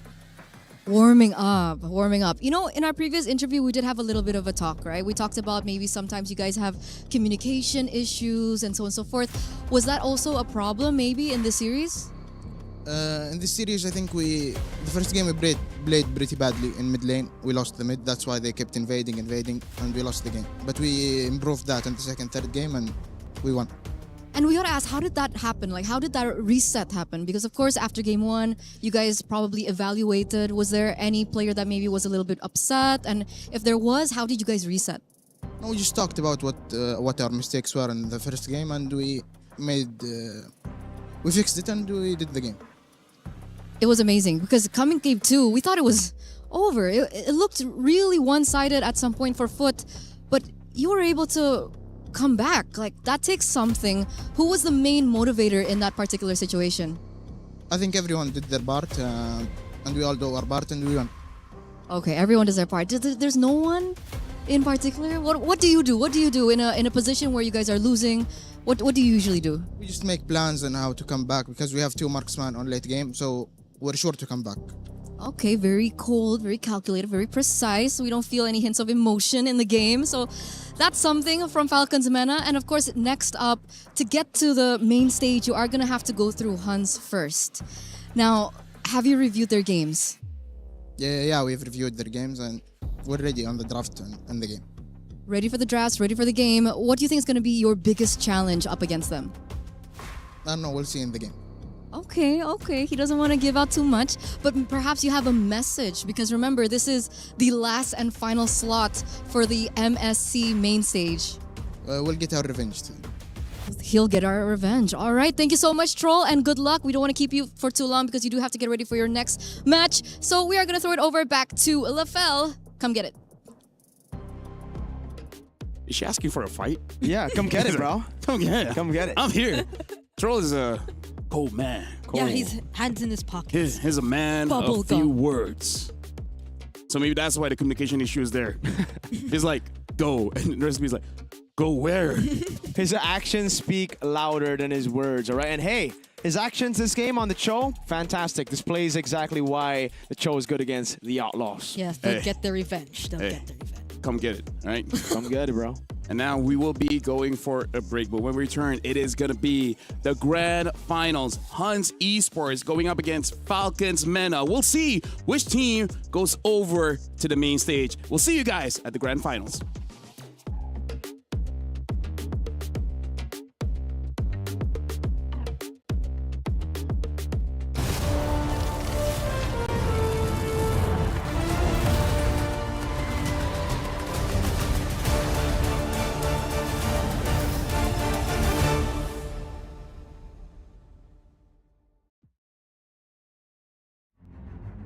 Hello, we are Team Falcon from MENA. Many teams overlook us and they think we're the underdogs, but this time we are the favorites. We don't play seriously. We just play for fun, so we don't get pressure. My expectation this MSC Wildcard is to go through to the main stage and go play in the playoffs. We're confident and we know to ourselves that we can get past anything in front of us. For those who underestimate us, you just watch and see.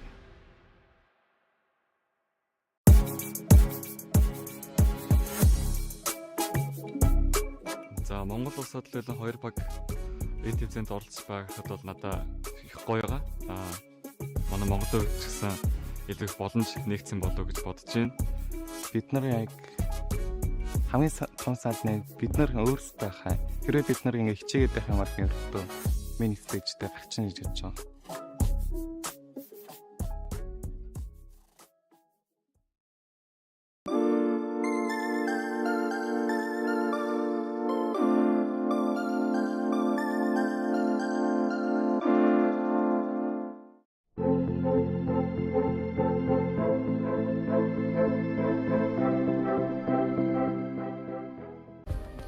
Play is in our DNA.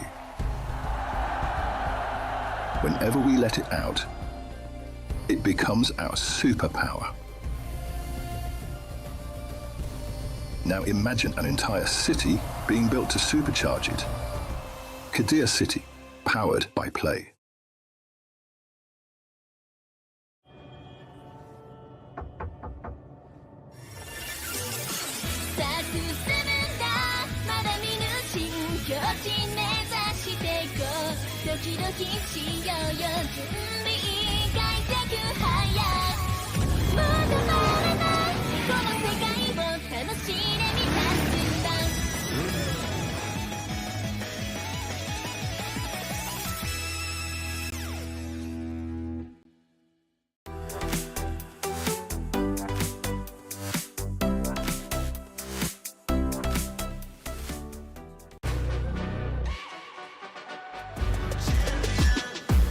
ain't no regular thing. I came for the ring, you know what I mean.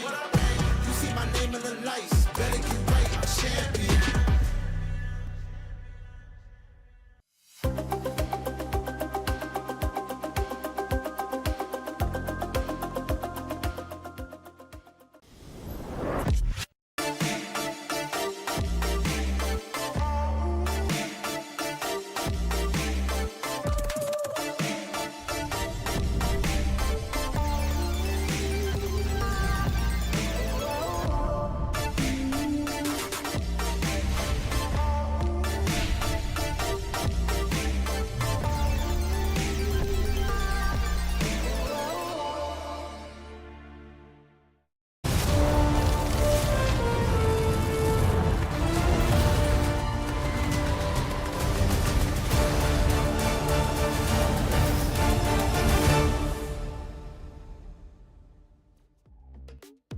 We are at the grand finals of the MLBB Wildcard, where right now there's only two teams.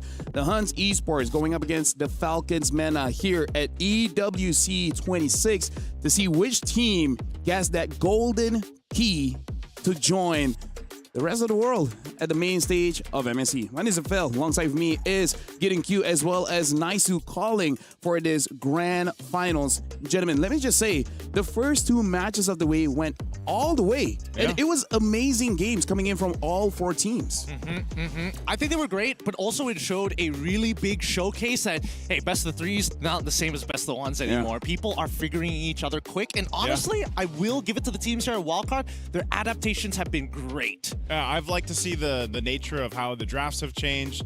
There's already the mind games that come into it now, too, that we're seeing between the coaches, of course, for each team, the teams themselves. The execution, I think, too, has been something that's developed over the time. We talked about how the meta for Wildcard has shifted a bit, but hey, man, there's only one literal golden key, by the way, to get to the main stage, and it comes down to this best of three. Yeah, that golden key is going to be very special because that is the ticket for you to join one of the biggest tournaments in Mobile Legends Bang Bang. But here's the thing, you lose and you have to watch your key get crushed. But before we even get there, we got to talk about this matchup here because the entire day, the EXP lane is make it and break it for most of the teams here. Like Sanji, even on that Alice game, in terms of the KDA is not great, but he is one of the reasons why a lot of the objectives was pretty free for Falcons MENA. And we saw if the EXP lose, suddenly, especially if you're using a damaged jungle, your jungler is not going to have a great time. I think it's a really tight rope for the EXP lane to play that balancing of still being able to contribute to the team while putting down your opponent, right? Yeah. We've seen too many times that even if you have a winning matchup, it doesn't necessarily mean it's going to go your way when you have reinforcements constantly coming up to your lane to disrupt you. Yeah, I think XP has just found itself in a really, I would say, healthy position, though. I think for a lot of people, a lot of teams, a lot of the players out there are happy with where XP is. You got a lot of good variability. I think also with Alpha 7, again, bringing out that kind of fighter composition around the YSS. Now we've seen teams even have, what, three fighters on one team composition. So this is what I was expecting for Wildcard, this kind of adaptability or like versatile style of play from our teams. And I don't know if that's going to be the same case when we get to the main stage. I almost want to, I don't want it to be the like what you said, LaFell, where it's going to be like copy and paste. You know, they're going to see what these top teams are doing, because I like the mix-ups that we've seen so far. And I agree with you. EXP is in a very healthy spot. That's not a hot take. Everyone agrees with that. It just shows that in terms of, let's say a team wants to acquire a new EXP. Yeah. Their prices can kind of go up now. Like, it's like, if you want me on your team, you got to put down the moolah, right? So this one, between Sanji as well as Bankai, both has shown that they can control the lane and then extend their reach over to everyone else. Yeah, you know what's crazy is when we were casting in the qualifier MCT East Asia leading up to this, and we saw Bankai, one of his best performances then was the Yu Zhang. Now, if for a lot of people watching the wildcards, what are they going to think about Sanji? Maybe one of his best performances was the Yu Zhang as well, right? So I think those are not only power picks, maybe we see it potentially banned out in the draft or just kind of prioritized I think so. Throughout this first game. I think so too. But more importantly, I think the big difference between both Sanjin as well as Bankai is the fact that I think that Bankai is more in tuned with how he wants to extend that lead. I feel like it's a little slow from Falcons Mina. Time and time again, in the best of ones, we've seen, yes, you're winning your lane. You've conquered the entire top quadrant of the map, but you're not winning by like 10k, 8k gold. It's always a 2.5, at most 3.6, and even then, you don't want to get to the late game, which somehow Falcons always seem to push into. Something I feel like for the Hans to really consider is that Troll performed the best game 3 with that Cho, right? Yeah. Ganking early in the goal, gets a kill. Gank in the jungle, gets another kill. And then just snowball off of that. So, again, like, this is the meta where the front lines is very, very valuable. One of the reasons why we see tank jungles returning back. Yeah, I think it's the nature of things right now. You know, having those roams be such big parts of your game plan. That's why you see the Atlas banned out, for example, right now, too. Even the Matilda and the Marcel, obviously big power picks in the roam. First pick's going to be the Freya here for Mena. I was really surprised, honestly, in that game 3 for the Huns versus Alpha 7, just how strong they started that game. I mean, it was so one-sided up to that point, and you know, they really have figured something out that works the best for them, and I think we'll already see that in their answer with the first 2 picks over here on the red side. Yeah, Yuzong Arlet is kind of unfair for Arlet. Not an easy matchup to win. Definitely needs a little bit of help, and I think the only time that can happen is at level 1, right? You help the Arlet at level 1, get into level 4 quick, and then maybe it gets better. But for now, Paquito is going to be the first lock-in for the side of the Huns. Not a bad option here since Phoveus is gone, and Akai, a quick follow-up. Okay, Bunkai getting the Paquito. Still meta. Talk about, too, his Guinevere performances, right? I kind of expect to see that at some point in this series, too, but Akai will go ahead and help him build out. Now with the Freya, which we don't know 100%, right? Which lane it's going to go in. Most of the time, it has been XP, I think, statistically throughout the wildcard. In the past 2 months, I believe. Past 2 months. Yeah.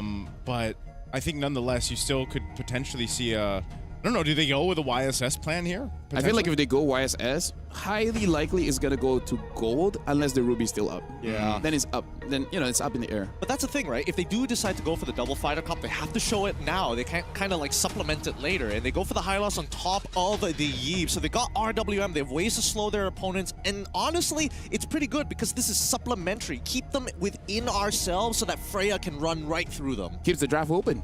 Right? You still don't know. This can be a utility jungle. This can be a damage jungle. Either or works very well with the first 3 cores that they got for themselves. Yeah, there's the gourd. Wasn't it? Was it Falcons Mena that brought the Hayabusa? Yes, Boyet, right? yes, Yeah, Boyet. Boyet played it yesterday. He said that was the 3rd choice after That was their 3rd choice. after Yi Sun Shin as well as Suyo was banned. Yeah. So we might see something else come up again. Maybe they lean on that 3rd pick. Maybe not. Harith is going to be banned out here. Both teams are looking to see what they pick up in the goal lane. One thing too is so far there's been a whole lot of what Moskov carry. You know, obviously Claude and the Harith, but when those are kind of banned out, I think that's where you start to see some teams. Are they willing to actually dig into that hero pool in the gold lane? I feel like we're in this place where it's like you don't have to. Just because the gold lane is so passive for right now until eventually, even if you get to the late game. We've had some long games. What was our longest recorded game before was 25 minutes-ish? The game just now was 25 minutes, 25 minutes. Did it break that one, though? Honestly, I can't remember. Anything above Pretty 20 close. minutes is pretty long. I don't want to think about it. It's a good way of putting it because now we start to see finally the Claude gets banned out, Harith as well. On the opposite side, we do see the Fredrin as well as the Harley. So jungle and marksmans for either side. So now in terms of the gold lane, there's still the carry as well as the Obsidia. Even we see some wild Brunos, wild Grangers, maybe the Huns doesn't have to pick it up just yet. Maybe just pick up a roamer here. The only question is, what roamer do they want? Joe is okay. I think the glue isn't too bad. I was going to say, is this Gatakacha time? It could. Revitalize with a Revitalize, you know? Ooh, we talked about him quite extensively yesterday. Up until the grand finals, we haven't seen it just yet. Yeah. Oh, look at this. Look at this. They decided to go very, very traditional. Dude, this is... So it is a gold lane Freya. Dude, Falcons Mana, they got a good draft for game 1, but that's what I said in game 1 just now, and then it didn't work out. Yeah. So I don't know whether I should or should not trust. And this is why I was saying earlier on in the draft, the Freya it's in a weird place because yes, statistically you go XP, but now it's still flexible. YSS in the late pick 4, and then you also get the Yeah. Yu Zhang. This is a power pick that we talked about for Sanji. You know what I say? What do you She's say? a strong, independent buy laner. She can go gold and EXP. She can do both. And there we go. The final pick here, Glue, going to be the answer. So a couple of things here, right? Glue's going to make Yi Shinshin's life generally difficult, but that's not the only problem they have to worry about now. They have to worry about just getting wombo comboed from both sides. We've got Mystic Gush from one side. We've got RWM, Glorious Pathway. Like, this is a ridiculous amount of setup. I mean, like, personally for me, I'm on the Yu Zhong train right now. Give me the Sleeping Dragon. I'm going to give it over to you guys for game number 1 of this grand finals. Yeah, I think we're all around the world on that Yu Zhang train right now. He has popped up so much already in the wild card. We've seen some impactful plays from all our XP laners. We'll see this clash out happen here for this one. Yu Zhang, the Paquito. It's going to be a matchup to watch out now. If you're just joining us for some reason after all these amazing days of the wild card, welcome to the last and final matchup. It's the grand finals of the MSC 2026 wildcard stage here. One of these teams will move forward to the main stage a couple weeks from now. Will it be Falcons Mena or the Huns Esports? All this for a golden key to join the big boys up on the big stage. Falcons almost immediately want to take advantage over this mid lane. Start poking out OU. Make sure that he can't walk up freely here. Even Sano walking up into lane just to figure out where exactly still meta is going to start. And I love these openers coming in from both Falcons and as well as the Huns. Yeah, identical emblems here for our XP laners. Kenny taking a little bit of damage there, but it's going to be just fine.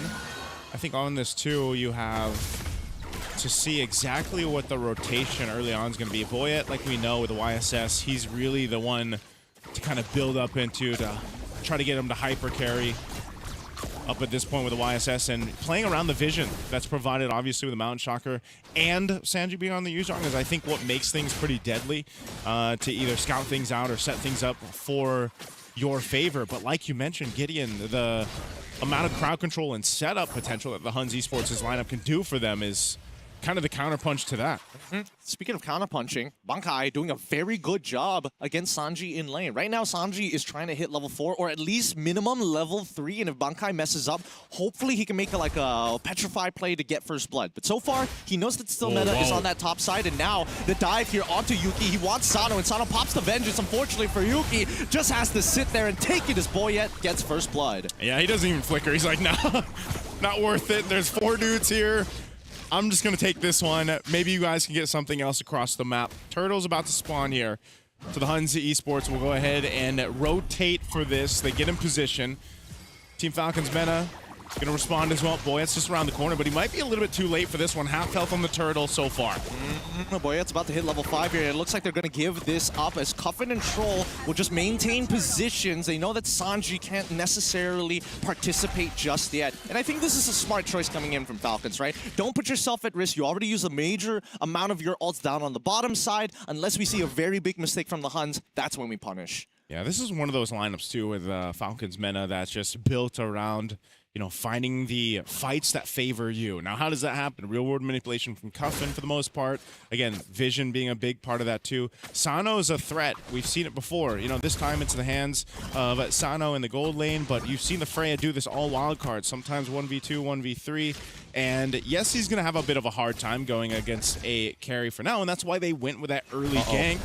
Boy, it's fine. Dangerous stuff here. Bankai, he could have forced a little bit more out of Boyet, but again, doesn't want to risk it knowing that Sanji at any point of time could look for the trade. However, Bankai's doing a very good job, and now down by the bottom side, we see that OU has found the catch of a lifetime with the help of Still Meta, but they don't have the damage to take out Troll just yet. The Mystic Gush coming in from Kenny, just not there. That's such good use of the Glorious Pathway and the Revitalize, man. You know you don't have anywhere to go, and you're literally just a walking mystical horse, so you might as well just post up in your Glorious Pathway and heal through that damage. So he's fine.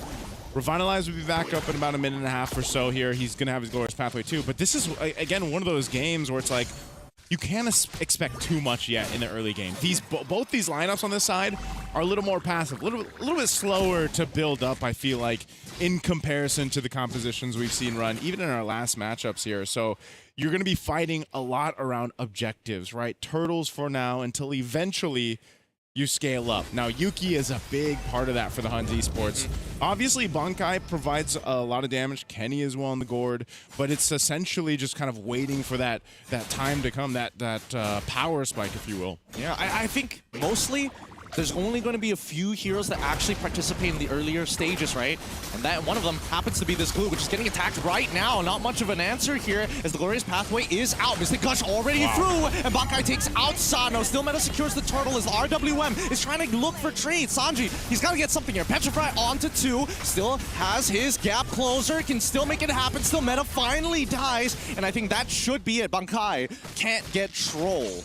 Wow, I'm actually surprised. I mean, they do get the turtle there for the Huns, but I almost expected them to at least fight a little bit more there, or maybe they just got the call, you know what, still Meta's going to go down, that's fine, they don't want to lose more, but I just felt like they had some more firepower with Bankai and Yuki a part of that fight.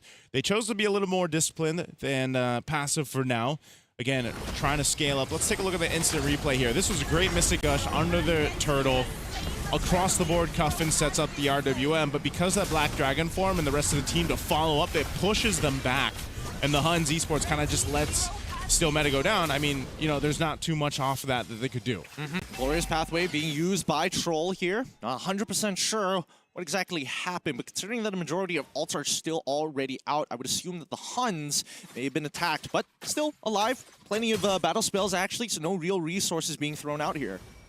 This is probably Gideon one of those games where it's just like it's so neck and neck at this point. I mean, oh, there's this heavy spin. Okay, can he survive this? Nope, the burst is just too much with the concussive blast on top of the full combination from Bankai. Now they're going to convert this over down to the purple buff as Cuffin, he's trying to slow down OU. OU already got max stacks on top of Troll, but that's not his main target here as the purple buff gets stolen away. RWM into the Glorious Pathway. The split to buy just a little bit of time, and this should be another kill for Bankai as Yuki double waves. Man, they're so tanky, you know? I mean, the Huns Esports, they'll walk into your jungle, put pressure where they want to, and take you down. And after that, you know, they can kind of pick and choose where they want to go if they have the heavy spin available, if they've got, especially got a Mystic Gush. The glue, as we talked about, is just so annoying to deal with because even if you try to get away, obviously he's going to stick to you, as his name is. But this turtle seems to be the trade. Team Falcons should be able to go ahead and just secure this one. Yep, retreat is good. Sano making sure that Bankai can't get into the middle of the fight, and if he overextends, Boyette is there to catch him. However, this is a full rotation coming in from the Huns. OU looking for an angle, still meta as well. Decide to back it off. They don't want any fishy business against the Falcons. Okay, relatively at this point in the game, you're just going and knocking down some base or some turrets across the map if you can. You've essentially evened things out. There's no massive lead for either team right now. Just a turret in favor of the Huns. They might be able to go ahead and get this one if Bankai can knock it down, but Sanji is here. Oh no, they're going to try to make a play. It looks like bottom side. Yep, they conceal to get all the way down here, but OU, the Living Ward himself, making sure that he's got full vision over the situation. Huns make the correct response. Bull out of there. No battle spells lost in the meantime, and they still have full control over the lanes. That's what I'm talking about, man. The style of gameplay for these compositions, very kind of, do we choose this fight or not? We can back off, disengage. If we choose to, Bankai. Okay, forces out the flicker, but Sanji, he follows through, and he ends up dying for it. There's an opportunity for Boyette, but now we look to the top side as Sano is trying to clear out this wave, not give Still Meta an angle, as Troll is there to double confirm. There's only 2 guys here. Falcons take a big sigh of relief. I'm interested. I mean, that was surprising that Sanji even goes down there. I don't think they had to. Mystic Gush used on Troll. He's dead finally, as the spinning light wheel is going to be more than enough. The flicker a little late for Yuki, as they do find him with the help of Boyette. Now locked down, Still Meta, making sure he's making a play. Bankai getting the mega kill, finding the opportunities to turn it for a 2-for-2 trade. Some good setups there in the mid lane. They're going to trade across the map, though, as Tier 1 falls. It's knocked down by Sano. Just when you thought, you know, that was the setup that they wanted, it was a really good real-world manipulation from Cuffin, man. Let's take a look at the instant replay. They go fight under the Tier 1 turret in mid. This Mystic Gush pretty much takes care of Troll. He's gone, but they also get trapped in the real-world manipulation. Oh, meanwhile, in real time, there's another fight in the mid. Yep, the Mystic Gush is already down. We've already... No, luckily nobody dies here, okay? They're still pretty healthy, but however, that big Mystic Gush, that was their nuclear option, their deterrent to keep them off of the Lord. With that big ultimate down, I look at Falcons, they're missing the Glorious Pathway. They're also missing the RWM, so both nuclear options have been used. Oh man, interesting. Wings picked up here for Kenny. Kenny's got a little bit more extra movement speed and some shielding now too. He's been very trigger happy with the Mystic Gush, and that's kind of what he has to do to keep sometimes the hesitation there for Team Falcons to move forward. They've got control of the Lord Pit right now. Projectiles being thrown out. There's the Glorious Pathway though. And now they're looking for a little bit more as the Black Dragon form is already out, and now the RWM, it stopped them just enough. Bankai in trouble, and Sanji takes him out with the shot residue. Still meta, able to get the Lord, but the fight's not done just yet. As they pull on backwards, can they get Kenny? They catch him right at the end. Cuffin comes in for the kill. They're able to get down 3. Yes, they lost the Lord, but they'll take another turret. Oh no, still meta. He's gonna get stunned. Oh, okay. one more Void Blast. Oh, just short. Okay, so he gets away. The Huns Esports got the Lord. They end up losing that team fight though. They've got to be able to go ahead and lock down some of the team fighting, positioning, because what they're having a hard time around the objectives is just getting trapped into these little choke points. Yuki too, really just kind of relying on having that flicker once it's available. He's got to be the one to kind of shred through these tankier members of Team Falcons, but when they're getting trapped in the real world manipulation, it's tough. Sano. Okay, I think that Sano at this point, there's no point trying to run away. Troll is going to try his absolute best, but he's eventually going to burn down to OU. He's trying to get the reset on the split, but if they can take him out now with RWM, they don't have to worry about it. But on the opposite end, it's not all the same. Sanji end up dying here in trade, so it's still 2 for 1 in favor of the Huns. Oh, Troll, he's going to feel those light wheels. They do hold on for now. A little bit of damage to that bottom base turret. The shield goes down too. The Huns Esports looking to just open up the map some more up to this point. I'm sitting here thinking, you know, Team Falcons, just like we saw in their last series, they've been on the defense, they've turned things around.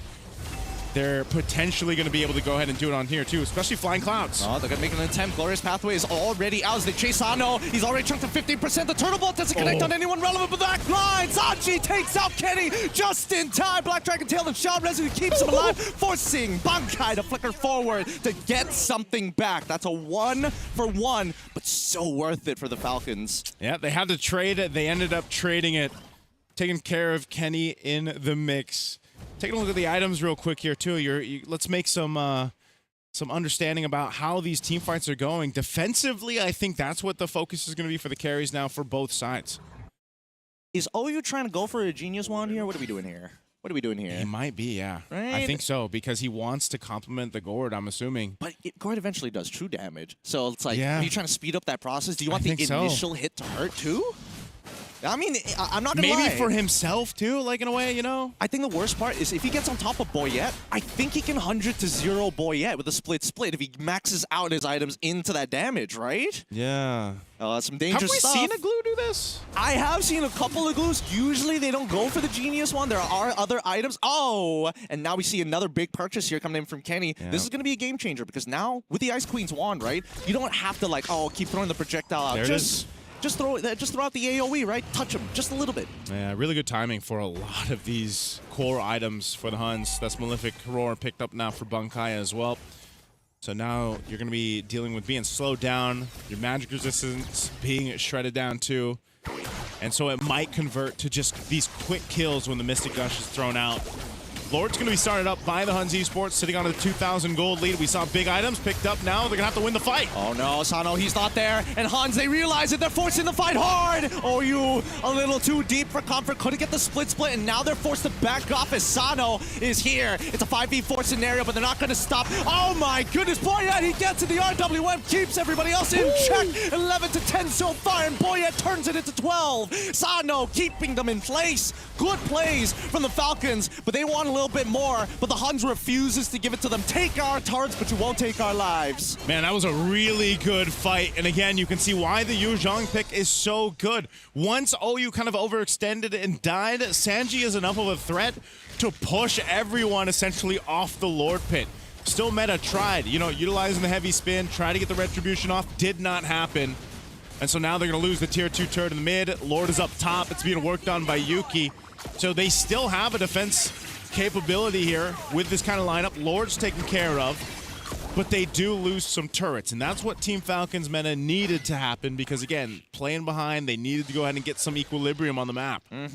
I love the plays coming up from the Huns, though. The small little micro mechanics to pull. Wait, hold on, Kenny. He's in trouble. They're sending the Black Dragon form, forcing the flicker out early on just to get the T2. But no matter what, Falcons were not able to get an inhibitor, so really, it's just an economic advantage. When a crown picked up here for Boyette. Might need that for these next team fights, or essentially the next Lord in about a minute and a half here. But right now, Team Falcons, I would say they're really showing their team fighting capabilities. You know, that decision making. They know that sometimes, oh, Troll's probably concealed. They're gonna counter conceal as well. So that has been the nature of the game, right, Gideon? It's been either initiate or disengage. It's been back and forth, both sides. But essentially, the main thing for Team Falcons is I feel like they're just showing us more of this kind of team fighting presence that's working for them right now. They know that OU, for the majority of the time, is going to be trying to stick to someone, right? He's going to be trying to, even if it's Boyette, if he can. Boyette's been really good at kind of staying away from that happening. And then if they can cut off OU from the team and take him out, then re-engage. And this is why this usage of Troll's Glorious Pathway is so important, because it's either he's using it to engage or disengage for the team, and that's such a simple ultimate, but it's so powerful in this context. Let's also talk about some of the trigger fingers here, right? What are the big things that we're looking for to connect? And I think number one, it has to be the RWM. It's caught multiple people before, but it doesn't have enough damage yet to 100-0 somebody. Not like Kenny on the opposite side, right? Whoever gets hit by that projectile, everybody's kind of dumping themselves on it. I think... Oh, Divine Glaive too. Yeah, some really big damage. I mean, considering everything, like, Bankai was winning the lane hard. They've reset a couple of times, and now that we're 12-10, Sanji is actually caught back up despite the horrendous early game. Yeah, this is one of those things now, too. Now the Divine Glaive is online, the burst damage can be even more devastating for whoever gets caught. That's why you see, too, some magic resist items being built up. Athena's shield now for Sanji, as he's a lot of the times up at the front, flying around, doing his thing, trying to set things up to allow that YSS or the Freya here to get in range. So the Lord is up now. They're going to go ahead and just get in position. No one will fully commit to it just yet, as they want to fight for this space here. The Huns might take a different approach. Conceal was used. Things were spawning out, though. This is good. This is actually really, really good for the Huns. Now, they don't have access to global vision. With that turtle boat no longer, and Sano, he clears open the tri-brush, and OU is taking space on that top side. The push and pull is looking very good. As Sano wants to correct that wave down on that bottom side. Top side is currently at a 50-50. Both sides have not prepared well enough for this Lord to stick on it for that long. Yeah, I don't know if they're going to actually be able to go ahead and pull this off, but it looks like the Huns Esports wants to blitz it down. Oh, Troll, he's going to get the first initial stun onto Kenny. The Black Dragon form is already out. And Cuffin already dead. Oh, you catches him with the split. Sano now in the middle of the fight, but he's losing all of his health because of the heavy spin. Boyette able to take one. Still meta. Gets another. Kenny takes out Sanji, turning it into a 3 for absolutely nothing. But at least Boyette got the Lord. Boyette got the Lord, but with a carry and the rest of the team here, it's going to get shredded down very quickly. You see him, he wanted to cut the wave in the mid, but not there in time, so now Boyette has to get back to base as the Huns Esports looking to go further. They still have that cannon minion in the wave here. They're going to push it in. Oh, glorious pathway to slow down that one minion. It's a good idea. However, they need to pull the minions away. Boyette, he's got the turtle boat. He's going to get rid of one more. There's still the cannon there as Yuki takes the tower shot. He's got retribution. He hits it. Unfortunately, has a sliver of health left. Breaks it just in time. And now the RWM to try and punish as Boyette gets back into the fight. However, it is not enough. 2 inhibitors end up falling. Flying clouds. He's going for it. Flickers forward. Not done just yet. The Valkyrie, where is he calling the Black Dragon form? Now just said, you know what? We're just going to get still meta and call it a day. Okay, they got something. The Huns Esports wanted to end the game there, but it was great defense from Team Falcons meta. Really good usage of the Winter Crown too, to kind of clear things out and stay alive for long enough for the rest of the team to come back up. So the game isn't over just yet, but the Huns Esports really showing that they have that grit to end this game. Think about it, Gideon. I mean, we haven't seen a game go this long, up into that 18+ minute mark, almost 20-minute mark. So close right? I mean, economically, it's pretty much just evens across the board. Maybe not so much between the XP laners, but again, Sanji's value on the Yuzhong isn't so much just the items. It's just the ability to go ahead and push forward and make the Huns disengage a bit with the Black Dragon form. And sometimes if you catch them being overextended, then you're able to go ahead and make something happen for them. But still, the Huns Esports finds themselves knocking down 2 base turrets of Team Falcons. That Black Dragon form can force fights, but it doesn't necessarily mean it's good, right? They got to be very, very careful with the way that they approach these. They're looking to get some of the bigger targets. Man, Kenny is really well protected right now, and I think that's the big issue. Huns, they've got some incredible defense, especially when they're making sure that both Yuki and Kenny stay alive in relevant points. And yes, they do sacrifice a little bit of people to make sure they do so, and that's why we're in 19 minutes. But hey, it's better than losing the game outright. Okay, at this point, you're just fighting for this positioning because in 30 seconds that Lord will be up, and this is a big one for the Huns Esports, especially if they can go ahead and lock it in. Boy, it's been really good, though. This is one of the things about a YSS, you know, that Yi Sun Chin, you're able to go ahead and get vision, but also just kind of swoop on in, get the retribution out. And so sometimes that might just be the winning condition. You know, go get that Lord, secure it, disengage, and then get ready. But the Huns Esports, I don't know if they're going to let that happen this time. They are set up, ready to go ahead and start up this Lord, blitz it down. It's an evolved Lord. Sanji picking up the pauldrons. He's got vision. Troll as well. He has an immortality, so they're showing face, and that leaves the Huns Esports a little hesitant to go with that Lord take. Yep, I think this is a reset angle, right? Huns, they need to correct that top wave. If they correct that top wave, then they can force Falcons to send a member up there. Sano right now has to manage the mid wave. Bottom is naturally going to be pushing, so Huns, there's no onus on them, really. No pressure at all. Whoa, boy, yeah.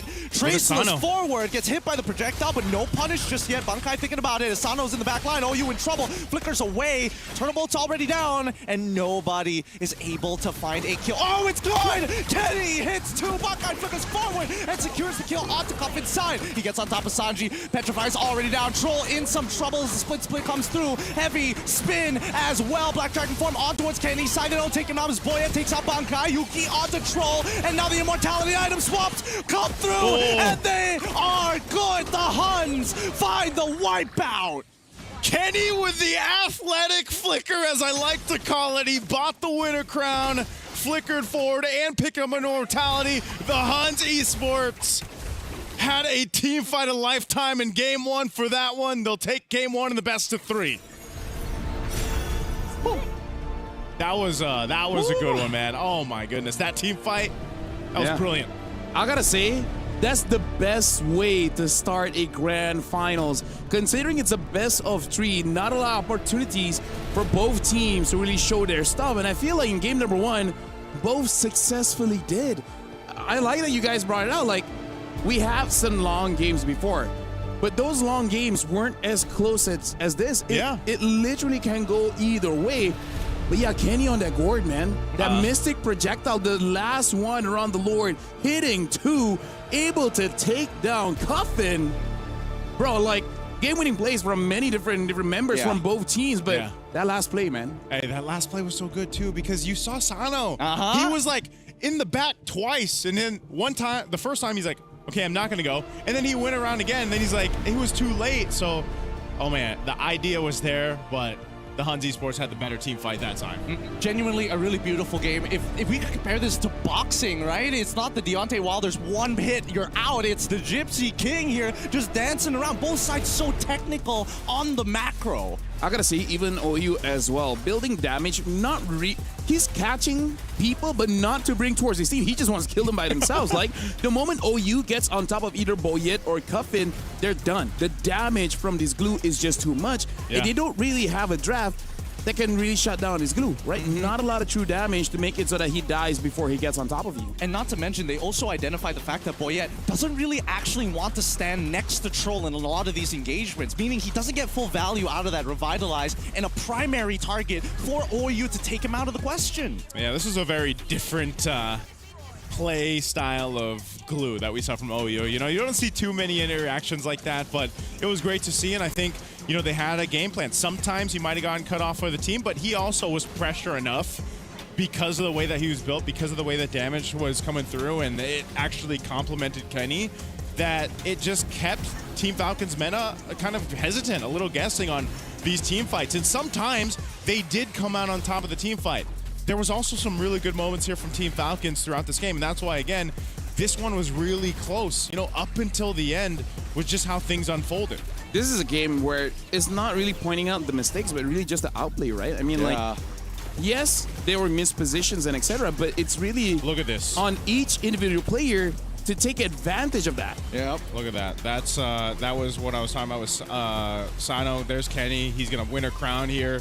He goes and gets the immortality, and then he's gonna flicker over and get the projectile. Like, this is just such good usage of the kit and the team across the board to make that win for the team fight. I also love the insurance policy. Like, there were a couple of moments where all of them thought, wait a minute, there's a chance they could turn this around.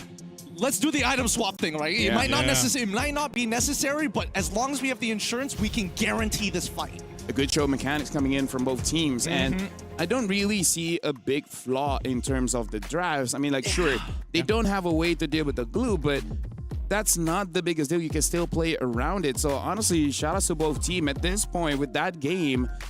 Whoever makes it through, they definitely deserve it, man. And both coming in from Group B, the group of life. The group of life. The group of life. Group A was a group of death. Yeah. It's Group A, am I right?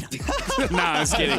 I'm just kidding. We're having fun here. But yeah, that was amazing. Later on, we would be going for a break just to give some breathing room to both teams. Because again, that was a long game. And it was a game that their focus had to be on, like, basically till the end of the game. The draft is going to be something that even I wouldn't know how to figure out. This is actually a big test for Team Falcons meta, man. Yeah. Think about the series that they just went through and how long that game 3 was for them too. And then now they just went through another one. So if you're talking about a true mental test, I feel like this is definite for Team Falcons. Well, we are going for a break here. So I don't know what adjustments will be done. But again, this is for the golden key to get to the main stage of MSC. We'll see you guys right after the break.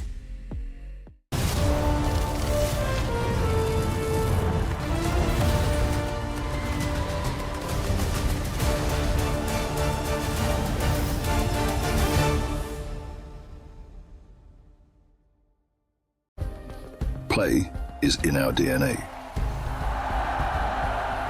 Whenever we let it out, it becomes our superpower.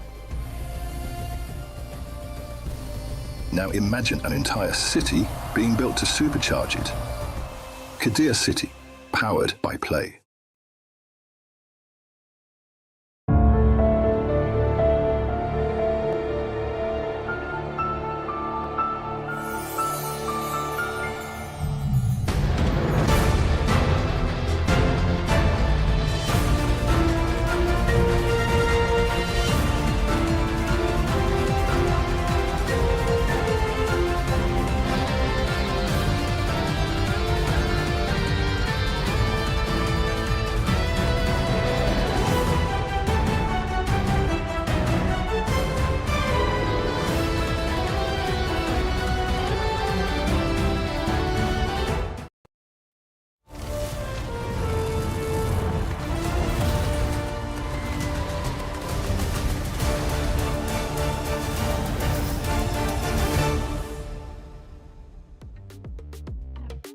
Welcome back right now. Hans Esports is one game away from going to the main stage. This is the Fel, getting you as well as Naisu. That was an amazing game one.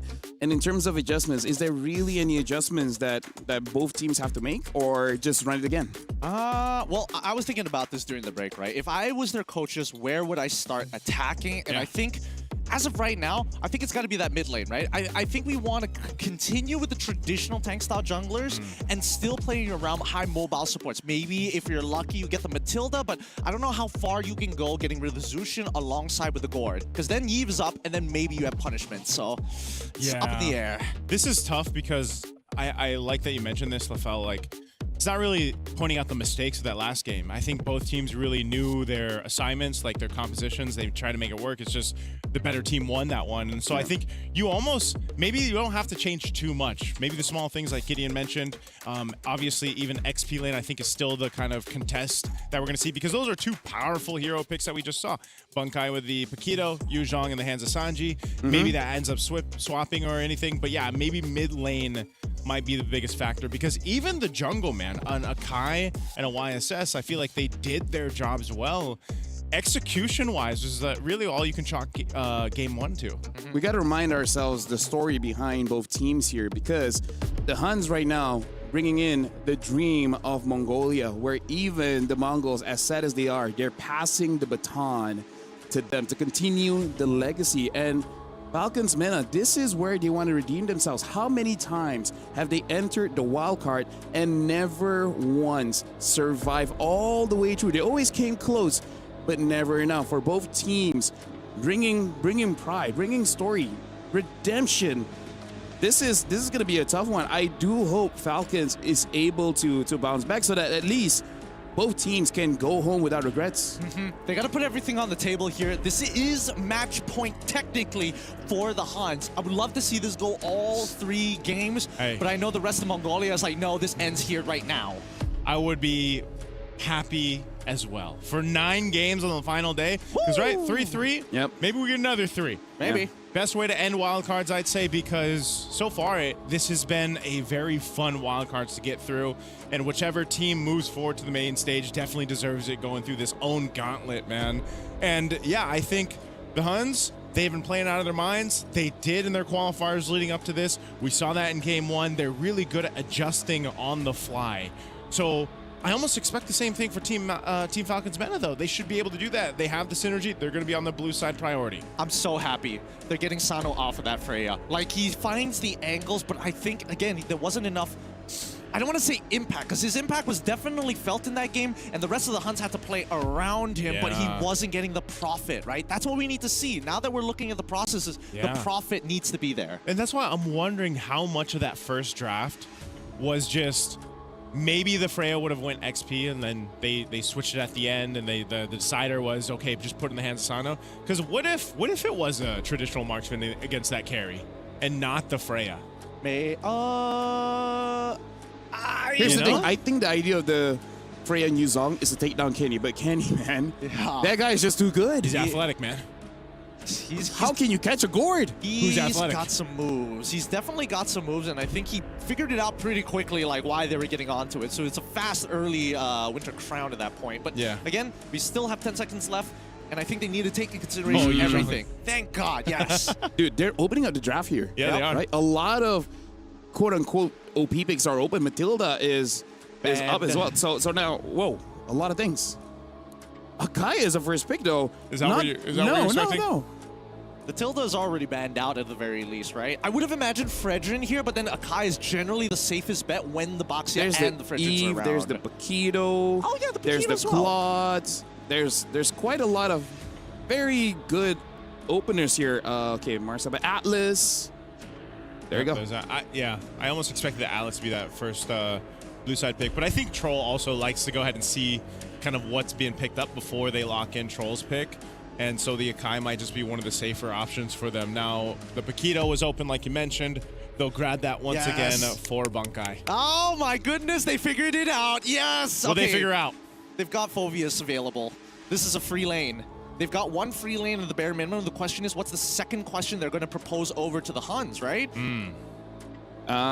Just be careful of the gourd then. Because I got to say, I think they take gourd here, right? Yeah, because Phoveus is great, but is not without his counters, especially in mid, man. A lot of mid heroes just have ways to deal with the Phoveus. Lear, Gord, Lilia, Eve. There's the Eve. Eve Alice. Oh, they want Alice more. Okay, so instead of saying, you know what, I want you to win the lane, disrupt their combinations, how about you just engage for us? How about we just keep playing to our identity? We're strong at team fighting. Let's double down on it. And I think it's also important to note, just because you know with an Atlas being picked up, more often than not, they're going to be making the aggressive play, right? That's always pretty much what we see with the Atlas. You're either flickering forward or you're trying to get the Fatal Links combo off. Well, at least the Atlas, you have another option. to kind of catch them off guard too, follow through after the Fatal Links is used. You're fighting around the real-world manipulation. Like, there's a lot of tools here for the first 3 picks already. A lot of AoE. For Team Falcons. Honestly, a lot of AoE coming in from both teams. So it kind of feels like they want to, quote-unquote, run it back in terms of the fights because, like, I don't know, they want to do that. So now Valentina picked up. Good Valentina pick. Eve as well as Akai there should have a lot of value. What does this leave us with? I feel like for Falcons, they got to ban out the Claude. Yep. Because not only does it counter them, but they don't have anyone to catch, really. Do you also want to get rid of the carry as well, or would you prefer getting rid of the Moskov? Because I think there's 2 different problems that we have here. Alice can technically sit in front of you for a little bit, but you're eventually going to blow up, but then it's harder to catch the Moskov overall. Yeah, well, I almost feel like, yeah, the carry, because for Alice, the worst thing you can experience going up against Moskov pushes away, but against the carry, you just die. Right? Yeah. So it's kind of good for Falcons that the carry is out of the picture, so they don't have to think about that. Yeah, take that out of the picture. Baksho is going to be the man here for Team Falcons. Jungle pick is... I'm wondering where Still Meta is going to go. Is this a... Is it Fredrin? Fredrin should get banned, I would say though. Fred Gwyn. I don't know, because he had an amazing performance on the Guinevere. Yeah, both are good, yeah. Back to back, so he has those couple options. So I'm wondering if that last ban will be one of those. Maybe it is the Guinevere. Yeah, maybe the Guinevere. Wait. I feel like Fredrin, just because the combo with the Paquito, the Atlas, the Valen, quite a lot of CC there. Wait, did they miss their ban? What do you mean? Oh wait, no. Sorry, it was Red Side first. My bad. Yeah. Sorry, I'm being the one colorblind. All right, Cho gets banned out here. Come on. Oh, the Harith instead.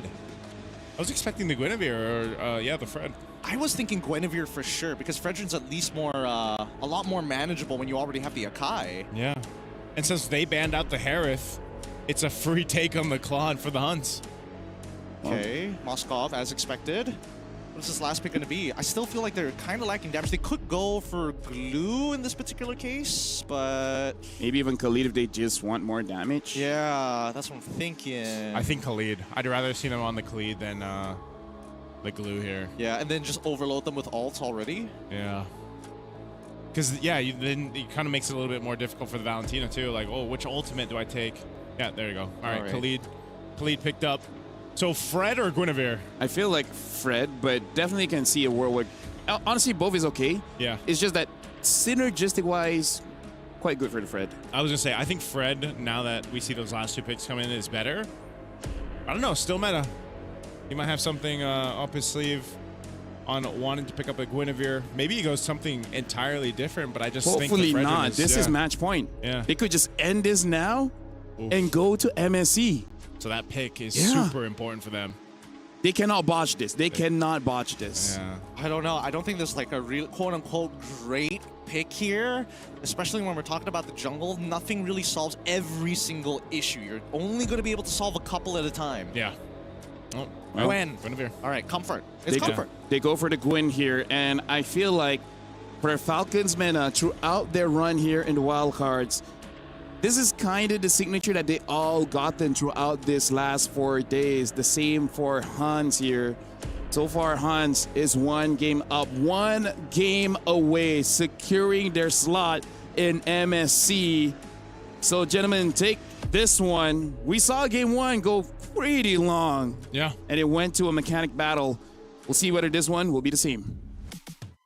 We're going to find out here. Welcome to the caster desk. It's going to be nice and Gideon to bring you potentially the last game for the wildcards, unless Team Falcons Mena has brought a draft that will extend the series, make it 3 for 3 for 3.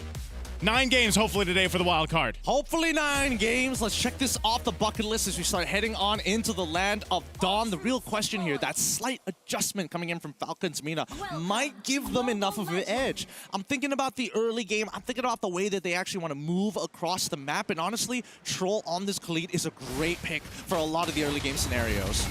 Yeah, Troll doing what we expect with the Khalid. And he lost all his life. Yep. This is one of the strengths, right, of a Khalid roam pick, and I would say this is definitely comfort for Troll, obviously. You go ahead and you try to delay what you can. He's going to get knocked in the air, though, so he's going to want to go ahead and be a little careful. Obviously, he's can heal back up once he has that quicksand guard and everything else. For the meantime, it looks like Troll already used his regenerate, right? wanted to go back, but Boyette's actually saying, no, let's actually contest for this, right? Kenny's a little low. He just hits level 2, and Cuffin, he's trying to freeze out this wave as long as possible, and Boyette will take the Litho Wander. Ooh. Oh, the flicker coming in from Troll to get Kenny. Forces out the battle spells from either or. OU now also forced underneath turret. Oh, yeah. Sano really low, too. Losing that lane up to Yuki for now, but I was expecting, I was like, Kenny, you're really low on HP. Do you want to take the risk of being that close up? Well, he burned the flicker. Troll also used his, so at least no one goes down in that exchange. They go pretty much reset for now.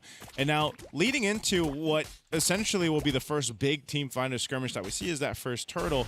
You see both teams just kind of duking it out in the mid. Still Meta's around the corner. He's going to go for the spatial migration, or does he wait?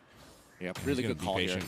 Yeah, really, really good call, especially since Boyette has already made the movement down. He doesn't see the Guinevere, so it's only assumed that he's going to be towards that laning side. Now, we see that Boyette gets the initial knockdown. Oh, still able to buffer the spatial migration to get on out of there. Good stuff. And also, got the Violet Requiem out of still meta. So great mechanics. And he knows that Boyette doesn't have the ultimate or the retribution. There's no heavy spin for this turtle. They might actually just go ahead and decide to go, but there is a lot of Team Falcons around this pit. Again, this dangerous grass, using that extra brush to get a favored position. They're going to go down for the fight. Well, let's see how they're going to punish RWM, though. From Coffin, it finds 2 in the back. Still Meta ends up blowing up with the help of Sanji to keep him in place. Even Bankai getting caught at the edge of it. Wow, that was such a good combo, right? The RWM in that extra brush with setting up the Gleam into the Throne of Ruin. Able to catch down one of the members of the Huns Esports. So really good usage of the toolkits that Team Falcon's composition will give them. Now they're putting pressure on the jungle alongside Boyette. What a beautiful game this is. Falcons, like, they knew straight away, we got to win this mid trio here. If we put Kenny behind, they get that freeze, and now he's a full level behind. That first turtle was so free because both the supports and the mid laner didn't even have their ult. So now, let's see how much they convert that. It's a 1K lead, but I'm not seeing too many steals other than the small camps. Yeah, this is one of the things, though, right? This is an advantage of having a lead, like I was mentioning. You can be a lot more aggressive. Your damage throughput, obviously, early on is a lot better than, say, an Atlas, where you're just kind of like hovering around, slowing people down. Like, Khalid's a lot more deadly. So, but now, once you have that level 4 for OU, which he should be pretty close to, or he just got it, now that's where he's threatening, right? So now Team Falcons might have to be a little bit more crucial on how they approach some of these fights, but they've been just being very patient, I'd say, waiting for those moments. And sometimes that kind of passiveness might be better to not get caught out by still meta on this Guinevere. Oh, look at, man, I think Boyette, he's got the timers down, right? He is confirming, double checking, and also making sure that he is watching the mid lane movement to know for sure whether still meta is around the area. Again, really great communication so far for the early stages of the game. It gets a little scary towards the mid game. We have yet to see Falcons make that awkward call of, hey, Boyette goes forward and Troll says, we're all going backwards. Yeah, this is a lot like our previous game, right? Or it's kind of like a slow cooking type of game. You got to let it kind of build up, and you might see that more so towards even the last turtle here. The second one's going to come up towards that gold lane side, though. So both gold laners being there, that might be more deadly. Having Yuki up there with that blazing dew at this time. We'll see how they manage it. OU's going to go ahead and get flushed down to the brush here. He's pushed back by Troll.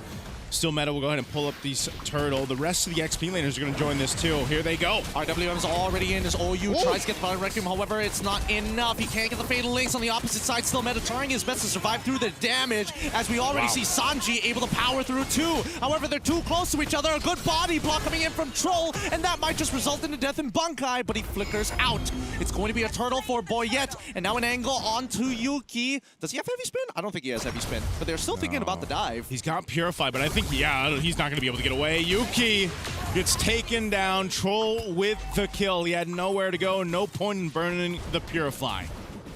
Good plays across the board, and Falcons with a confident 2.1K lead. But Huns are not down and out for the count just yet. They trade tier 1 down on the bottom side, and Bankai, last game he was doing like phenomenally well. Not only was he beating up Sanji, he was still able to attack Sano with backlight. Now, it just feels like he's been so sandbagged, right? Like he joins his fight super late, and even when he wants to peel, he's actually just making Sanji stronger. Yeah, it's one of those things too where just the kind of power spike with the Alice is just you feel it a lot more. right? Sitting on those 2 kills. Oh, hold on, mid. Heavy spin into the RWM is going to be enough to find OU, man.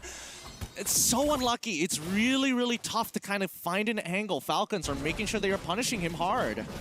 Yeah, I don't think he's really been able to use the Fatal Links, man. Like, he's just, you know, OU's dealing with a heavy spin. He's locked down half the time, and that's really good usage of the Boyette combination with the real-world manipulation. So Meta trying to keep them off of this turret. Whoa! Okay, still Meta may have overextended there. He thought he had enough damage against Sano, and honestly he does, but if he doesn't land the Violent Requiem or the Spatial Migration, I don't see it happening. And now that's going to be a tier 1 down bot side for free for the Falcons. And we're talking about still Meta's performances in the last, you know, series where they, for today, and this one, it's just not happening. Team Falcons, I guess they saw plenty of the footage for that one, and they know exactly how to go ahead and punish them. So still Meta falling further behind right now, sitting on 0-3. They're going to have to see if they can actually try to make a play. This third turtle's coming up.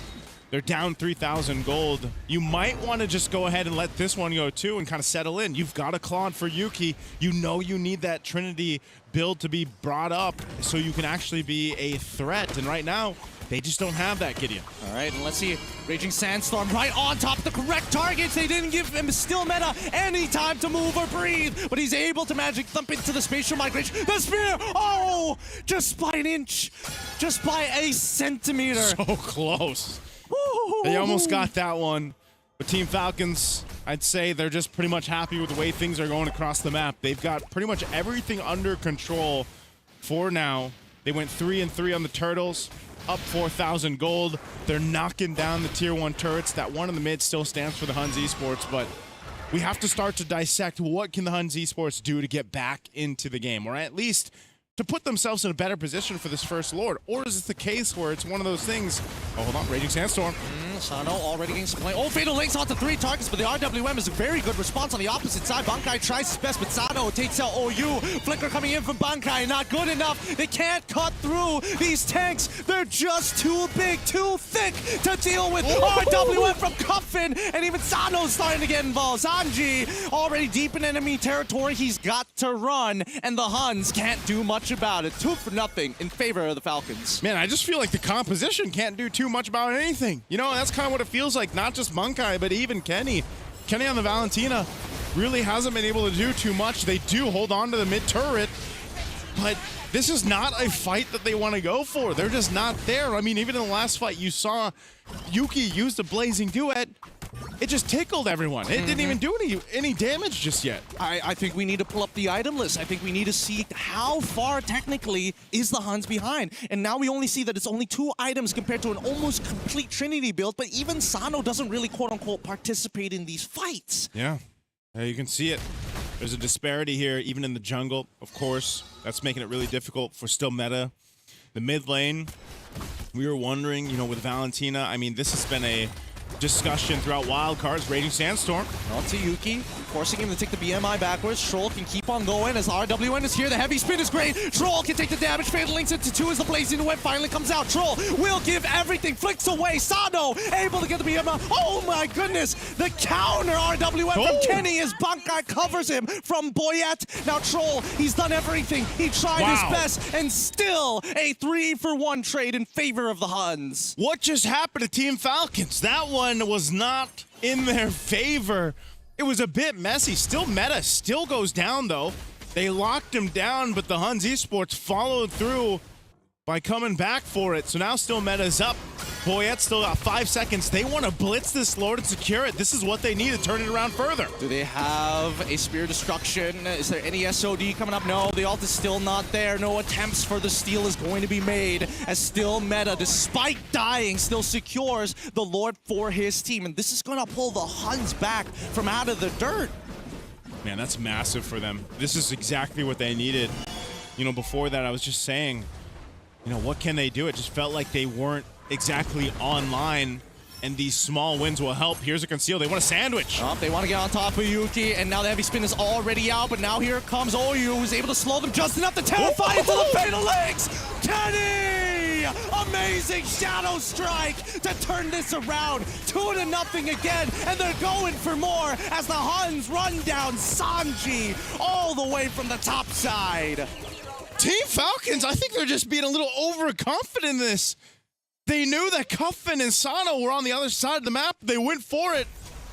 And the Huns Esports will just punish Team Falcons. At that, I mean, that was essentially clipping the wings right now. The lead has been gone. I mean, look at this. They go in with Sanji. Cuffin was there, but he just kind of disengages because this is not a fight he wants to be a part of. Yeah, it's crazy stuff, man. It's crazy stuff. Now, this is still part of the replay. As we saw, a lot of it just comes down to, can we actually hit Yuki with the right ability, right? And unfortunately, they weren't able to find that. But now let's jump right into the action here, right? They've already managed to defend themselves from the Lord. A lot of holy shielding gone, but at least Cuffin was able to get an Ice Queen's wand. So maybe those situations won't happen again. I don't know, maybe he just doesn't want to give the shutdown, or, you know, just decided that wouldn't be best if he was there, part of that fight. But either way, that one's done, and the Huns Esports now swinging the pendulum in their favor. They've got plenty of time to go ahead and wait for things to get even more established, so it doesn't really matter that still Meta died multiple times for the rest of the game. His team has essentially gotten to where they are a big threat as a whole. Now that we've seen the Fatal Links combination, we've seen Yuki being able to actually pump out the damage. He's done time on the clock to go and get to where he needs to be. If you're Team Falcons, this is where you need to see Cuffin and Sino come together and pull through for the team to get to a Game 3, because right now, the Huns Esports seems to have them figured out. Yeah, I think right now we just need to see an outstanding performance coming out from Sano, right? Cuffin can only do so much, and I think that the ideas from Boyet and Troll are genuinely good. It's just that everybody needs to be on the same page about this. Huns, they're great at team fighting, they're great on that defense, but at the same time, if they stick too close to each other, that RWM will punish them once again. Okay, let's see. Team Falcons just kind of scouting out their side of the jungle. They've got to be so cautious on not getting overstep, not being overzealous. Boyet's heavy spin has been such a cornerstone with trying to set things up around the RWM of Cuffin. And now that the Lord is up, we'll see what they decide to do. They're going to still put pressure on the bottom side. The Huns working on that wave to keep some pressure. They spotted out, so Team Falcons, they don't actually go with the Lord just yet. They're going to delay it a little bit further, and we could just see a full-on team fight for this one. Team Falcons knows how crucial it is. They don't slip further behind. Earlier on with a 4,000 gold lead nearly has been dissipated, now in favor of 2,000 for the Huns. They wait patiently. OU has a flicker. Fatal Links available for him. It depends who he catches out. You have Sano on the other side. He's gonna have to rely on the SOD. No, please, Sano. He's got to. Every time he shows up, it's going to be a movement from the Huns and even from Falcon M. He wants to clear that bottom. He needs to hit the SOD here. There's no choice. He has to clear this wave, and now the Huns are on the attack. OU tries, but now the RWM stopped him in his tracks. However, we see Guinevere on the opposite side on top of Boyet. Bankai takes out Sanji as this entire sequence is going to be played one more time just for your entertainment. Okay, who got the Lord? Okay, thank goodness. Okay. Thank goodness. Let's get right into this, right? Because now with the Lord already in their hands, this means that this game, it's gonna drag out a little bit longer than we would have liked. Okay, that may be a preview for the future here. Divine Glaive, though, locked in for Cuffin. They got the Lord off of that.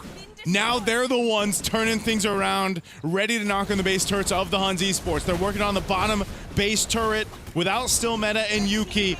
This is not a defense that they can take. So bottom base turret goes, mid Lord pushing up to the tier 2. By that time, everyone from the Huns Esports is ready for this defense.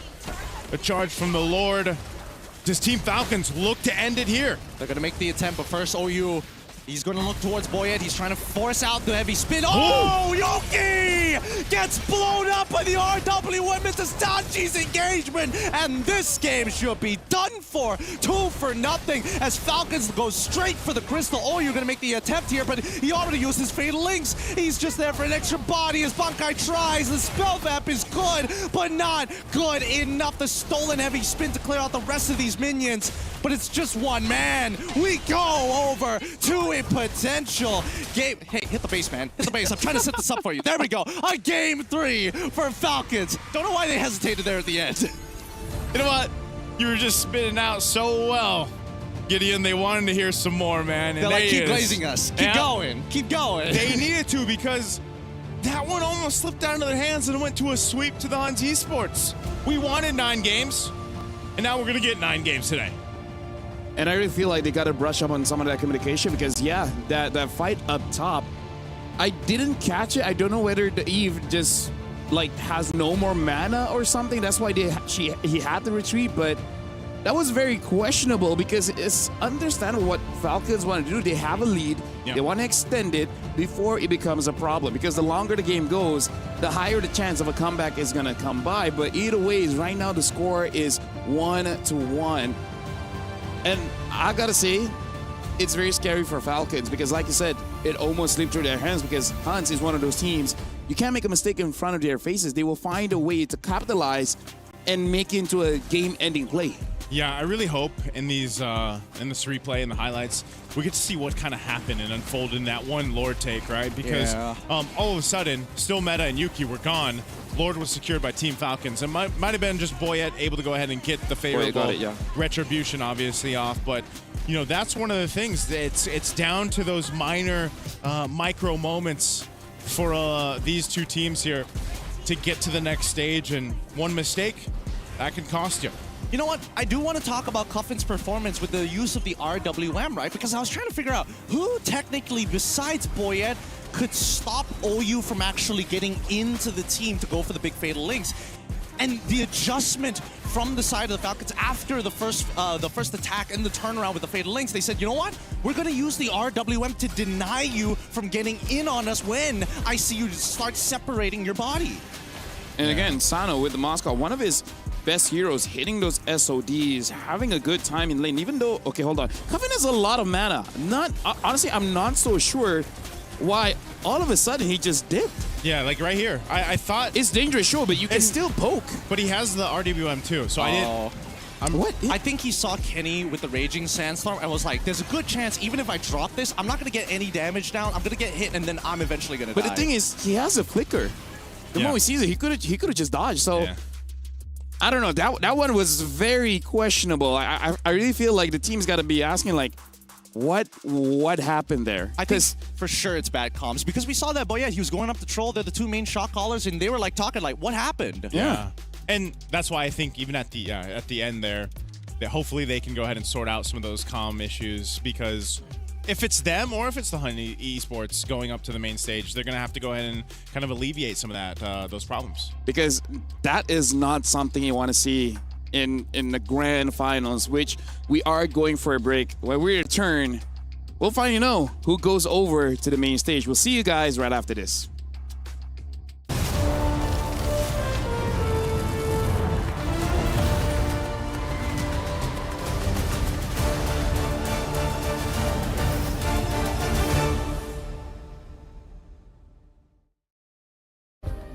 Play is in our DNA. Whenever we let it out, it becomes our superpower. Now imagine an entire city being built to supercharge it. Kadir City, powered by Play.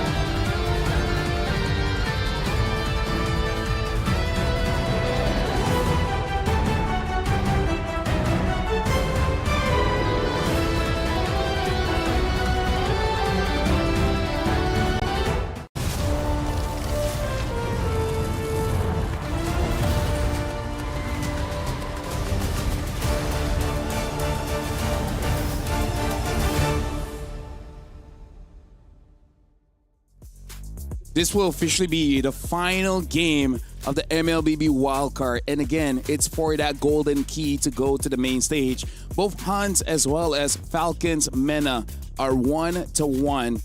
Where first game, it was Hans. And the second one, it was Falcon Mena. And I got to say, both games, it became tighter than we expected. Game number 2, we thought that Falcons could have ended it quite cleanly.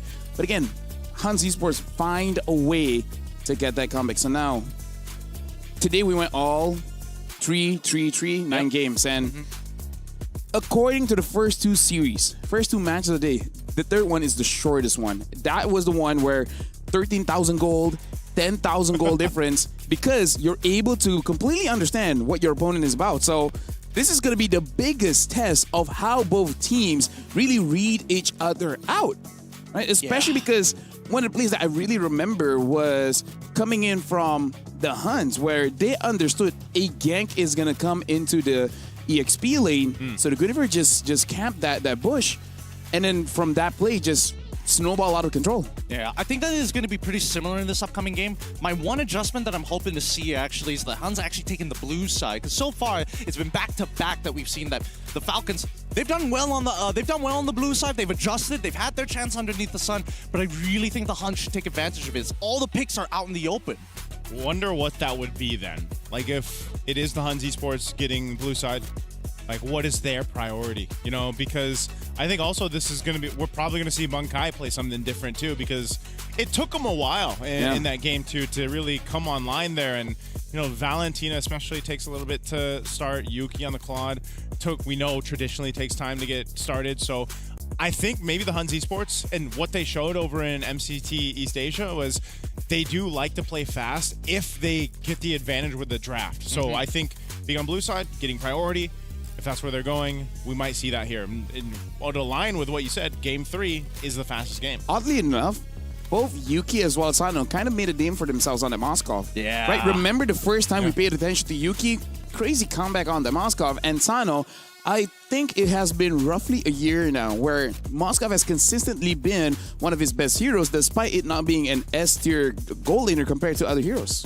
Yep, I think it's interesting because, again, it does show that, yes, there is a little bit of limitations, but the ceiling is really, really high, and I think that just might be enough to kind of tip them over the edge for this final match. Yeah, the ceiling has been lifted, I feel like, higher and higher throughout the wild card. From the very first day, if you think back on the quality of some of the games that we saw, we took some time for the teams to go ahead and warm up in their game ones. Well, now, today alone shows us that they figured each other out. They know how their drafting patterns are. So maybe this is a time for not so much experimentation, but just to kind of lean in on the comfort, but also just knowing what you guys, as 5 guys on a team, can execute on the Land of Dawn. All the theory, all the experimentation, everything is for this one. Like, it's to the point where I feel like as long as you have no regrets. Yeah. Right? Don't be like, late on the line, I wish I got that hero. Yes. Because I know there's a lot in history where, especially the first pick, between the player and the coach, they will argue what will be that first pick. I mean, like for us, Malaysia, we still remember MSC 24, where they were considering either the Ling or the Roger. You know, Innocent call out that Roger pick, and then a lot of grand finals, people are like, we just need that one hero, and I promise you we'll win. The question is, what's that hero? What's that hero? I think right now, what is it for Wildcard? Would it be it's not... There's no one hero. There's no one hero that I can think of. Everyone had their moments, right? We've seen Gord has his moments. Eve has his moments. Zushin has the Savages, right? She has 2. I guess only Suyo hasn't really been popping up. Other than that, I mean, it got close. Yeah, you know. XP lane Suyo? XP.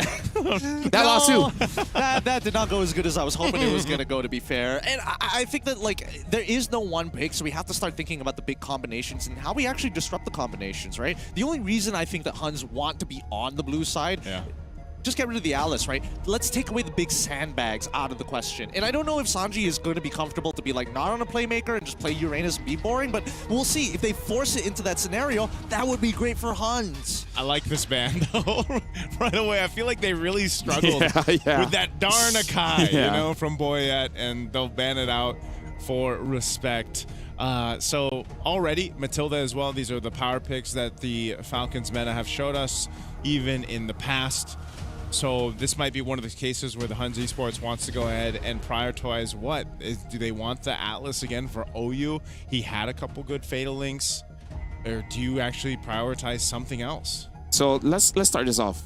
tank or damage junglers, right? I feel like that's also, it must be in the back of their minds. But we did see a Yi Sun-shin, once he has one bad trait in the jungle, that's it. That's over. Yeah. And that's quite a risk.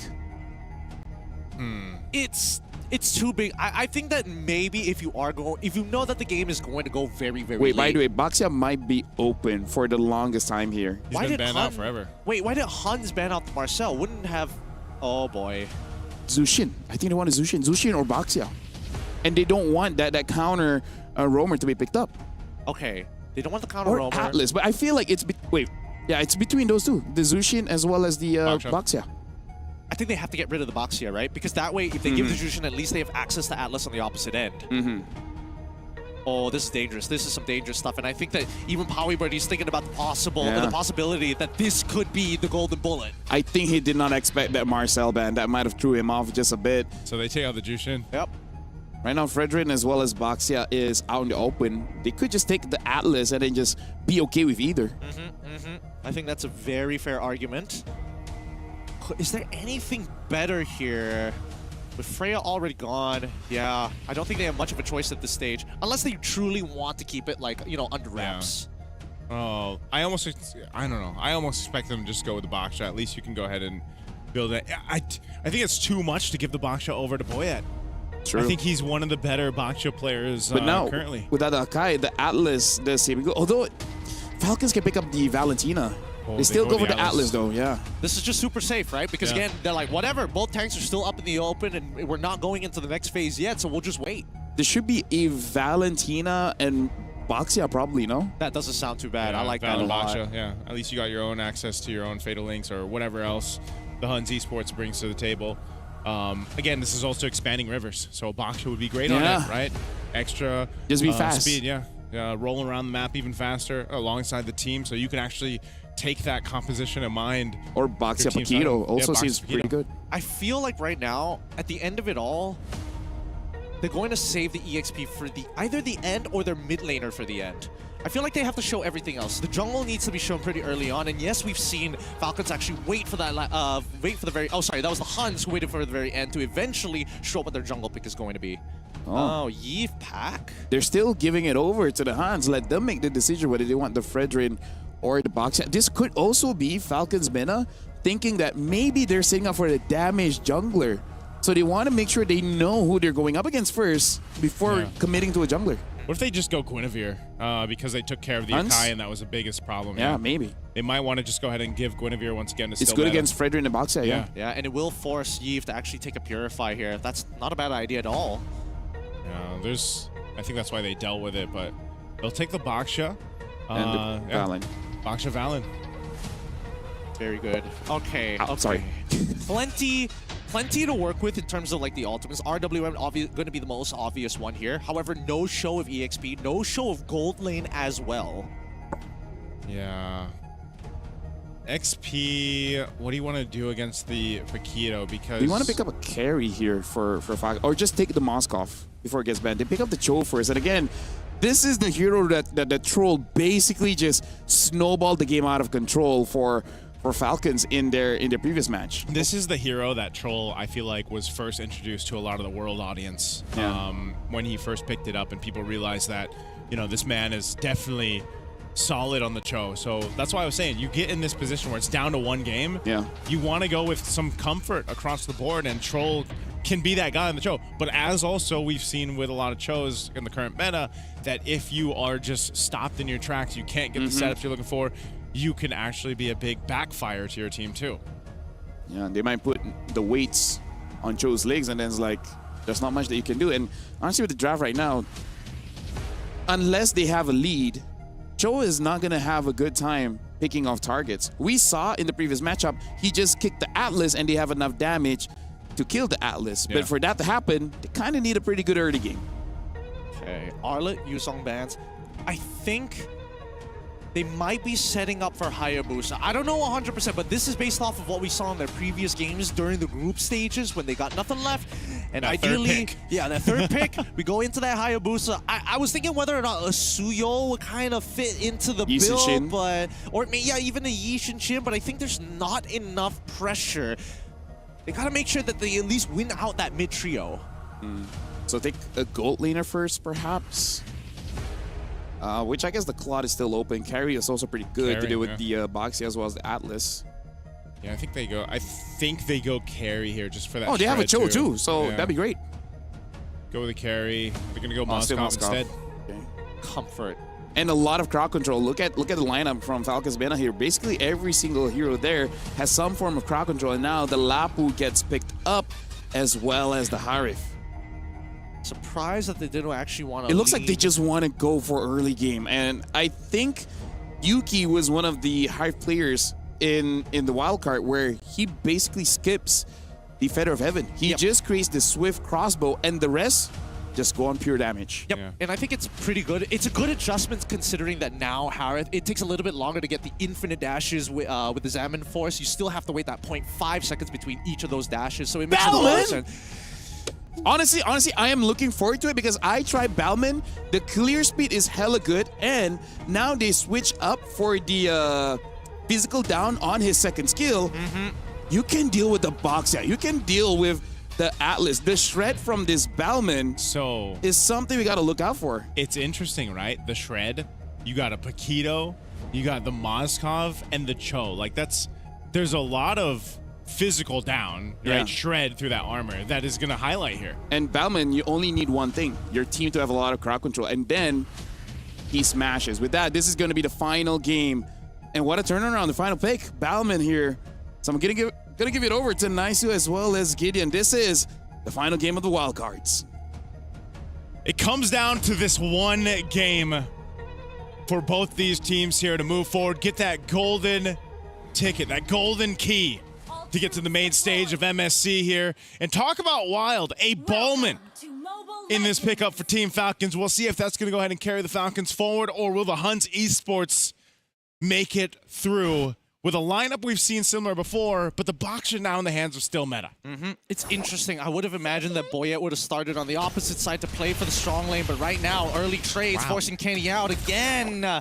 Mistakes being thrown early, but Still Meta coming to compensate. Oh, man.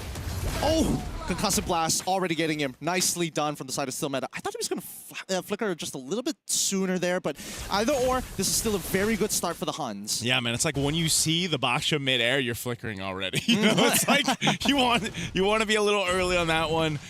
So unfortunate that also the flickers burn and you die. So with the Huns Esports, they're going to go ahead and get things going. Boyette, this is... I mean, we talked about this, I feel like, on day 2 of the wildcards, we were like, oh, maybe Ballman comes through. And now that you essentially are going to see in the hands of Boyette, this could end up working really well because your early damage is already pretty good in the mid lane, but also having Troll, for example, on this Cho, there's potential for you to get some good pickoffs even before the Way of the Dragon comes through, or once you have it, even more so. We also talk about the response from Boyette after seeing the Boxia show up into the mid lane, notice quickly, hey, he doesn't actually have his purple buff, instantly goes for the invade after. So just really on the ball here for Boyette. Yeah, good usage there, good game sense. So Meta, obviously level 4 anyway. Just going to be able to go ahead and do what he needs to do. The Turtle's coming up here in about 8 seconds as they get in position up on that top side. And look at the adjustment, right? After stealing, immediately running to his own purple buff, and then going to the top side to fight for strong side. And look, now it's a 2v1 scenario where Sanji has already beaten up Balkai to a pulp, and now Still Meta is here to compensate. But even so, Tortoise Poisson's already down. This should be pretty free for the Falcons. Oh, man. Okay, Turtle up. Boyette's going to go ahead and do that. Rest of Team Falcons will go ahead and zone out the Huns. Whoa, Sanji.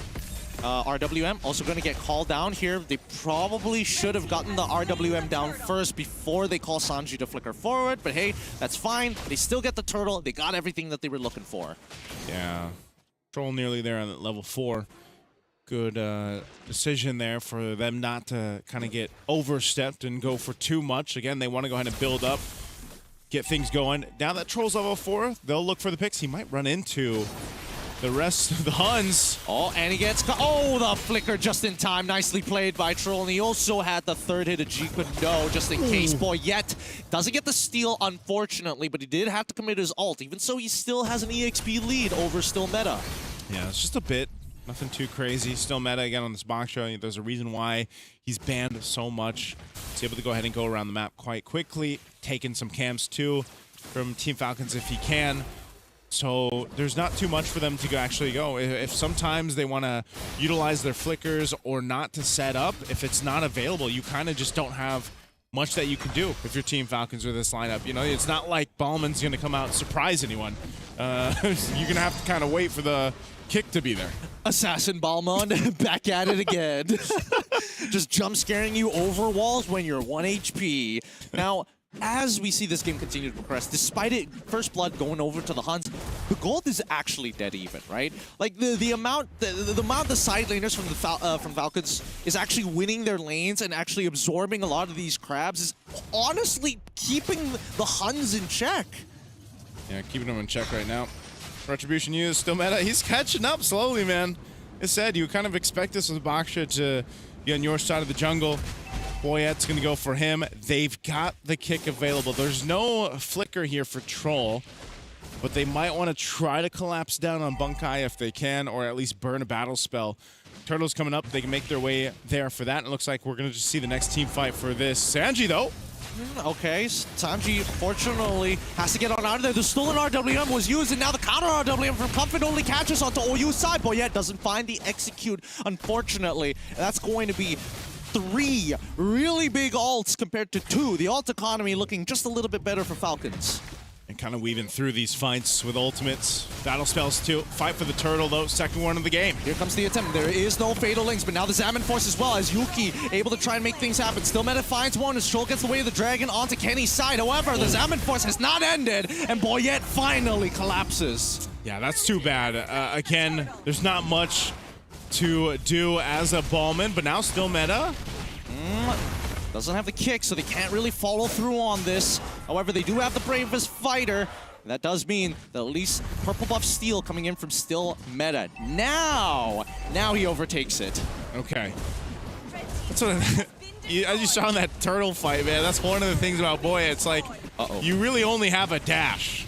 If you get trapped into a choke point, you're not going anywhere. That's one of the weaknesses, obviously, in comparison to a Baksha who, you know, you can jump over walls.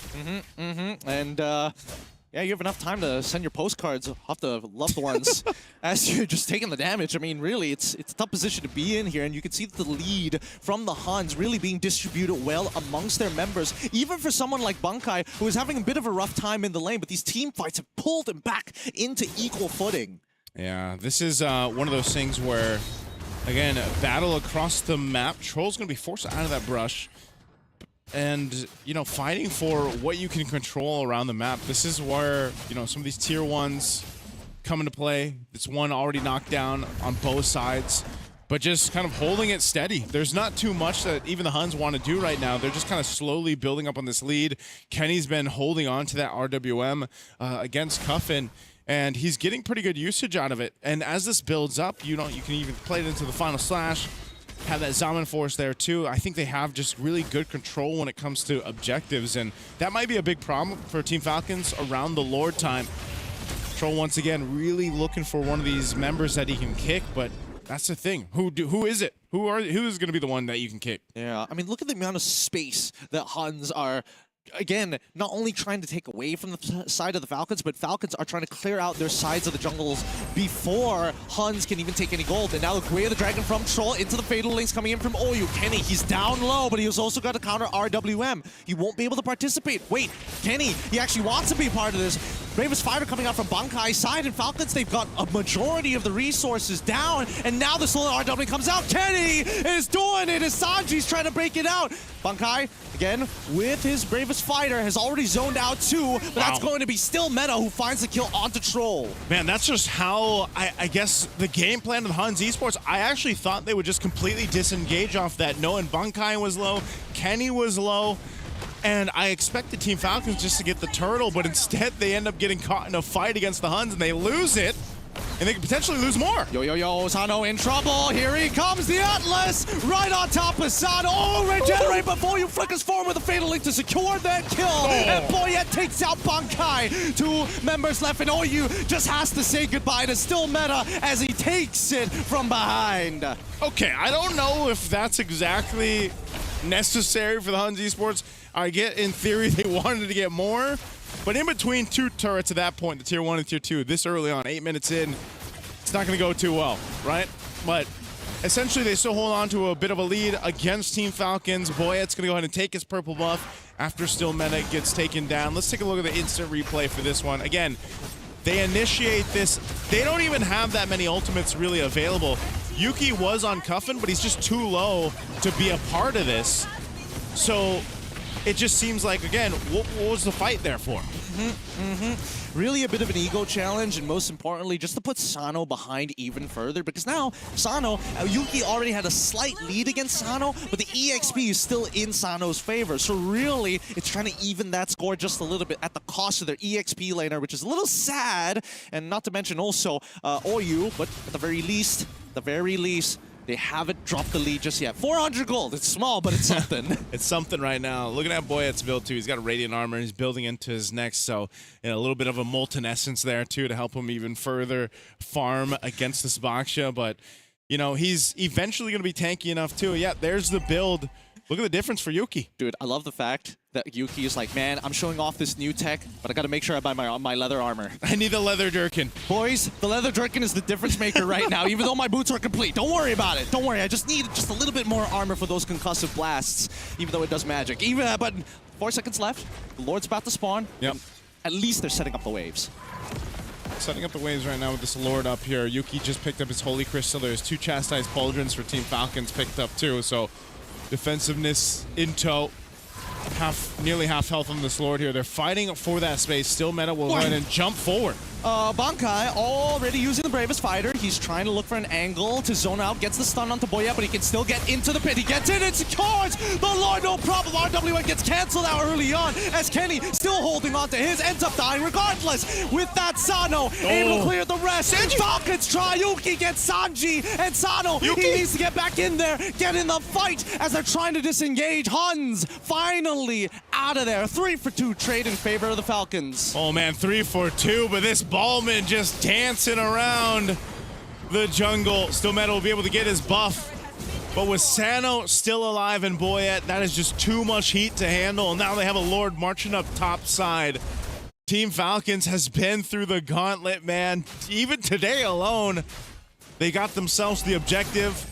They're playing around this Ballman, but that fight, honestly, could have almost gone over to the Huns. It really could have. It really could have. Now, they got to open up the map and really take advantage of these Lord-empowered minions. They still have Lord on that top side. However, it's collapsing from every single angle, and the Huns don't want to spread up too far. The majority of the members of Falcons already taking the T2 down on bottom side. As top side gets revealed, the Huns have all the information they need. All right, Lord dealt with by Yuki. We already saw a preview. Yuki's damage is online, especially when, like I said, he picked up that Holy Crystal before that fight broke out. He's in a good position to go ahead and fight into the fights. Now, conceal use. We'll see what Kenny continues to do. You know, it's pretty much the RWM. They want to go ahead and fight into that, but they just need a little bit better timing, I'd say, on their choices of either initiation or, you know, pulling back a little bit when Team Falcons tries to go forward. Like you mentioned, the bravest fighter sometimes used pretty early on by Bankai, but it might be one of those cases, again, now that your damage is getting online, you're getting to that point where you're hitting that power spike if you're the Huns Esports. You're relying on OU to get this setup going, because looking at even the damage charts, there's quite a difference there across the board. Oh, okay. An SOD to double check the position on this purple buff. Did he get that? He did get it. Oh, no, Yuki got it. Wait, did Yuki get it? Wait. Yeah. Yuki got it. All right. Yeah, yo, Sano doesn't have it. So. Yeah, that's a little unfortunate. But hey, he still checks it, right? 44 seconds until we see the next Lord actually spawn, and at this point, I don't know. I'm a little nervous, right? Because Troll has been doing phenomenally. He's been getting some really good kicks in. He's been delaying the opponent so many different times. But what they really need is to not show Cuffin. They need to deny Kenny from getting the RWM. See if Kenny ends up getting it or not. But yeah, Troll was asking who is he going to be kicking through this game, and I feel like he's been able to find the targets, find the marks. The game, as it goes on, though, it's a little bit more difficult to be able to do that. OU as well, and so Yuki, so crucial. We saw this in the last game where sometimes Yuki getting blown up so quickly. Once you lose that firepower, I feel like the Huns Esports lineup is just, you're lacking a lot. And so with this, Lord is up. Team Falcons will go ahead and blitz down the Lord. Half health already. Bunkai's given the information, but Boyet quickly secures it. Still Meta getting a bit distracted, and now they're forcing the Fatal Links onto one. The stolen RW as an attempt as the kick comes through in the Xamon Force. Yuki's dead! Cuffin finds him, and now the rest of the team's in some trouble as Bunkai, already in all 5, tries his best to take out Sano, but it's a little too late. He gets pushed on backwards, and Sano going to have to recall 2 for nothing, but every battle spell under the sun being exposed. Man, again, Lord secured. The Huns Esports a little hesitant to be in range to contest the Lord, ends up biting them in the behind. They lose Yuki. As I just said, Yuki's positioning in the last game was something to take note of, and now he's just been locked down by Team Falcons. He's going to be back up for this base defense. We'll have to see it. Fatal Links should be up here shortly. They're going to have to hold this push in from the Lord as it charges into the mid turret. Takes it to half health. They're trying to defend. They get the kick onto Still Meta. RWM from Cuffin is going to be enough here as Boyet takes out Still Meta with the execute. OU thinking about it as the Xamon Force has already been thrown out. No more Fatal Links. He's still on cooldown, but that's 2 inhibitors already broken, and a moving empowered wave coming through that mid side. Troll misses the opportunity for the third hit, but Bunkai is able to trade at the cost of his flicker. It's a good defense, but again, big spells out. Cuffin looking to be traded out, and there we go. Yuki, he finds one. He wants to extend it, but it gets only the orange buff. Oh man, Yuki's damage is there. It's just, again, they have to get positioning in favor for them. They defend the base, man, but half health on that bottom turret, and it's nearly gone. And they've only gotten 1 turret in this game. Even if they can defend like that, they need to start opening up the map a little bit more and at least be in a position to fight the next Lord fight. They were too late for the last one. This next one is crucial. We're talking about a Lord to win potentially the wild cards and move on forward. They've got a minute to get prepared for it. Looking at the itemization, things are where they need to be. Still Meta is down against Boyet on the Ballman in terms of gold, but that's not so much to worry about. Still Meta is still able to go ahead and contest if he can just be there for those Lords. Yeah, what I'm worried about is like right now, the shred is actually gigantic from Boyet. Like, just standing within that world for a couple of seconds as you get shredded. Sano at full stacks is doing real damage on top of that missing armor. It's almost as good as true damage at this point. But now here comes the kick onto OU's side. He flickers away and quickly, okay, SOD and as well as RWM being expanded here. A little over the top, but there's still 18 seconds left for the next Lord. Yeah, they can stall that out. Again, they can play the map too. They've got pressure cross map if they want to go ahead and try that way. Wait up for these ultimates to be back up. On the other hand, OU doesn't have a flicker. There's no surprise that he's going to be able to pull off if they go for that that play around this Lord. Wishing Lantern 2 picked up for Yuki, so even more so will his damage be a threat. And the Falcons, they'll take their time with this. The Huns Esports are in a tow. They're in range and position. Troll has a flicker available. Spots things out, gives information. They're just going to macro it out. They know that there's 2 naturally pushing waves in top and mid.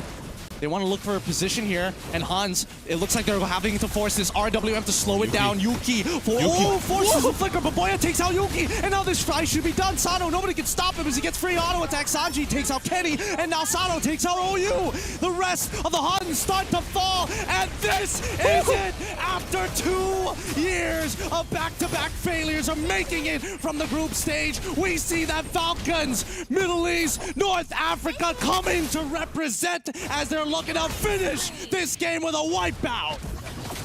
Team of Falcons will celebrate as the minions and the rest of the team, all alive, will push forward to the main stage of MSC. Congratulations, and there you have it, your first qualifying team from the Wildcards. It's Falcons, Mina.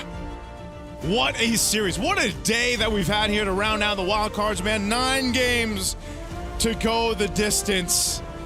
The communication from Team Falcons might have been a little bit off throughout the game, but hey, they came together in Game 3, and they made the Ballman work. I mean, like, personally for me, I feel like Ballman is a sleeper pick. I personally have been trying him out, and he does feel good just because he's easy, right? Especially because his clear is fast, and you can't Especially really... with the Molten Essence. And you can't stop the spin. Yeah. Even Barats eats you. The spin just keeps on going. And let's just say congratulations. Falcons MENA make it through. They got the golden key.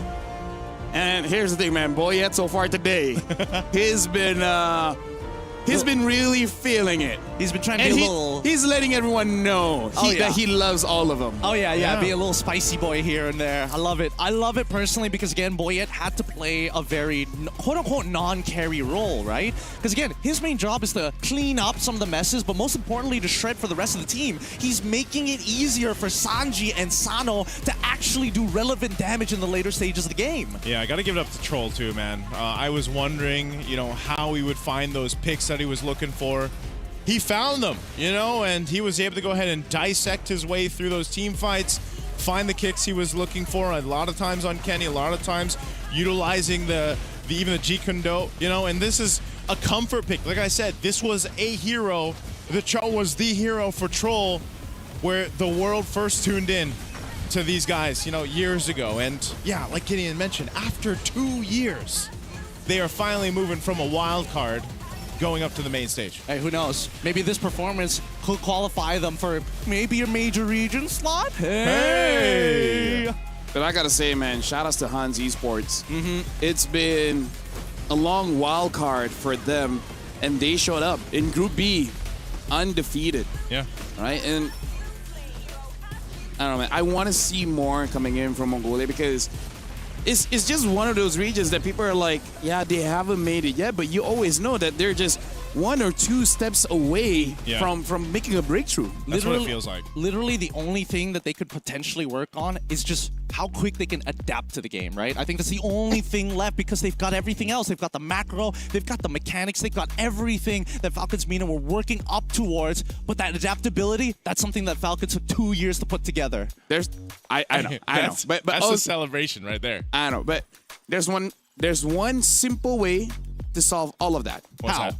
Have more competition in Mongolia, man. Yes. Right? Yes. Like in Malaysia, Indonesia, Philippines, it's basically year-round. Yes. If they have something like that, we're in trouble. That's why it's great to see, the tournaments that they do get to compete in to qualify for these internationals because, they're 1 or 2 steps away from just really, I feel like, being such a threat on a main stage. Hopefully we get to see them more on a main stage in the future. Because right now, it's essentially like going up against teams that can go to the gym, say, 5 times a week, and they are only limited to 1. Right? Imagine if they can go more days to the gym, like how that would look like. They'd be so jacked. Right? They'd be so jacked. They're already wrestling against horses. They just need a little bit more. But with that, I think we will be having an interview later on. But I'm going to take this time to remind everyone that after this, it's not over just yet. Now that we know Falcons MENA has qualified to the main stage of MSC, we will be having the MWI as well as the MSC group draw after this. So we would know roughly who will fight against who. The schedule, I think we'll figure out later on, but at least we know who are each other's opponents. The groups, basically, right? Like, I'm pretty sure even Falcons will be like, okay, who will be our first victim? I would have loved if Boyette is saying that alongside with Troll. I love the confidence because again, you got to have that type of mentality facing against some of the bigger boys. Who wants this Ballman? Basically, boom, TLPH. You're like, it's not elimination, right? But yeah, like all fun and game. Shout out to all the teams that competed throughout the wild card, and this is something that a lot of people didn't expect, having Hans Esports as well as Falcons MENA. I mean, Falcons MENA highest likely to be in the grand finals, but still, it's an amazing 9-game day, and we wish them the best of luck for Falcons to go on the main stage, because again, those 15 teams that's already waiting are no joke. Boys, hot take here. Yes, I think, sir. you know, I know we joke about this every single year, but I think this time round, I know I don't personally say it, but I think this has to be one of the best wild cards ever. I just love wildcards and MWI. I think that this one really goes to show, like, most of the time when I come into these things, I'm expecting like, okay, these are like some of the minor regions, but really they are emerging and they only get better. And I think this time round, they're at a good plateau where they're trying to break through being some of the best players in rank to now some of the best players in the world, and that's a very steep hill to climb. And I think it's always interesting too to be introducing new regions or emerging regions, emerging players, you know, making things kind of more exciting in the international scene of MLBB. And now, with the victory for Falcons MENA, we're going to be throwing it over to Eterna as well as Coach Pawi, just to see how they feel that now they're in MSC. It's such an exciting day here, ladies and gentlemen, as we are with the victors who move on to the main stage. Welcome to MSC, Coach. Yeah. Hello. Hello, okay. We gave you time, you know, a little time to kind of reset after that best of 3. But we gotta ask, after, you know, being in the wild cards for so long and finally being able to bring the team to the main stage, how does it feel right now and how are the players feeling as well? Right now, we are all like, it feels amazing because this is our first time. I think in the region as well, it's the first time. And me with them, it's the first time also because last time I think they got eliminated early last MSC. So now we are just really happy and excited to join the main stage. It showed. I mean, I heard the battle cries earlier on the screams. Such a passionate bunch. And of course, we got to talk to Troll earlier on as well. But after that, it looked like you went straight back into your final game. So did you have enough time to prepare for the last best of 3? To be honest, I already make data for the top 4, like the enemy, like the Alpha 7 and what is this? The Hans, and then what's the other one? I forgot. All the teams, basically all the teams. I make data like yesterday, you know, before I sleep. So whoever we face, we're ready. Okay, so you were prepared. I don't know why, but we're slowly going further and further away. Are you scared of me? Is it? Is there something wrong with me? Do we need to do handshakes? We can do handshakes. There you go. See, I do handshakes, guys. I'm nervous. I'm really nervous because it just like I've said, it's first time and I'm really happy to be here. You know, in Paris, first time as well, right? For all of us, I think, because this is the first time EWC, right, in Paris. So it's good. It's good. And we're really proud of you. We're really proud of you. We're proud of you. We're proud of the players as well. I think all the audiences are rallying their support as well in the live chat. I see it in the live chat. But we do have a question coming in from Mirko. It seems like every time you're in a best of 3, you always lose first game, especially today. What's going on? Do you need time usually to kind of analyze the opposing team? Honestly, we didn't expect, like against FUT, we didn't expect them to like pick the Harley like that, you know, just like 2 picks very early. We feel like we don't know what to do after that. So after that, we lose, right? One-sided, we got invaded, and then yeah, after that we just discussed, guys, we just need to ban Harley. Okay, so you were surprised with the Harley pick in game number 1, but we were also surprised with the Balman pick in game number 3. Could you talk to us about that? Because I mean, technically we do see changes to the Balman, but why do you think it was fitting and how did it succeed? To be honest, that's like super alternative pick because our picks got banned, you know, our mostly like first and second and third picks. So it's like 4th or 5th pick, something like that, because Balmond is really hard to play against, you know, a lot of CC. You know, there's Atlas, there is YZ, I think. You know, so there's so many counter to Balmond at that game. But we just trust because if you play Assassin, it's not gonna work. We already know because we're ahead in game 1, then we just didn't know what to do. I don't know what happened. We lose. So I think we just stick to the first strategy. Play utility, and then we win. Okay, so Balman is still a conditional pick. And as we're talking about the meta, do you expect any particular changes maybe coming to MWI and MSC that we could expect? For now, Sorry, what's that? Do you think that the meta will change? I mean, we've been seeing a particular meta right now run through MSC, Wildcard specifically. Do you think something might change as we get closer to MWI and the main stage? I think I saw there would be a patch, but I didn't read it just yet because we're focusing on our game, you know. So we'll focus on that once we make it to the main stage. So now maybe I will read, you know, later. Okay, taking it step by step. And of course, our final question, obviously, we will have two representatives coming in from MENA. What do you think about the landscape of MENA as a region? Do you think they're getting stronger now? To be honest, the competitive is still not like, you know, the MPL, PHID, you know. But it keeps growing, I think. That's all I can say.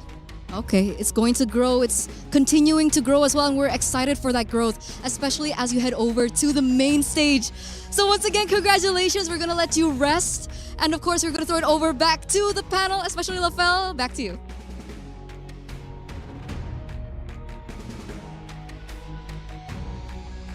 Whoa, hello. All right, there you go. Yeah, because Swiss Harley from Foot Esports is so strong. The moment they batted out, then they start winning, you know? Yep.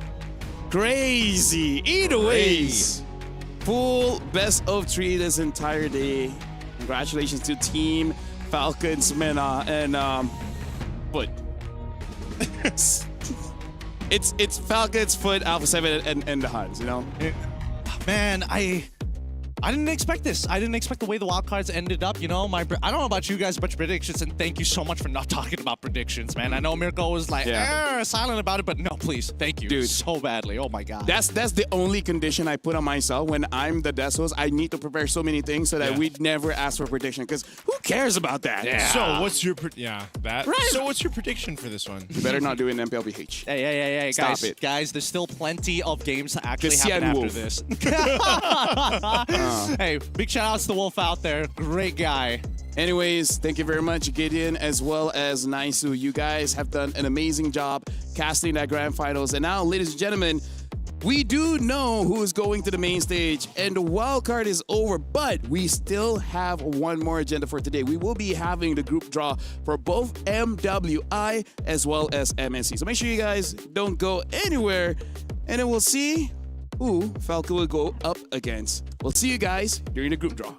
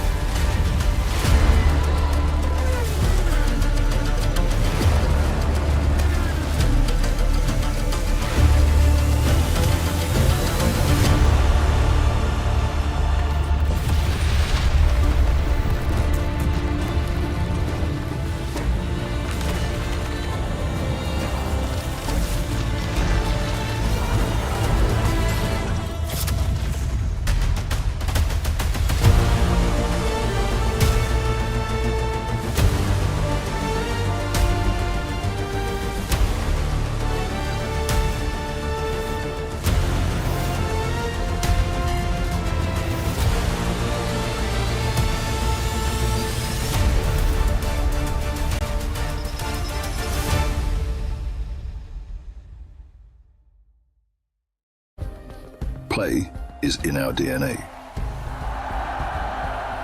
Whenever we let it out, it becomes our superpower. Now imagine an entire city being built to supercharge it. Kadir City, powered by Play. We were there for every click, every clutch, every respawn. We were there for the years of grind, and we're here.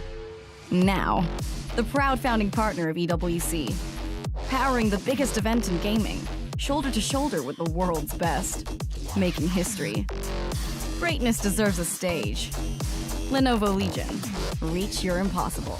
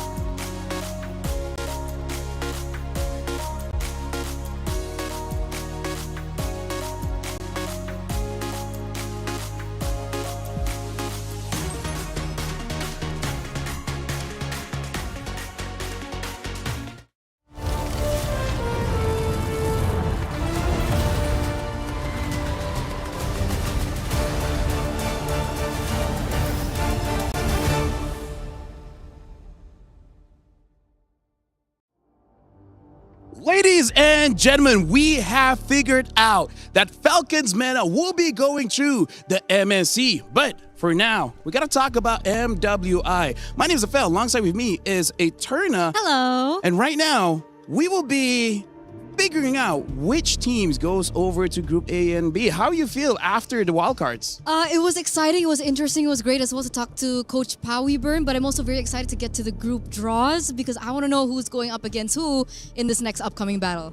Well, for this one, let me just give a very brief explanation to everyone watching. Right now, we're going to be doing the group draw for MWI and MSC, but we're going to be doing MWI first. As you guys can see here in front of us, we have two different bowls. This will be teams from Pool 1, this will be from Pool 2, and we will have Group A as well as Group B. We'll pull everything from Pool 2 first. Goes to A, second team goes to B, third team goes to A, etc., until we're done. And then we follow up with Pool 1. The only interesting thing about this one is that teams from the same region will not belong into the same group. Meaning, if there's two Indonesian teams, one will be in Group A and one will be in Group B. So that's the twist. And that's the main, I would say, rule, right? So we're not going to get a PH, we're not going to Indo, or Malaysia. And you guys might be wondering, for those of you guys back at home, who's in seed 1? Who's in seed number 2? Seed number 1 is going to be coming from all the established regions, right? We have Indonesia, we have Malaysia as well in there, as well as the Philippines. And of course, coming into seed 2 are the emerging and the rising regions that we're definitely excited to see battle it out here in MWI. Yeah, over here we have Africa, Cambodia, Mekong, China, Western Europe, South America, Mongolia, as well as Turkey. Now, here's the thing. It's interesting that they had to make a special rule just to make sure that neither of us ruin it. Now, here's the thing. Neither of us can ruin it because absolutely we will not be the one drawing from the bowl. No. I think it's too much pressure. And you know who handles pressure really well? Our fellow friend, Mirko. Mirko? Frederick, please welcome. Come on over. Ladies and gentlemen, give it up for Mirko. He will be the one to actually be selecting the teams. Well, selecting. It's wholly RNG. So how do you feel that the responsibility now is on your shoulders? It's just another day at the office, pretty good matches. I'm here for the women's games. All right. What made you, volunteer? Because I heard that you volunteered for this, actually. I like it when my IG goes away. Hey, you know what? I've been trying to do that for a while. But now, let's actually continue. This is Pool 2. You will be drawing every single team here first and eventually go to Pool 1. It will be A, B, A, B, A, B. So I hope that you're ready because you got to start selecting team now. Okay, let's start. I think everyone out there is anticipating this first matchup, but we aren't going to see the matchups just yet because we're going to draw out the first team. Don't forget to show it on camera once you get visuals of it. It's okay. Yeah, that's what she said. We have all the time. And the first team is Seita. All right, our representative from the Chinese region. Yeah, so right now it looks like Seita will be the first team from the second seed moving over to Group A. Now the next team you will choose will be going over to Group B. So this one, we're going to be finishing everything from here. Yep. Let's go. Let's go again. So right now we still have Africa, Cambodia, Mekong, Western Europe, South America, Mongolia, as well as Turkey. And let's look at the second team here. Okay. And the next team is Foot Esports from Turkey. All right, so at least for now, looks like Seita as well as Foot Esports, they will not be in the same group. It will be different groups, Group A and B. Now going for Group A again. We'll see the second team entering Group A. All right, we still have Africa, Cambodia, Mekong, Western Europe, South America, and Mongolia. So the third team here. It's going to be Aurora Gaming from Mongolia. All right, so it looks like in Group A, we have Seita as well as Aurora Gaming. And right now, we have to see who will be joining Foot Esports in Group B. So far, this means nothing just yet because we do not have the matchups. After we finish Pool 1, then we will officially have the matchups here. Okay. Next team is MIBR Loss. All right. From South America. Yeah. All right, so right now, looks like Turkey and South America will be in Group B. Now, go for Group A again. We only have 4 more teams here, Eterna. Let's see the final 4. And the next team will be... This is for Group A. Geeke Esports from Western Europe. Our first representative from WEU here at MWI. All right, so it looks like Geeke will be joining China Dev. So now we're just going to go through. I'm pretty sure, especially the ladies watching, they're very nervous for this one. Because again, we will only know the matchups after we finish Pool 1. And this is Galaxy Phoenix. Okay, from Cambodia. All right, and now we only have 2 more, Mirko. This shouldn't be that difficult. We still have Africa as well as Mekong. And the next one is Twisted Minds from Mekong. Yep. So that means the final team here, which I believe will be in Group B, is Team Falcons Mena from Africa. But again, just to officiate, show it to the camera. There you have it. Team Falcons Mena. All right, so now every single team from Pool 2 has been drawn. Now we got to look at Pool 1. This is the established regions, Malaysia, Indonesia, Philippines, Myanmar, North America. This is the ones that everyone from Pool 2 has to be careful of. Yeah, we have the defending champions there. We have a very strong region in Navi as well in there. So we're going to kick things off. Our first... In Group A? It's Team Falcons ID. Ooh. Team Falcons ID with a revamped roster. But of course, we still have Violet and Agatha. So if you guys are familiar with those players, they're still going to remain with some new players as well to kick things off. Yep, and for you guys at home, make sure you guys keep in mind we're going to be showing the tournament bracket here. Give me a sec while I take a look at this.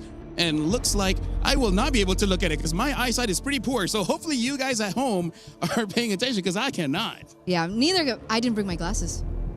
Well, Mirko has glasses. Wait, let's try it. Mirko, can you see it? I can see things. All right, there you have it, guys. He can see things. Well, with that being said, you guys at home are seeing the tournament bracket, and those are the second seed teams. And now I believe we will be seeing, but either way, I feel like we will still count that first one. Team Falcons ID is the first team drawn from Pool 1. Okay, so let's move on to our second team. And with that, I'm just letting you know, Mirko, is that we got Team Falcons ID in Group A. So if we do get Team Vitality in Group A, we will have to push it to Group B because Indonesia and Indonesia cannot be in the same group. So please.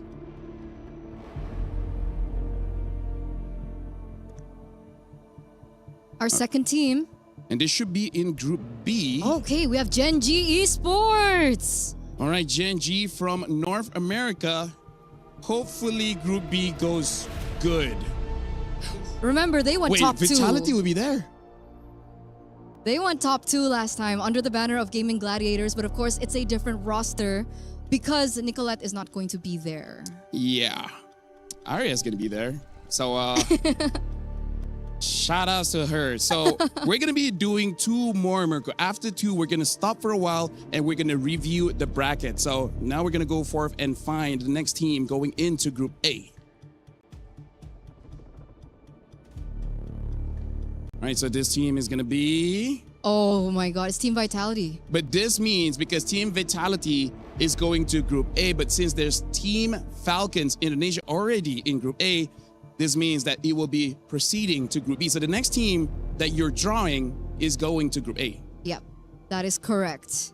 Team Vitality are defending champions on their way to look for their 4th title. So imagine that. All right.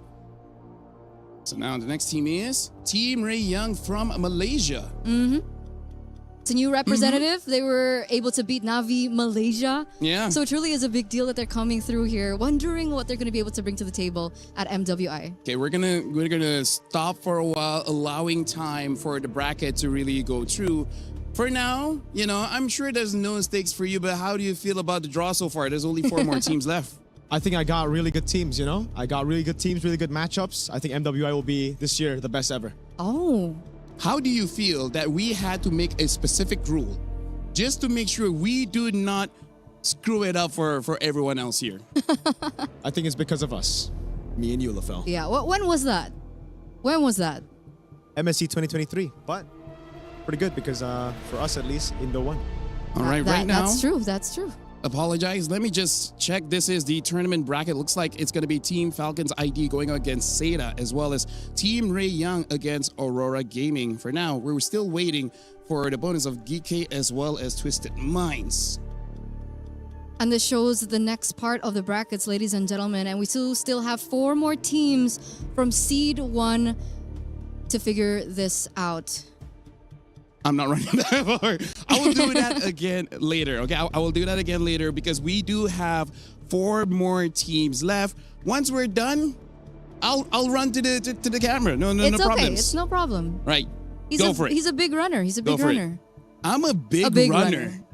He loves running. That's not something I hear often. So yes, let's see. Which team have you drawn now? Let's see. We still haven't got Navi yet. Navi. Okay. Well, How never did mind. you know? How did you know? Me and Mirko, we're in sync. When he touches something, I know what he's touching. You guys are connected like that. I love the chemistry. I But wish yes, we're not. It's Navi. All right, so hold on. Let's see. Vitality has been done. Yep. Falcons have been done. Navi has been done. Right now, we still haven't gotten Myanmar, MENA, as well as EECA. That is true. Go for it. So let's see who's going to be taken out first. That sounds very trending. Who will be taken out first? It is brutal, guys. Okay, there you go. Geltec Cyber Team from EECA.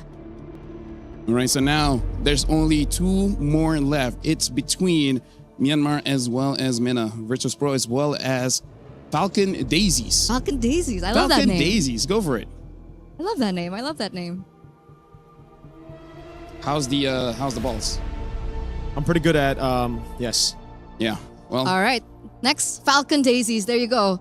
Another new representative coming in here for MWI. Very excited once again to see how they will be performing later on. Yeah, and now we only left with Virtus Pro from MENA. But again, let's just just get on with it. All right, so now show to the camera. This is gonna be Virtus Pro coming in from MENA. So with that, I honestly don't know how to feel. I'm looking forward to going to WhatsApp just to ask some of the female players. That's very specific. How do they? We don't do email, okay? We don't do email. WhatsApp is faster. It takes longer. 7 business weeks, you know. So it takes a while. What do you think so far for the draw? And mind you, after this we will be doing MSC. So this one you might be okay. The MSC one I'm not so sure. Yeah, I think my socials are safe for now, so it's a good thing. And great matches, competitive matches. MWI always has surprises for us, so I don't think it'll be anything less than that. Yeah, honestly, Wildcard is amazing. MWI is amazing.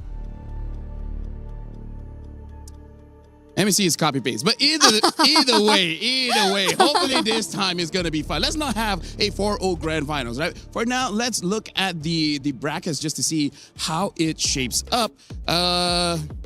Let's walk. Oh yeah, let's walk. We can walk together. You can stay there. Mirko doesn't want to come. Right, so right now we're looking at the tournament bracket here. It looks like it's going to be Team Falcons ID going up against Seda, Team Ray Young against Aurora Gaming, Caltech Cyber Team against GK Esports, and Virtus Pro against Twisted Minds. All right, so very interesting matchups that we're going to see. We're looking at some new faces. We also have familiar faces coming back into the fray. So I feel like, I know it's not the wild card, but it's definitely going to be wild card results. So just now it was Group A. Now we're looking at Group B. It's going to be Gen G going up against Foot Esports. Later on, it's going to be Team Vitality against MIBR Lost. And then now V going up against Galaxy Phoenix, as well as Falcon Daisies against Team Falcons MENA. Let me just tell you, Eterna, Arya specifically asked me just to make sure that they're not going to get into this kind of group, not with Team Vitality, not with Navi, not with Falcon Daisies. So as much as Mirko said is okay, I feel like some people might be slightly upset with how you've drawn specifically for Group B. Is that the right mentality to have, though? If you want to be the best, you got to beat the best. No excuses, no easy matches. So prove you're the best. Honestly, I agree with Mirko. To be the best, you got to beat the best. That's why I keep beating myself. Yeah, because, you know, greatness is earned, right? There you go. Nothing is granted, everything is earned. Now, here's the thing. Eterna, Mirko, thank you very much. We're done with MWI. You're welcome. But we still have one more group draw for MSC. Woo! So, not sure whether we're going to get you again or not. But for you guys at home, make sure you guys stick around. Because when we return, we're going to see the MSC Group A and Group B. See whether we get the good groups or not. See you guys then. See you after, guys.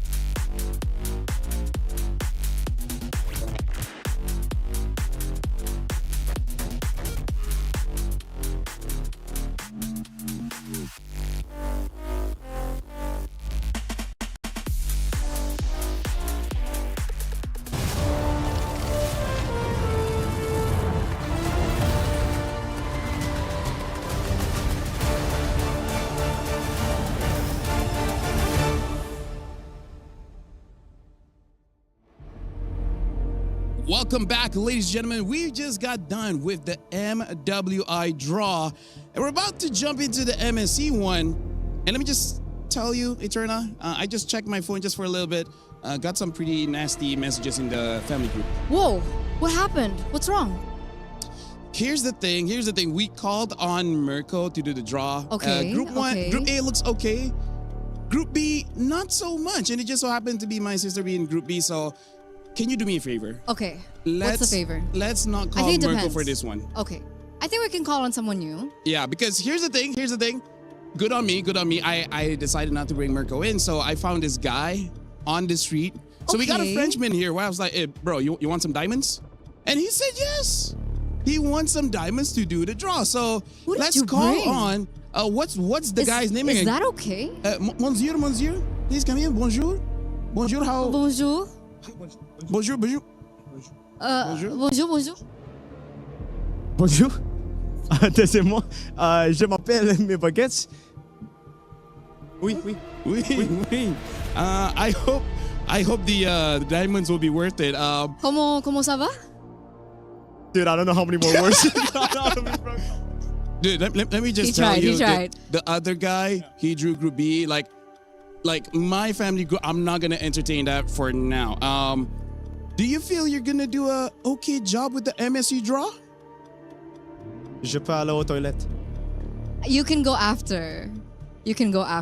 Well, for you guys that just came in case you guys missed the previous draw, I'm gonna tell you guys the rules just very, very quickly. This is gonna be Pool 1, and this is gonna be Pool 2. Yep. Mr. Mir Baguette here will be collecting every team from Pool 2 first, and then they'll be alternating from Group A and Group B and A and B until the very end.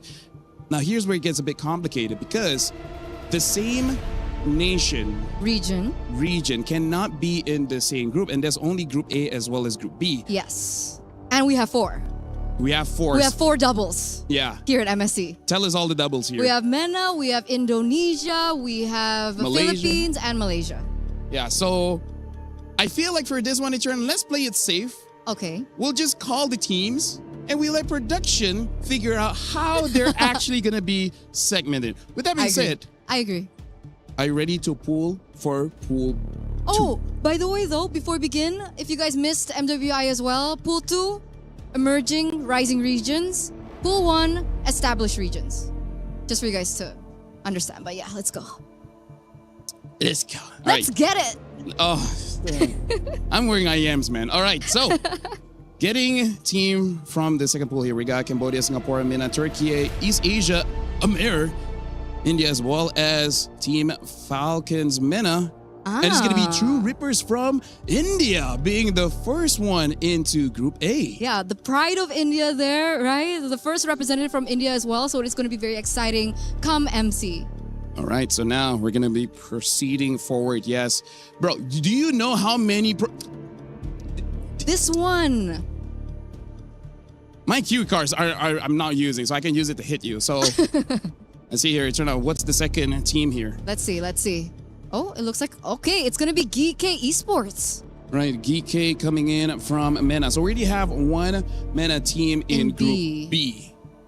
So we'll figure out, because the thing is, Falcons MENA is in this group as well. So we will be looking forward to that. So you will be keep drawing because we will only stop once we're done with Pool 2.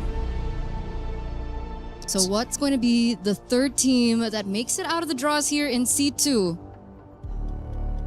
And it looks like that third team is going to be Guangzhou Gaming. Coming in from East Asia. And again, East Asia has been creeping up in terms of strength. So we'll see how they perform in Group A. So now continue forward. Again, in this one, we still have Cambodia, Singapore, Turkey, Amir, as well as the wildcard team, which is Falcons MENA. Is that Falcons MENA? Yeah.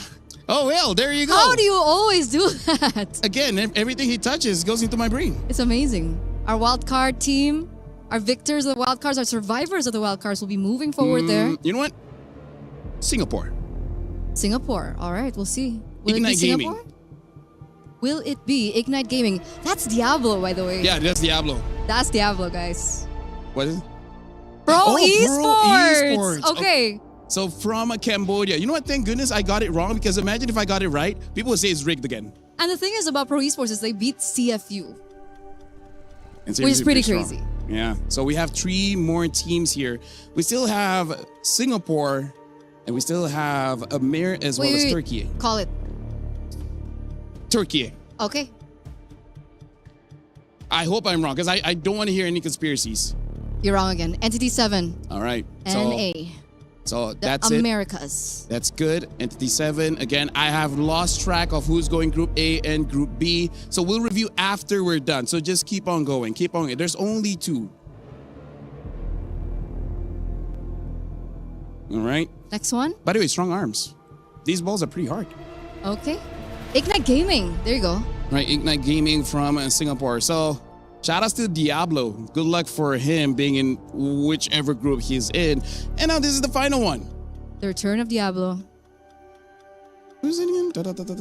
Oh, Turkey. We haven't gotten Aurora yet, so this should be Aurora Gaming. Okay. There you go. Aurora Gaming. A name stay on the international stage. We're all familiar with them. Yep. Aurora is pretty strong. So now that we've done with all the groups, we'll give some time for production to put all of them inside a graphic for us to see the brackets, because it's going to be pretty complicated tournament once we start with pool 1. Absolutely, absolutely. Once again, no same region can be in the same group. And we have 4. We have MENA, Indonesia, Malaysia, as well as the Philippines.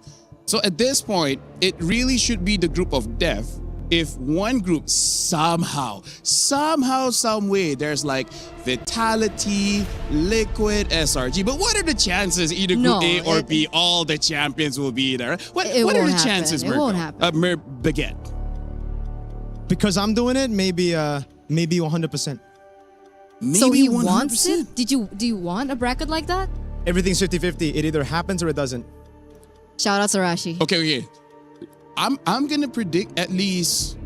Hold on, we got at least two champions will be in Group B. That's what I'm predicting. But like, technically, what? It could be more, right? It could be more. It could be. I'm just saying on Group B. All right. I'm just saying Group B. So I'm thinking Group B is gonna be the tough one. Group A, It's possible. Because Wildcard we already have the group of death on Group A, right? So might as well be. Okay. It's definitely possible. So we'll see what happens, because we are still waiting on the brackets to see who is placed where, especially from the seed 2, because we are going to get to seed 1 very, very soon. So Mirko, who would you like Team Liquid to be in the same group with? Not Vitality. What about Vitality? So it's going to be Onyx? Amen. Oh. Okay. Because you want your boys to survive the earlier rounds, huh?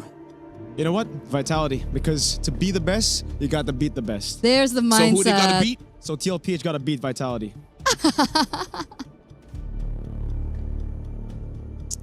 Right. Hey, that's what you get for picking a random person on the street, you know? Hey, I was desperate, okay? Plus, this guy will do anything for diamonds. They're going to give me 200 diamonds, right? 200. That is correct. That is correct. That could get you the That's a lot. new King of Fighters skin, you know? That's a lot. That's a lot of diamonds. Which one you want? The Street Fighter skins?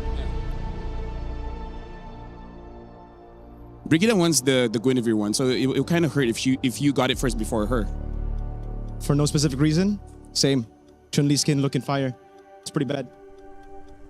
Bad in in terms a good of way. good. Like Michael Jackson bad, you know? It's a miracle thing. When he says it's bad, that means it's good. So let's just check. Have we done with the brackets? Because again, we've just done with just pool 2.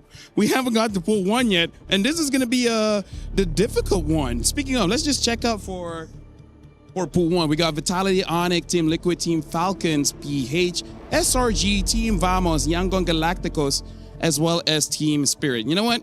We're just gonna cross that for now. Mirko, I want to see what's going on in pool 1. So Mir Baguette, we're gonna just do 4 teams first. All right, 4 teams first so that we have a rough idea, and then we'll finish it up. So I'm nervous for this. Bismillah. The last time I did M7, it was kind of how bad can it be? How bad can it be? I guess we'll find out later when we get to the brackets, because our first team is going to be your team, Team Vitality from MPL ID. So that's Group A, I believe. So Team Vitality first. So hey, at least Onyx will not be in Group A. Assuming that they are going to Group A. So which one do you want to be in Group A? We're not sure yet. SRG or TL? All right, so go on for the second one. Okay. After this is 2 more, and then we're gonna stop for a while just to see how the bracket shapes up. And it looks like it's Yangon Galacticos from will Myanmar. be in a Group B. So for now, no complications just yet. Again, let's just remember, in Group A, we already have an Indonesian team. So as long as you don't draw Indo next, we should be okay. It should be straightforward. So we want to recap first, or you want to go straight to third? We're going to do 2 more, and then we're 2 going to recap. more? Yep, 2 more. Are you sure? Yes, we're going to do 4 and 4, because that's the best my Lizard Brain can do. Okay. We'll do 2 more. And that third team from seed number 1, it's going to be Team Falcons from the Philippines. At least it's not Liquid. Right? I mean... They're... So Team Liquid can't prove they're the best in the world yet. Eventually, right? Eventually. So, we're going to go for the last one here. The final 4. Any hopes which one this will be? Not Vamos? Maybe Vamos. Because As long last time you said a team, As long it's as it's actually not the Vamos, team. I should be okay. Is it Vamos? Oh. It's Selangor Red Giants. Oh. So TL and SRG will probably in the same group.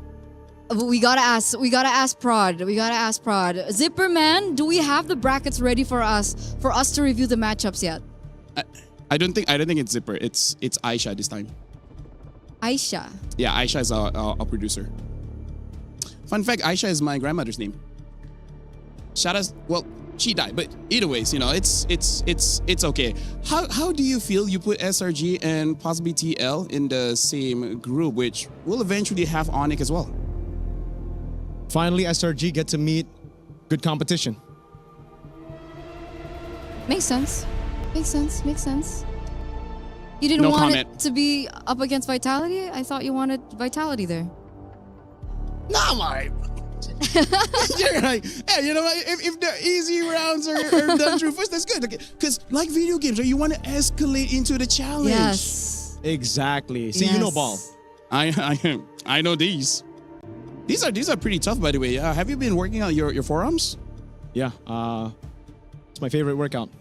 You don't do anything else other than that? Maybe a bit of the shoulders. Yeah.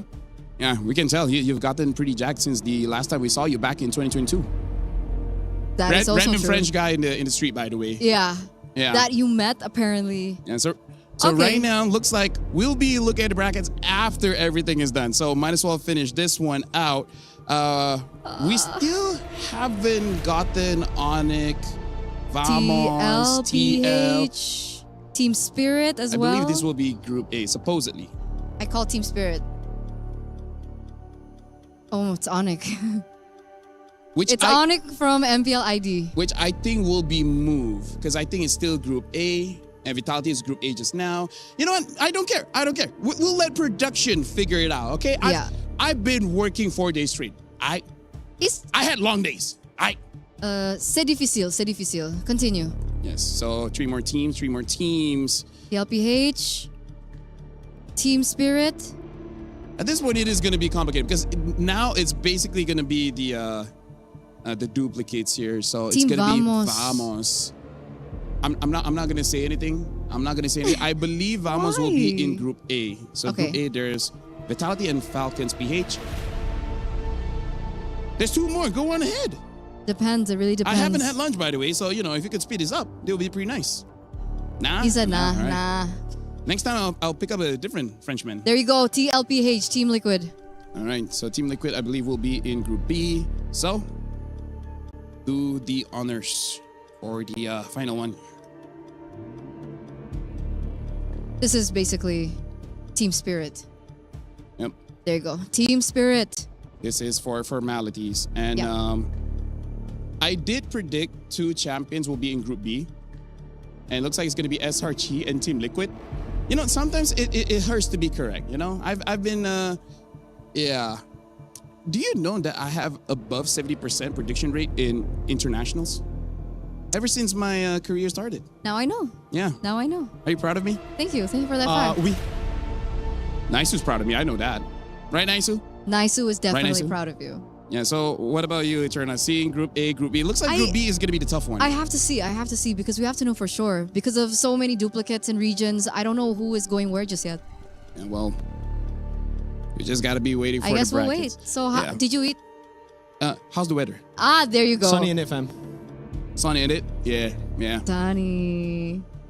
It Yeah. sounds like it's ready. So right now, we'll be looking at the brackets. I'm not too excited to see Group B. Let's move forward, Lafel. Yeah, let's look at Group A to see how it has been shaped up. And looks like it's going to be Team Vitality against True Reapers. So that's going to be quite a tough one for True Reapers. And then Falcons, PH Guangzhou Gaming, Ooh. Vamos against Team Falcons, Mena. Oh, Wildcard team, not bad. And then Team Spirit against Ignite Gaming. How do you feel about that?